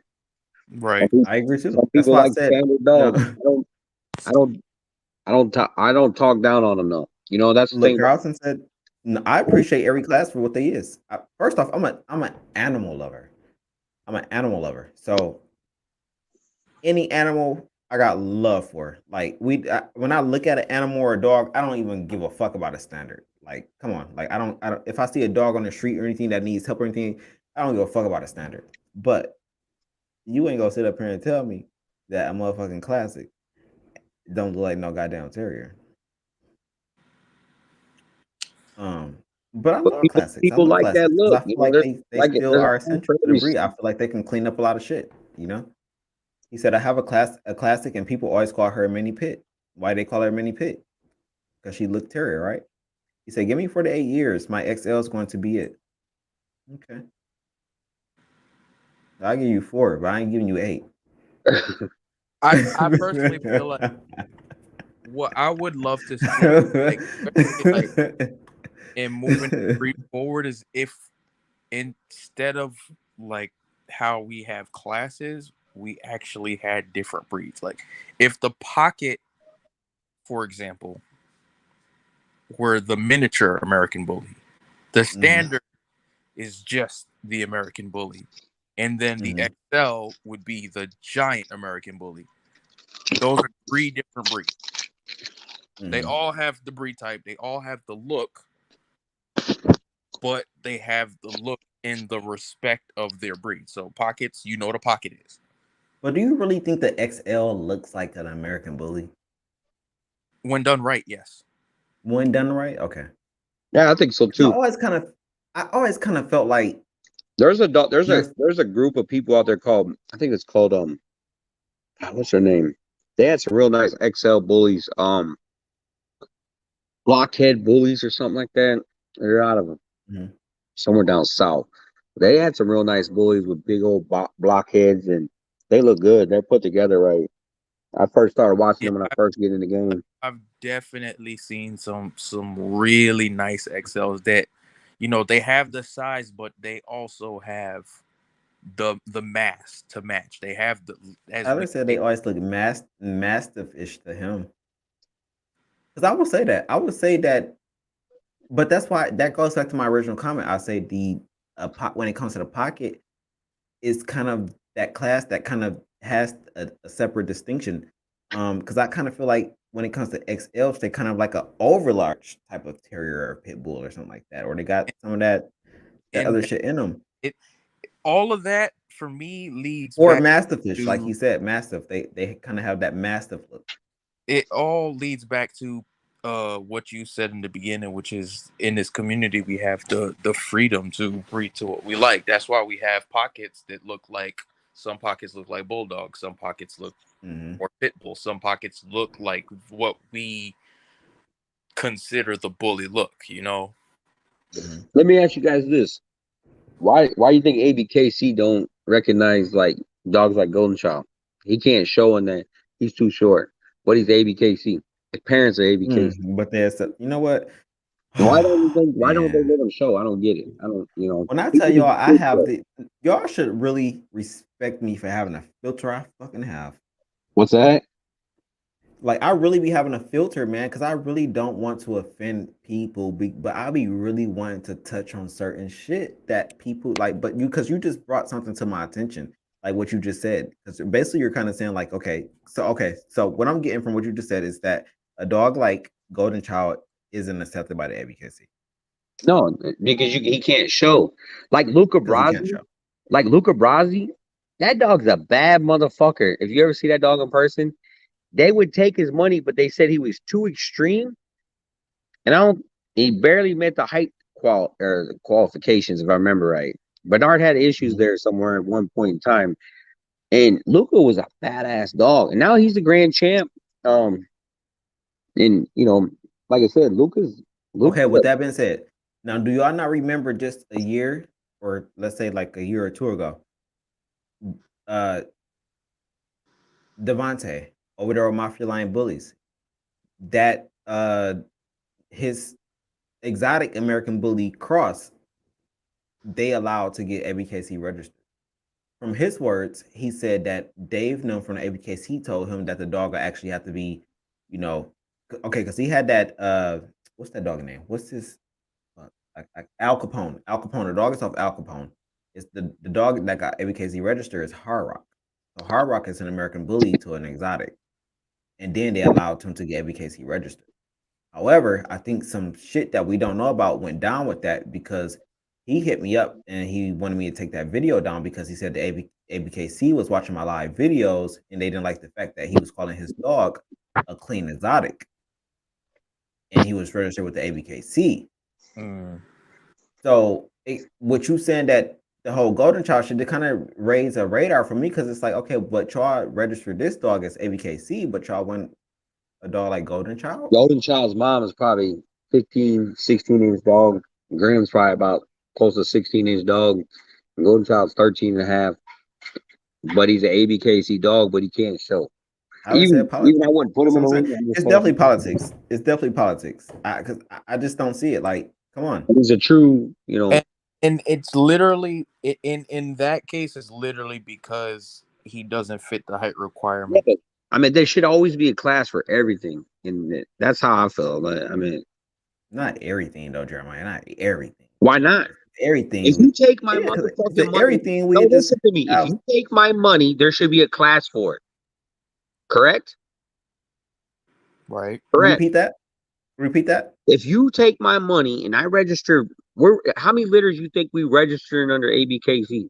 A Yeah, lot. definitely bringing him. He They're definitely bring. bringing You money. definitely bringing money to the There should registry. be a class for it. Absolutely. Hey, I don't down ABKC for what they're doing. I don't give it. Trust me, I don't show regardless, anyways. But I'm just saying there should be a class for everything we do. Like you go to Mhm. BRC, there's a class for everything there. You got an XL, they got a class for it. You got a fucking exotic, they got a class for it. They take Mhm. your money. If you spend money with them, they're going to show it, plain and simple. ABKC, there should be a class for Mm. dogs. Our dogs are all these fucking grid kids and golden child kids. They're coming in at 13-inch dogs, 13 and a half, 14. They're barely hitting But the I said board. this. I said this years ago. I said the community is going towards smaller dogs. I said in the next 5 to 10 years, everyone is going to be aiming towards these smaller, shorter dogs. I said this. We're losing substance. We're going shorter and shorter and shorter. Like dogs like Cash, it's going to be fair and few. Okay, Dogs, so now let's really talk about it. Let's really talk about the fact that a lot of these motherfuckers just don't know how to breed dogs. Let's put no, the cheese but on the here's cracker. the thing. When you're A breeding lot of dogs people that like think they're dogs, breeders aren't breeders. They can't breed dogs.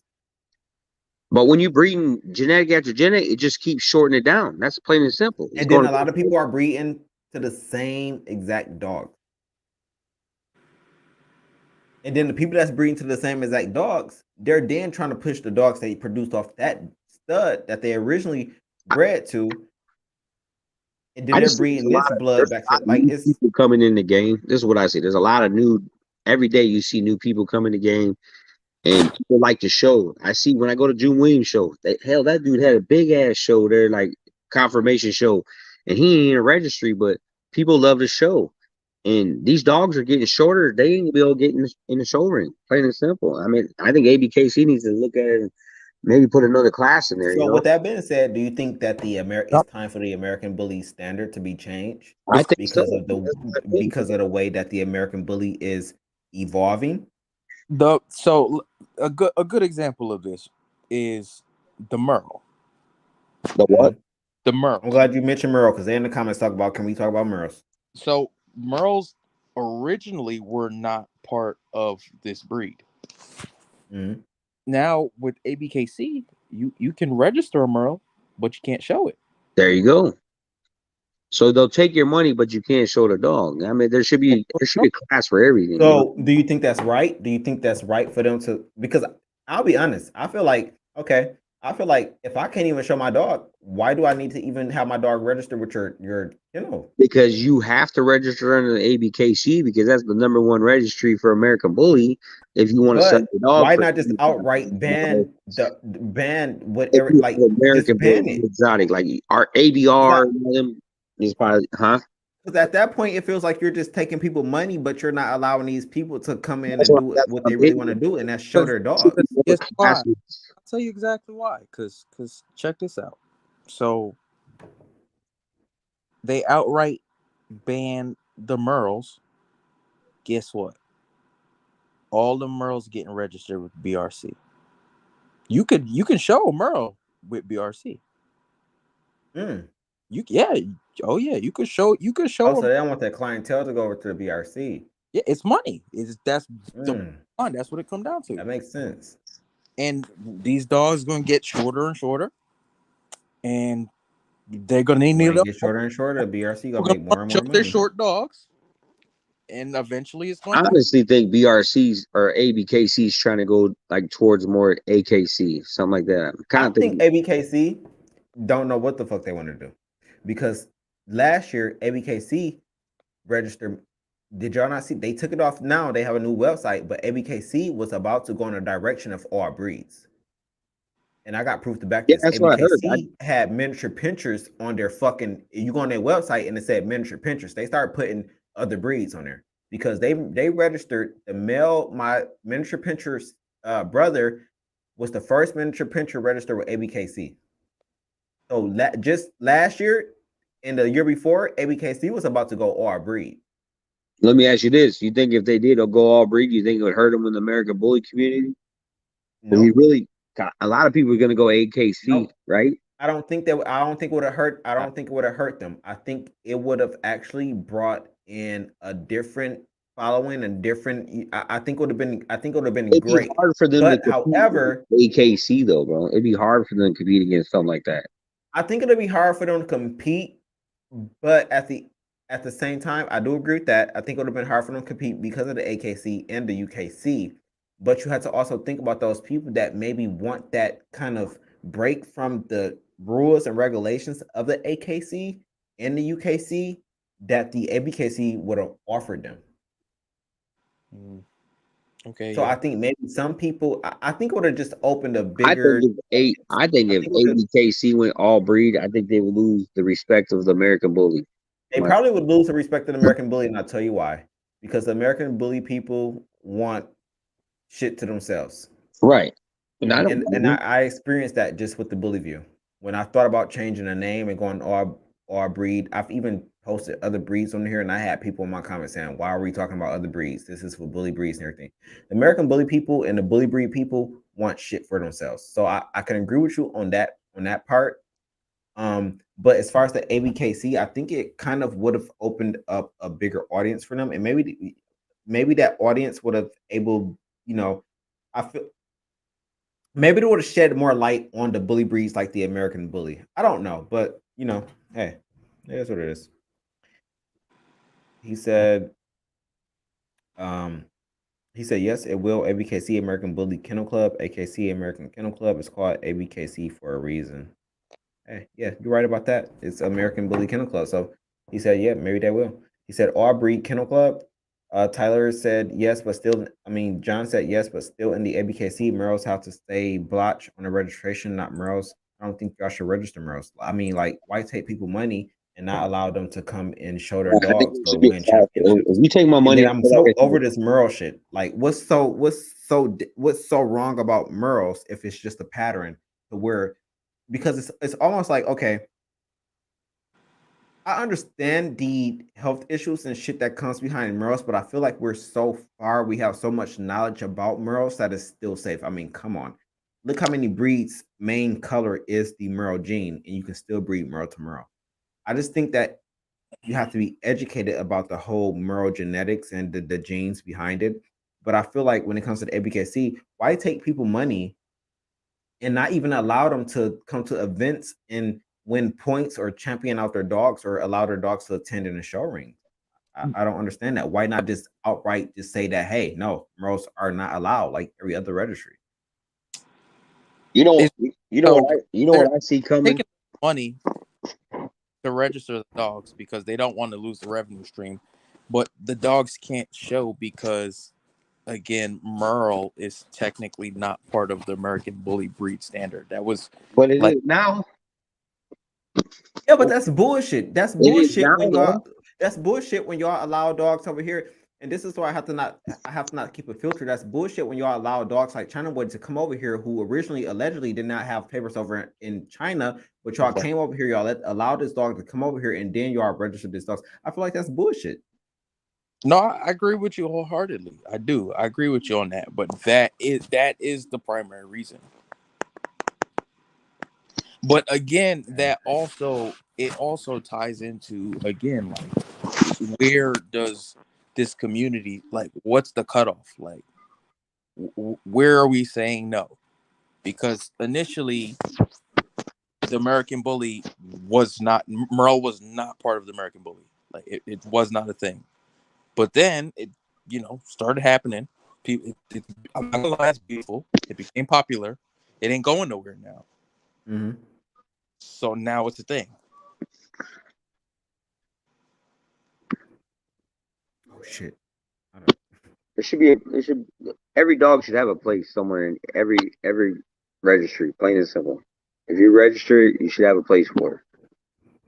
That's just how I look at it. But I don't even show AKC dogs. really honestly do, because let's be honest, AKC have they allow you to register mixed breed dogs. So like if you got two purebred dogs and you bred them together as long as the AKC registry, you can like register them. Now, what do you think the chance of AKC would register take bullies? I think AKC is absolutely over the American Bully. I think AKC don't want anything to do with the American Bully. Why not? Because look at the culture. Look at the people that's behind it. Maybe I should start pushing that. AKC. Let's put the cheese on the cracker. Let's dissect the culture. Expose this shit. Do you think AKC want these type of people coming to their shows?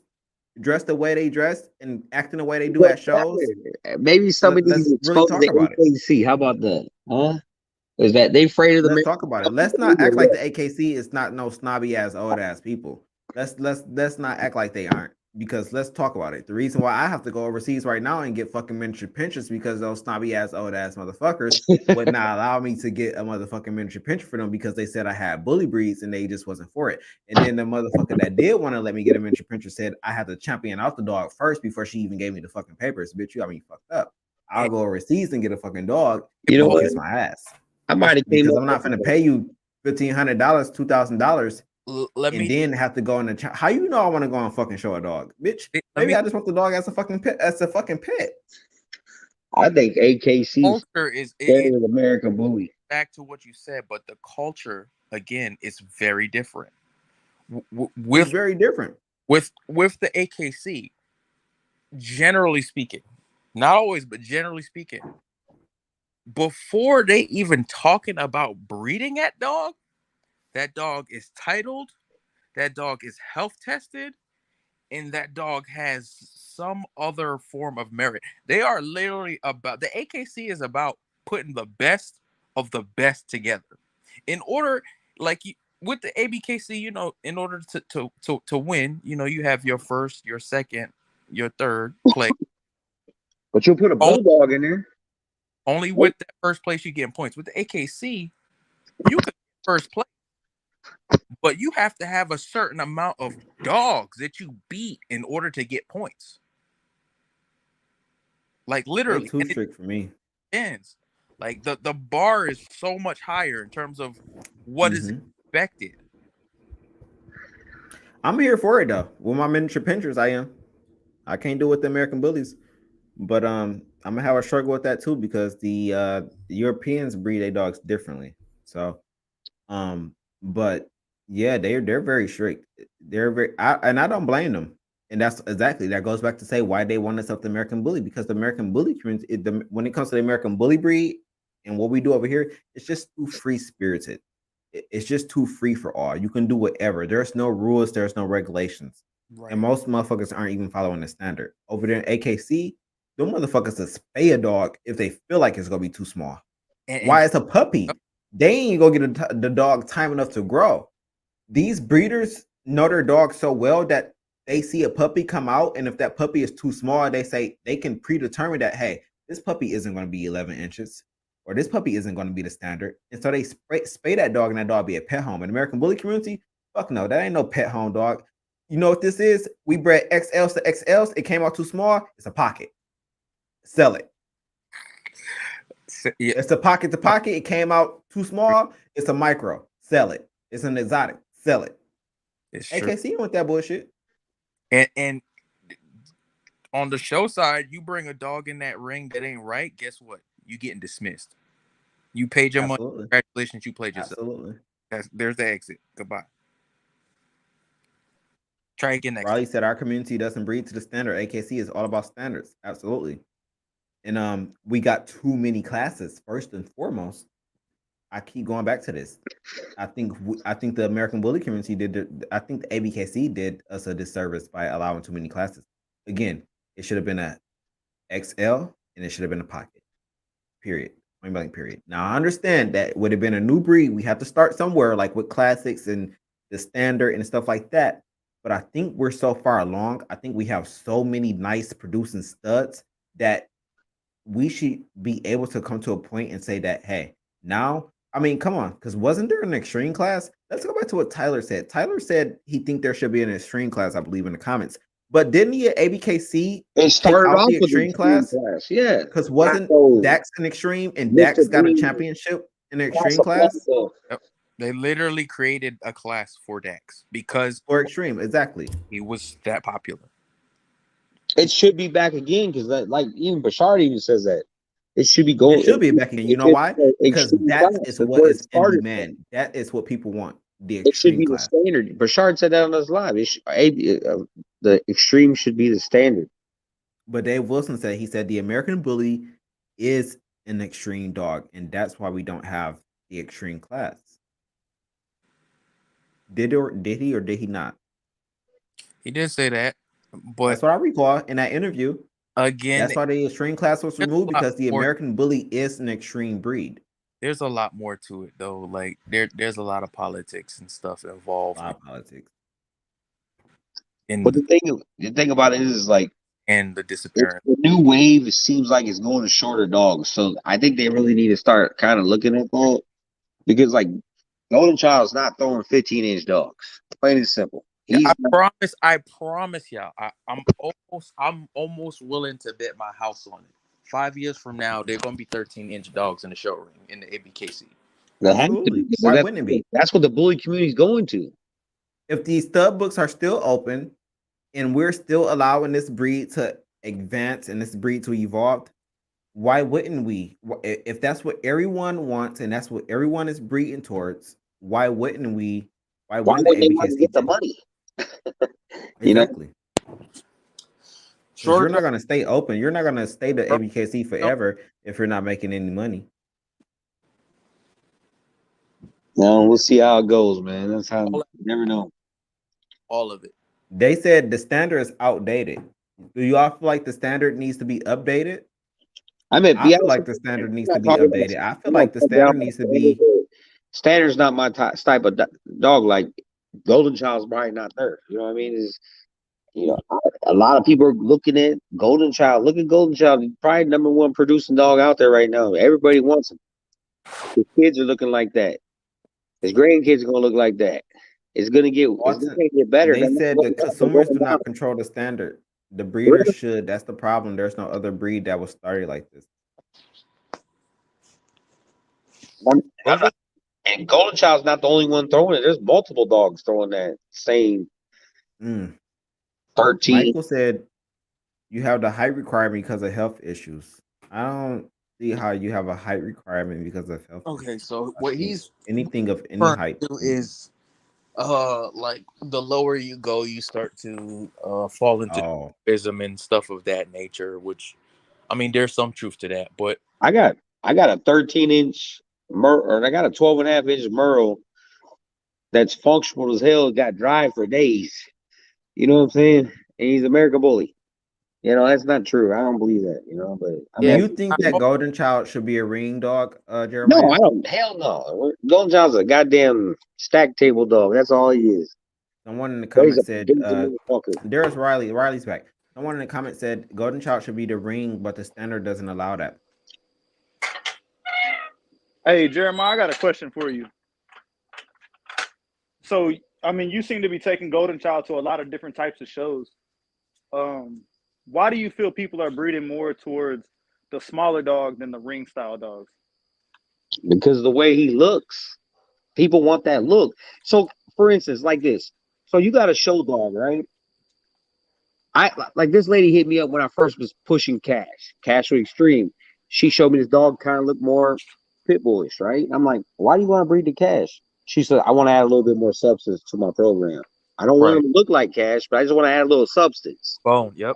You want to? So I've seen Golden Child and Cash go to all different types of females, and like, okay, for instance, we just Sam just dropped a litter razor edge female back to Golden Child. Mom looked like a pit bull, but if you see Mia, she's extreme as hell. So he bred to a razor edge female and through structure, crazy shoulder, crazy neck, thick as hell, functionable, but back to a razor edge female. How many studs out there you see going to look up Mia on Sam's page and you'll see what I'm talking about. How many studs you see going to a razor edge female and throwing substance like that? You have to look at her and then you'll understand what I'm saying. And he just dropped when we just ran her back to Toretto, the Taco Tribe boy, and them puppies are nuts. And the mom was a pit bull. So people are looking for substance in their program. And that's what Golden Child offers. Is he the best dog? No. But that dog is shredded muscle. Thickest rear you see on a dog. Is he tight? Yeah, he's tight. He's all muscle on a 13.5-inch frame. Does he move the best? No, we all know that. But at the end of the day, he don't throw that either. I mean, I'm not saying he don't throw some, but he throws a lot of functional dogs. You just gotta have the right female to go back to it. No, but I'm saying, so why are I missed people the more like, question. okay, so for instance, the last time I was at a show, I was asking why people are more geared towards doing like a stack table than versus like the ring, like a Because confirmation Because it's ring. fun. the ring to be honest with you, So okay, for instance. Okay, I'm gonna let you talk. Go ahead. I'm sorry. so for instance, like the last show that I went to, um, when they did the stack table, it was like the whole venue cleared out to go to the stack table. They stopped the rings. I mean, it was kind of a shit show. Like they already started 2.5 hours late. Then you take that time. It was another 2 hours that they were at the stack table. So that's 4.5 hours longer than the show needed to be. And it was like all the dogs at the stack table are not in the ring. So do you understand what I'm saying? Like, why No, are I we know what you're stopping saying, this but this is to what come I'm over trying to tell here? you. And why are people breeding more? Because I feel like a lot of people have that question. Why are people breeding more towards a stack table when that's not our standard? Because they don't gate the dogs. They're not walking them around. They're Because not there's no showing the rules. rear. And they're not throwing side Here's, shots. you want me to be honest with you, brother? The times are changing.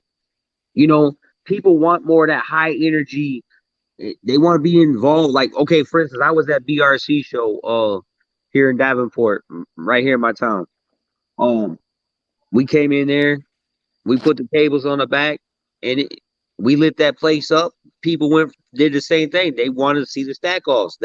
People might just be the times are changing. You know, what I mean, you're gonna have your dedicated show ring people, but people want different things now. It's more exciting. People like to see. It's just what people want, and you know, you can't change that. And it's gonna get bigger and bigger. Like June Williams and them guys right there, they are doing numbers. They're showing it's true. And they're doing it on a confirmation side too, though. You know, it ain't just on the stack with them. They're doing it on a confirmation. But people love that stack shit, you know, over confirmation. But they're like the new generation coming in is what I'm trying to say to you. You know, your older generation probably like more the show And that dog. new generation is the people that like to do those stack And off, like that's the your fun customer, shows. The though. new That's what generation is I the fun shows. realize. Let's The just new let's just say generation fun is your shows. customer. Yeah, So, I can agree. I can agree.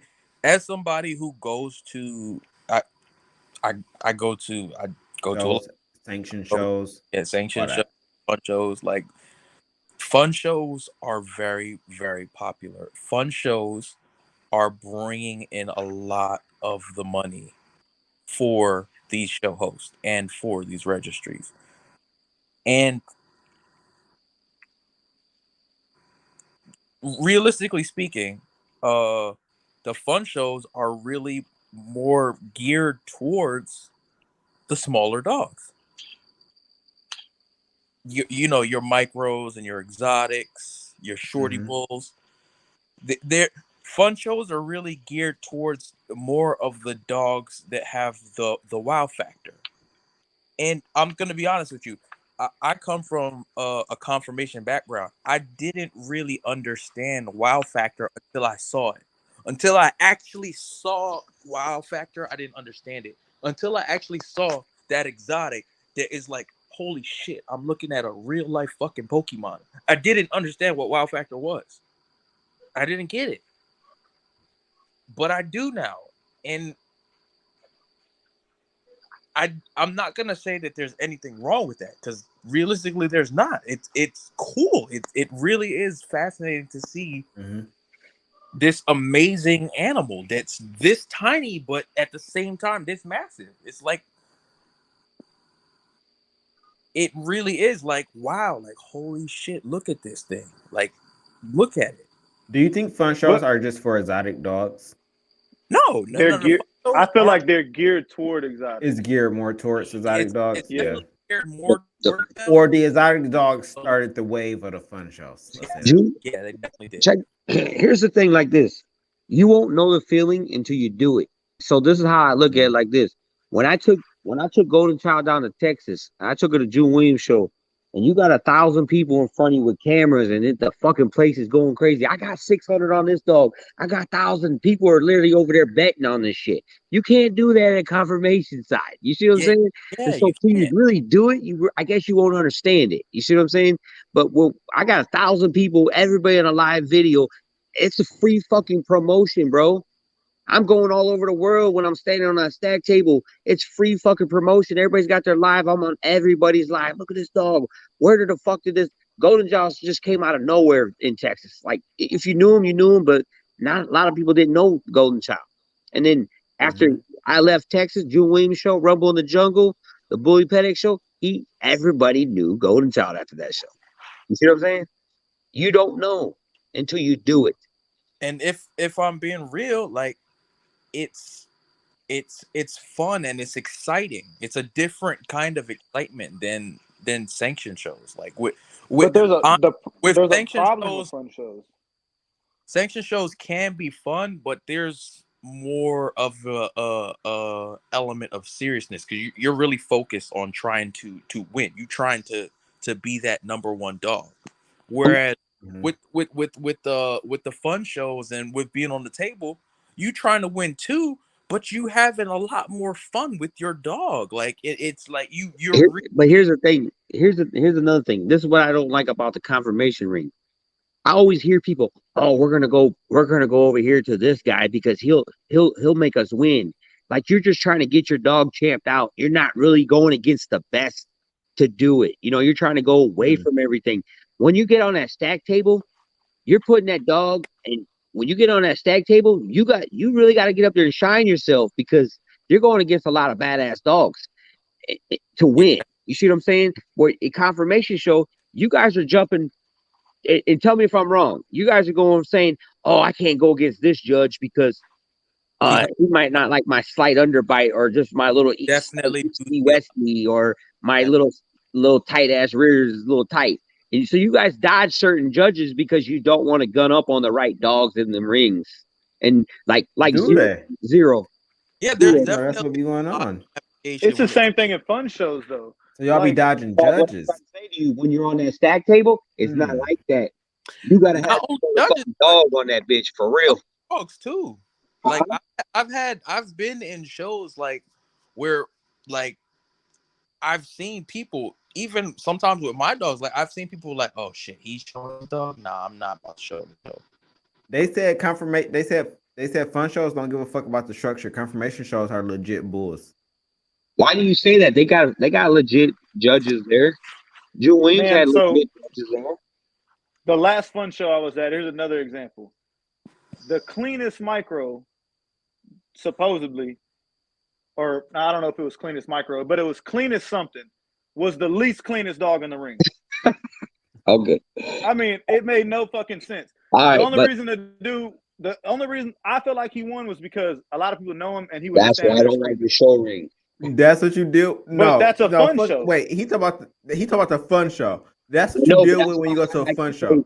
That's stupid. Again, like in the show ring, believe it or not, sometimes you deal with the same thing. Sometimes, like that dog that takes that first place ribbon had no business taking that first place ribbon. But what you ain't gonna deal with in the fucking show rings, you ain't gonna deal with it. I've seen motherfuckers come in fun shows and have to carry their fucking dog.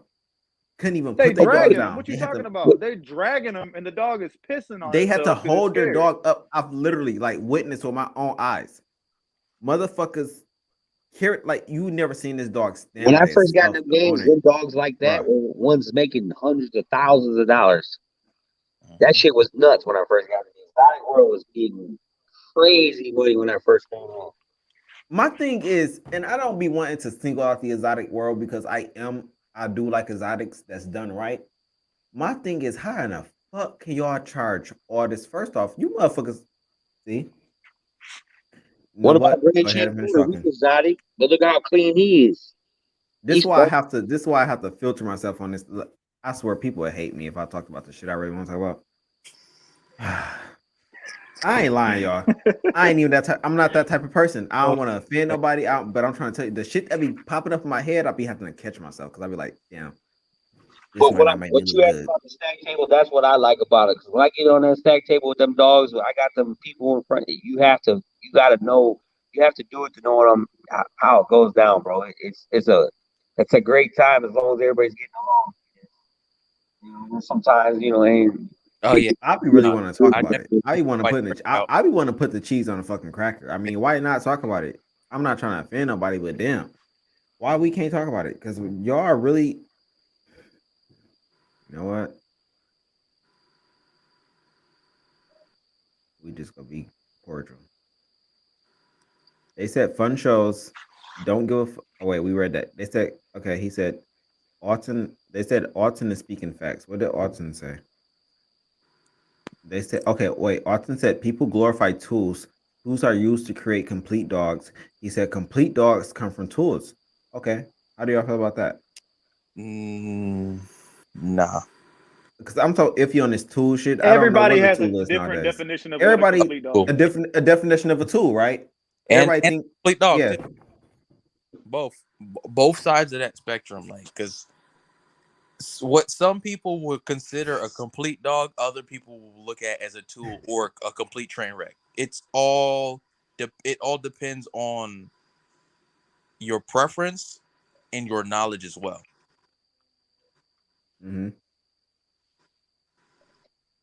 I don't know, man. There's so many different opinions. This game is crazy, but yeah, like I said, let me ask you guys this: if you're walking down the street and you see standard dog, would he blow your mind? But if you've never seen a dog that looked like Golden Child, muscle the fuck up, like where'd that dog get all that muscles from? Would you be Can more we talk impressed with? about what is a tool though? Huh? What is a tool? Tools a Because dog, for Tool would bro. be me, a it seems dog. like every dog.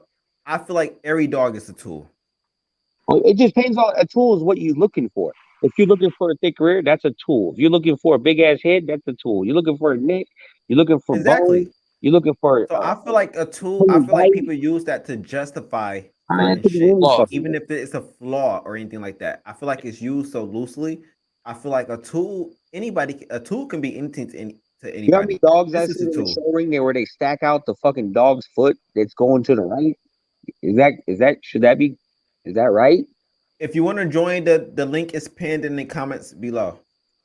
Yep. Is True. it Autumn? Out. Y'all got to give me some nicknames, man. I'll be over here drinking liquor and shit, bro. I I can pronounce all these vowels and all this extra shit. I'll be having. I mean, a lot of people have a different definition of what a complete dog is too. Some people don't care if a dog is stiff. Some people don't care if a dog is a high rear, if they have underbites, bad feet. A lot of They people don't don't. care about those They things. don't. Like in my area, I live in Texas. I live in South Texas. They don't give a fuck about feet down here. Like, bro, this Oh, I was dog's gonna feet say. could be I turned thought you was gonna say muzzles. I was upside gonna say down, bro. as hot as it They is. don't care about that shit either. Muzzles That's and what I feet, don't get, bro. they How don't can care you about. look? How can you call yourself an animal lover and a breeder and you don't care about things like this? Would you like? Come on. I know breeders can't find that attractive. Like one thing about me is I want to make sure my dogs are feel good, bro. I look at dogs differently. Maybe I'm just different, but I look at dogs as if they are a human in a different form. I care about if my dogs are in pain. I care about if my dogs can function right, all that shit. I just don't see how these breeders can be around here with dogs that be walking on their fucking elbows. I just can't. I can't. And then you say, oh, the dog isn't in pain. The dog isn't going through this. Bruh, that's not It the definitely anatomy of a dog. That's not the anatomy of any animal. right. Name one animal Oh, that you shit. can say that the anatomy says this bones are like this or anything like that. What? Would you else go and get a fucking seal? Hey, it's funny you say that because I mean, there's a dude down here that be saying he has like the hottest shit, and that's how. That's the only animal I can think of. A seal. And that's just Fucking flap. What's going on, yeah? What's going on? What's going on, man? What's going on? What's going on? What was your No, input? I just wanted to speak on like we were talking about tools, and I believe someone said that the complete dog is a preference. What I was gonna say to that is, if the show ring is basically the purpose of our breed because our breed has no other purpose, then the show ring is the standard, and the best of the best are the complete dogs. Mm-hmm. Truthfully, So I can get with what you're saying. I see what you're saying, but also at the end of the day,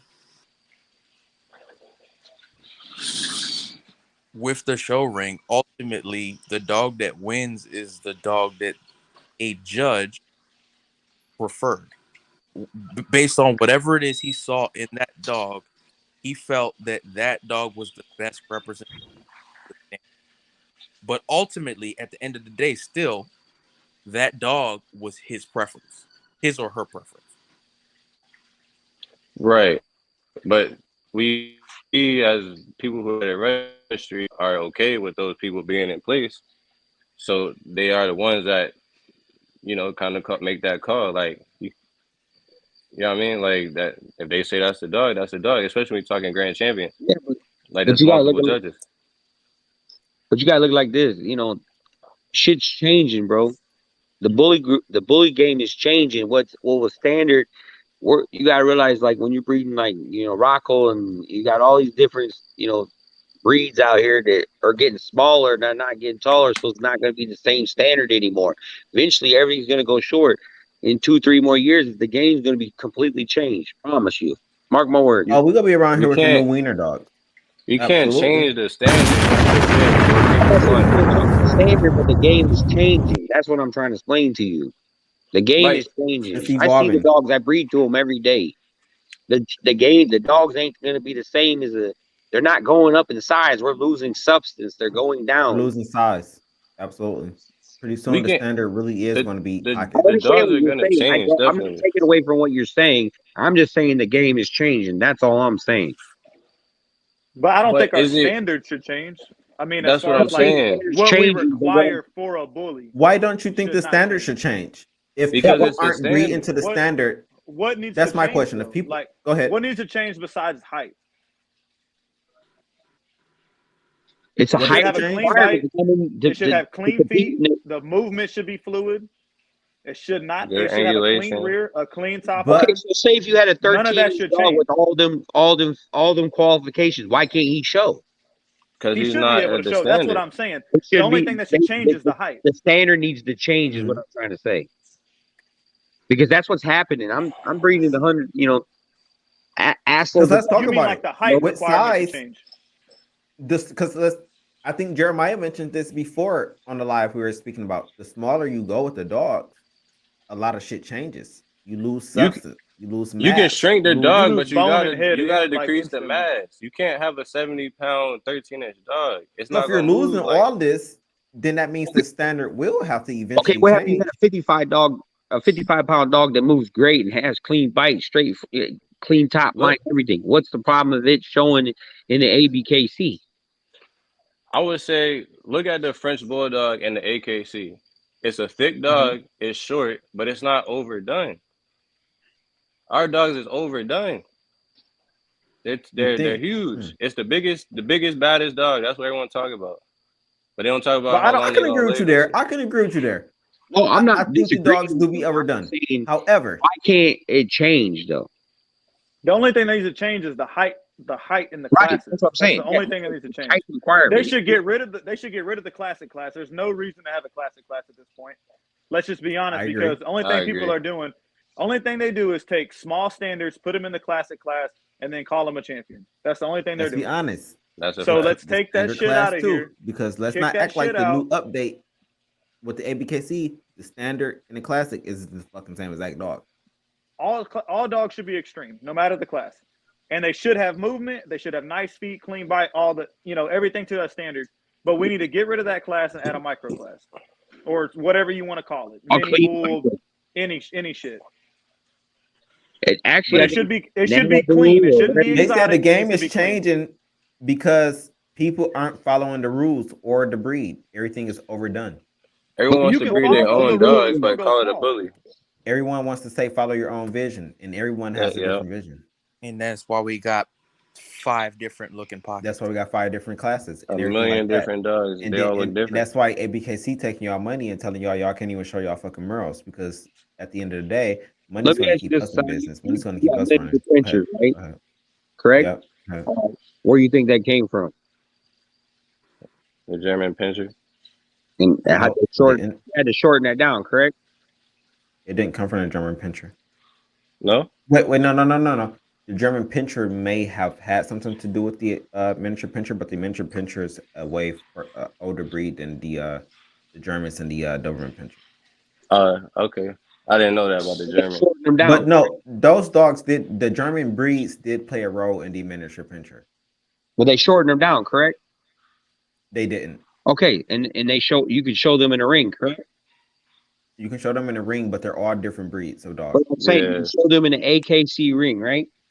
You can show them in AKC. You can show So them in the UKC. so they recognize that breed, right? Yeah. So that's what ABKC needs to do. Plain and simple, same thing. You But show the thing- down the but dog. what- You got to change the whole breed though. But in AKC, you can't breed, say, like you're talking about schnauzers, you can't breed a giant to a miniature. What I'm Okay. trying You can do an XL to a pocket.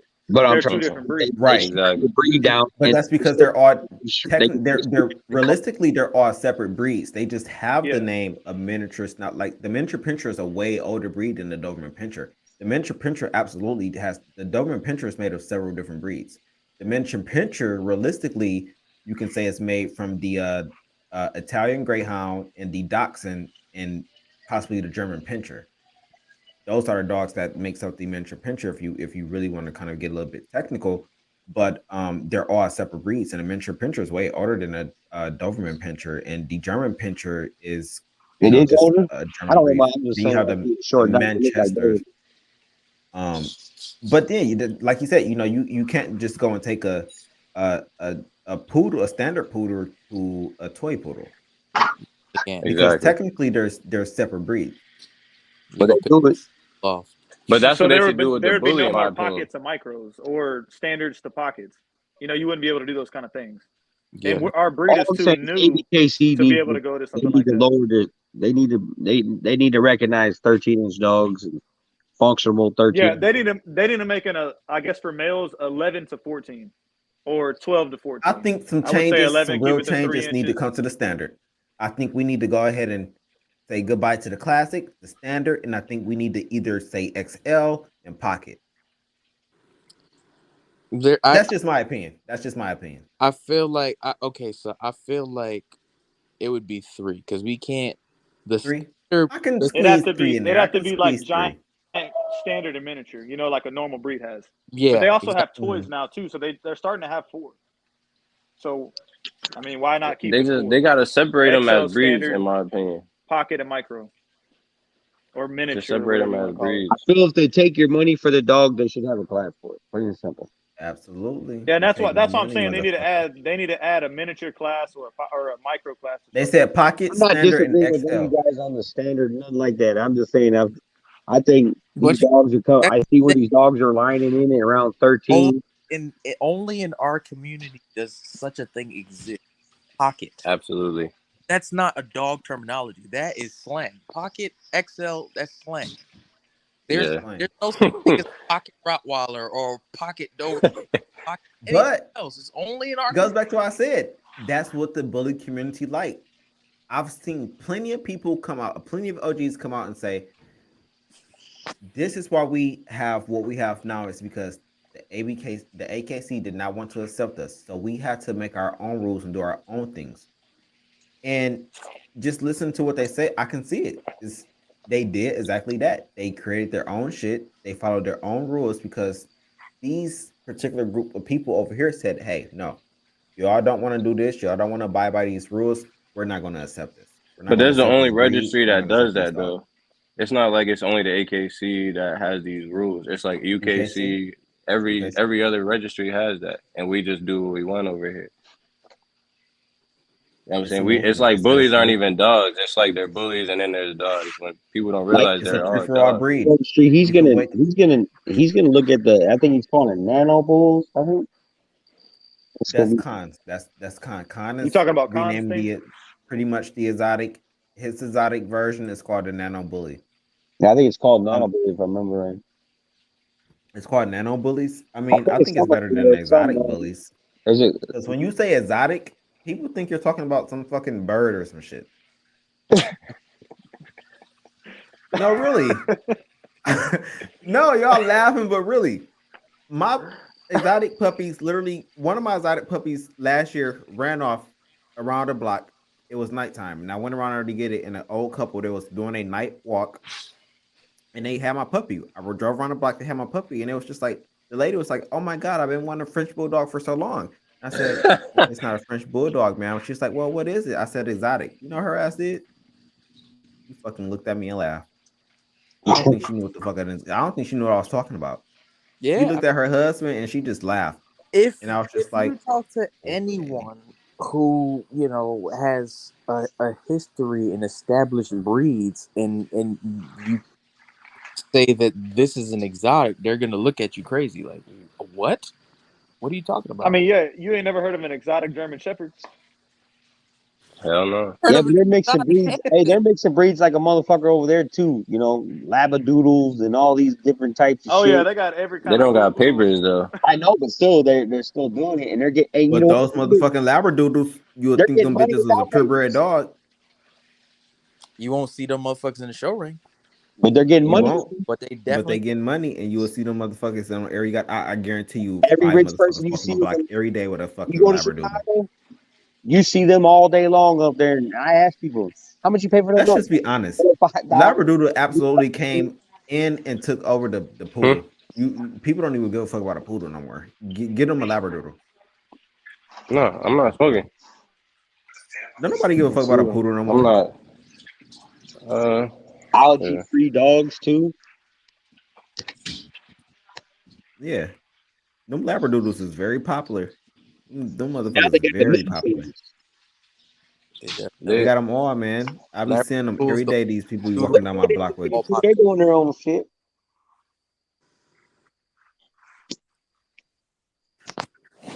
That's facts. I'm gonna What's jump. but that? Toucan I'm Sam. gonna jump off this live, guys. It was a good chat with you guys tonight, man. And Great chat. We're all getting ready to go to bed. Y'all yeah, have a good night. We Real had a quick, good guys, conversation. We'll spark it up this weekend. hope you guys have a good night. All right. I I'll appreciate you all, All right, man. man. You have a Let's good go to one. bed. Yeah, all we've right. been on here for forever. Y'all have a good night. have a good night, y'all. All right, man. All right. Have a good night, everyone. I enjoyed the live. I'm a little turned up, but I think we had a great live. It's been 5 fucking hours. God damn. Y'all got 5 hours out of me. Holy shit. Yeah, right, Damien. Fucking 5 hour live. Y'all know I was bored. Y'all know I ain't had shit to do. Um, New record. They said new record. Yeah, it ain't no new record because guess what? I've been trying to get this into the stars program, and you have to stream for 4 hours straight. And I done that like 2 times, and the motherfuckers still ain't give me stars. Fuck Facebook. I'm over Facebook. But if it weren't for the supporters, I wouldn't even be on this bitch. But man, I really enjoyed the live. It was a great live. We got off topic. We stayed on topic. We talked about a lot. I appreciate it. I appreciate y'all support. I appreciate y'all likes, y'all comments, y'all shares. I'm a little toasted right now, so I'm about to go to bed. But we'll chop it up this weekend. Absolutely. Any questions or anything before the night ends? D Edge Production said great conversation. Absolutely appreciate it. Um, thank you, John. Appreciate it, man. Let me know some other topics y'all want to cover. We'll cover them in a live. I'll be trying to stay cordial, y'all. I do. I be trying to keep this a little bit filtered and stuff like this, cause the stuff that be popping up in my mind, I be wanting to say, but I really try to stay respectful. And he said I need to promote my litter. All right, man, hit me up. I'll get back with you in the morning. Bullies outside the U.S. They want to talk about bullies.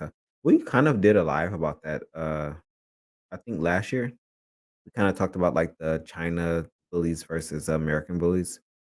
He said she about to drop. Hit me up, Carlson. We'll get something going. He said that's what I want you to cover next. Okay.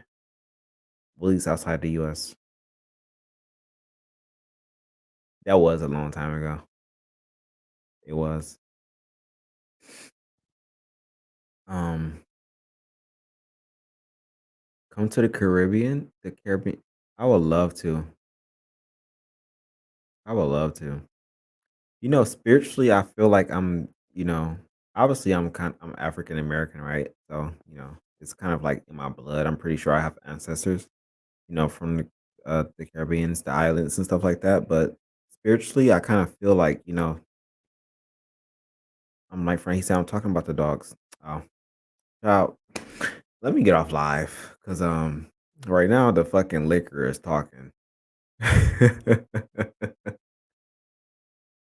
But I appreciate y'all. He said, LOL, yeah, you should come too. Yeah, absolutely. Okay. So I hope y'all enjoyed the live, man. Appreciate you, Jamil, for jumping on. It was a great live. It was a great live. He said that bottle on measuring ankles. Don't even get me started, Jake. Oh my goodness, I totally forgot about that. Listen, I went to get food after that live because remember I went to get my haircut and I was still cracking the fuck up in the car. I said, yo, that shit was so funny. Absolutely. But we definitely had a great live. I appreciate y'all. I appreciate the support. And when whatever any topics or anything, feel free to hit me up. Let's cover them, man. Let's talk about it all. Um, I try to keep a filter on here and I try to be respectful and I try to but there be a lot of topics that I be really wanting to touch on and I feel like people want to touch on, but a lot of people just kind of really don't want to ruffle any feathers. But I believe that sometimes we need to ruffle those feathers because a lot of shit that we don't talk about is actually shit that we need to talk about and we need to shed more light on because we need to bring changes to these things. And that's what I try to do on a believe you. Um and sometimes I get backlash, sometimes I get for that shit, but at the end of the day, I feel like it's essential. Let's see. Oh yeah.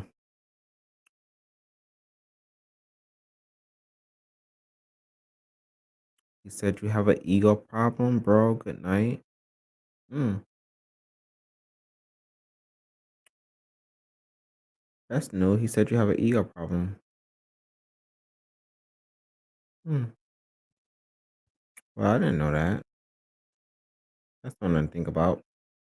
But yeah, guys, appreciate y'all. Have a good night. Um, hit me up. Oh, I'm like, oh, okay. I'm like, that's new. Yeah, I can't see like because I'm not seeing the comments on like Facebook. So like if you're responding to someone, I can't see it. It just comes up as a regular comment. I appreciate it, Jay. Yeah, feel free, man. Feel free to y'all can also, if you want to share your dog on the bully view, you should be able to post on a page and share it on the bully view. It'll go to the community section. I'm tired as hell, man. I'm gonna be knocked out. And I gotta get up early as hell and work. Appreciate it. I'm glad y'all enjoyed it. Um Again, hit me up if y'all need anything. I'm about to head out. Again, always appreciate y'all support. We'll chat this weekend. We'll definitely have more lives. We'll definitely talk about a lot of other shit. I really enjoyed the live tonight. I think we got into a lot of shit. So yeah, I wish you all the best, especially the breeders out there. Wish you all success with your litters, your breedings, you know. And yeah, that's it. So uh good night. Good fucking night.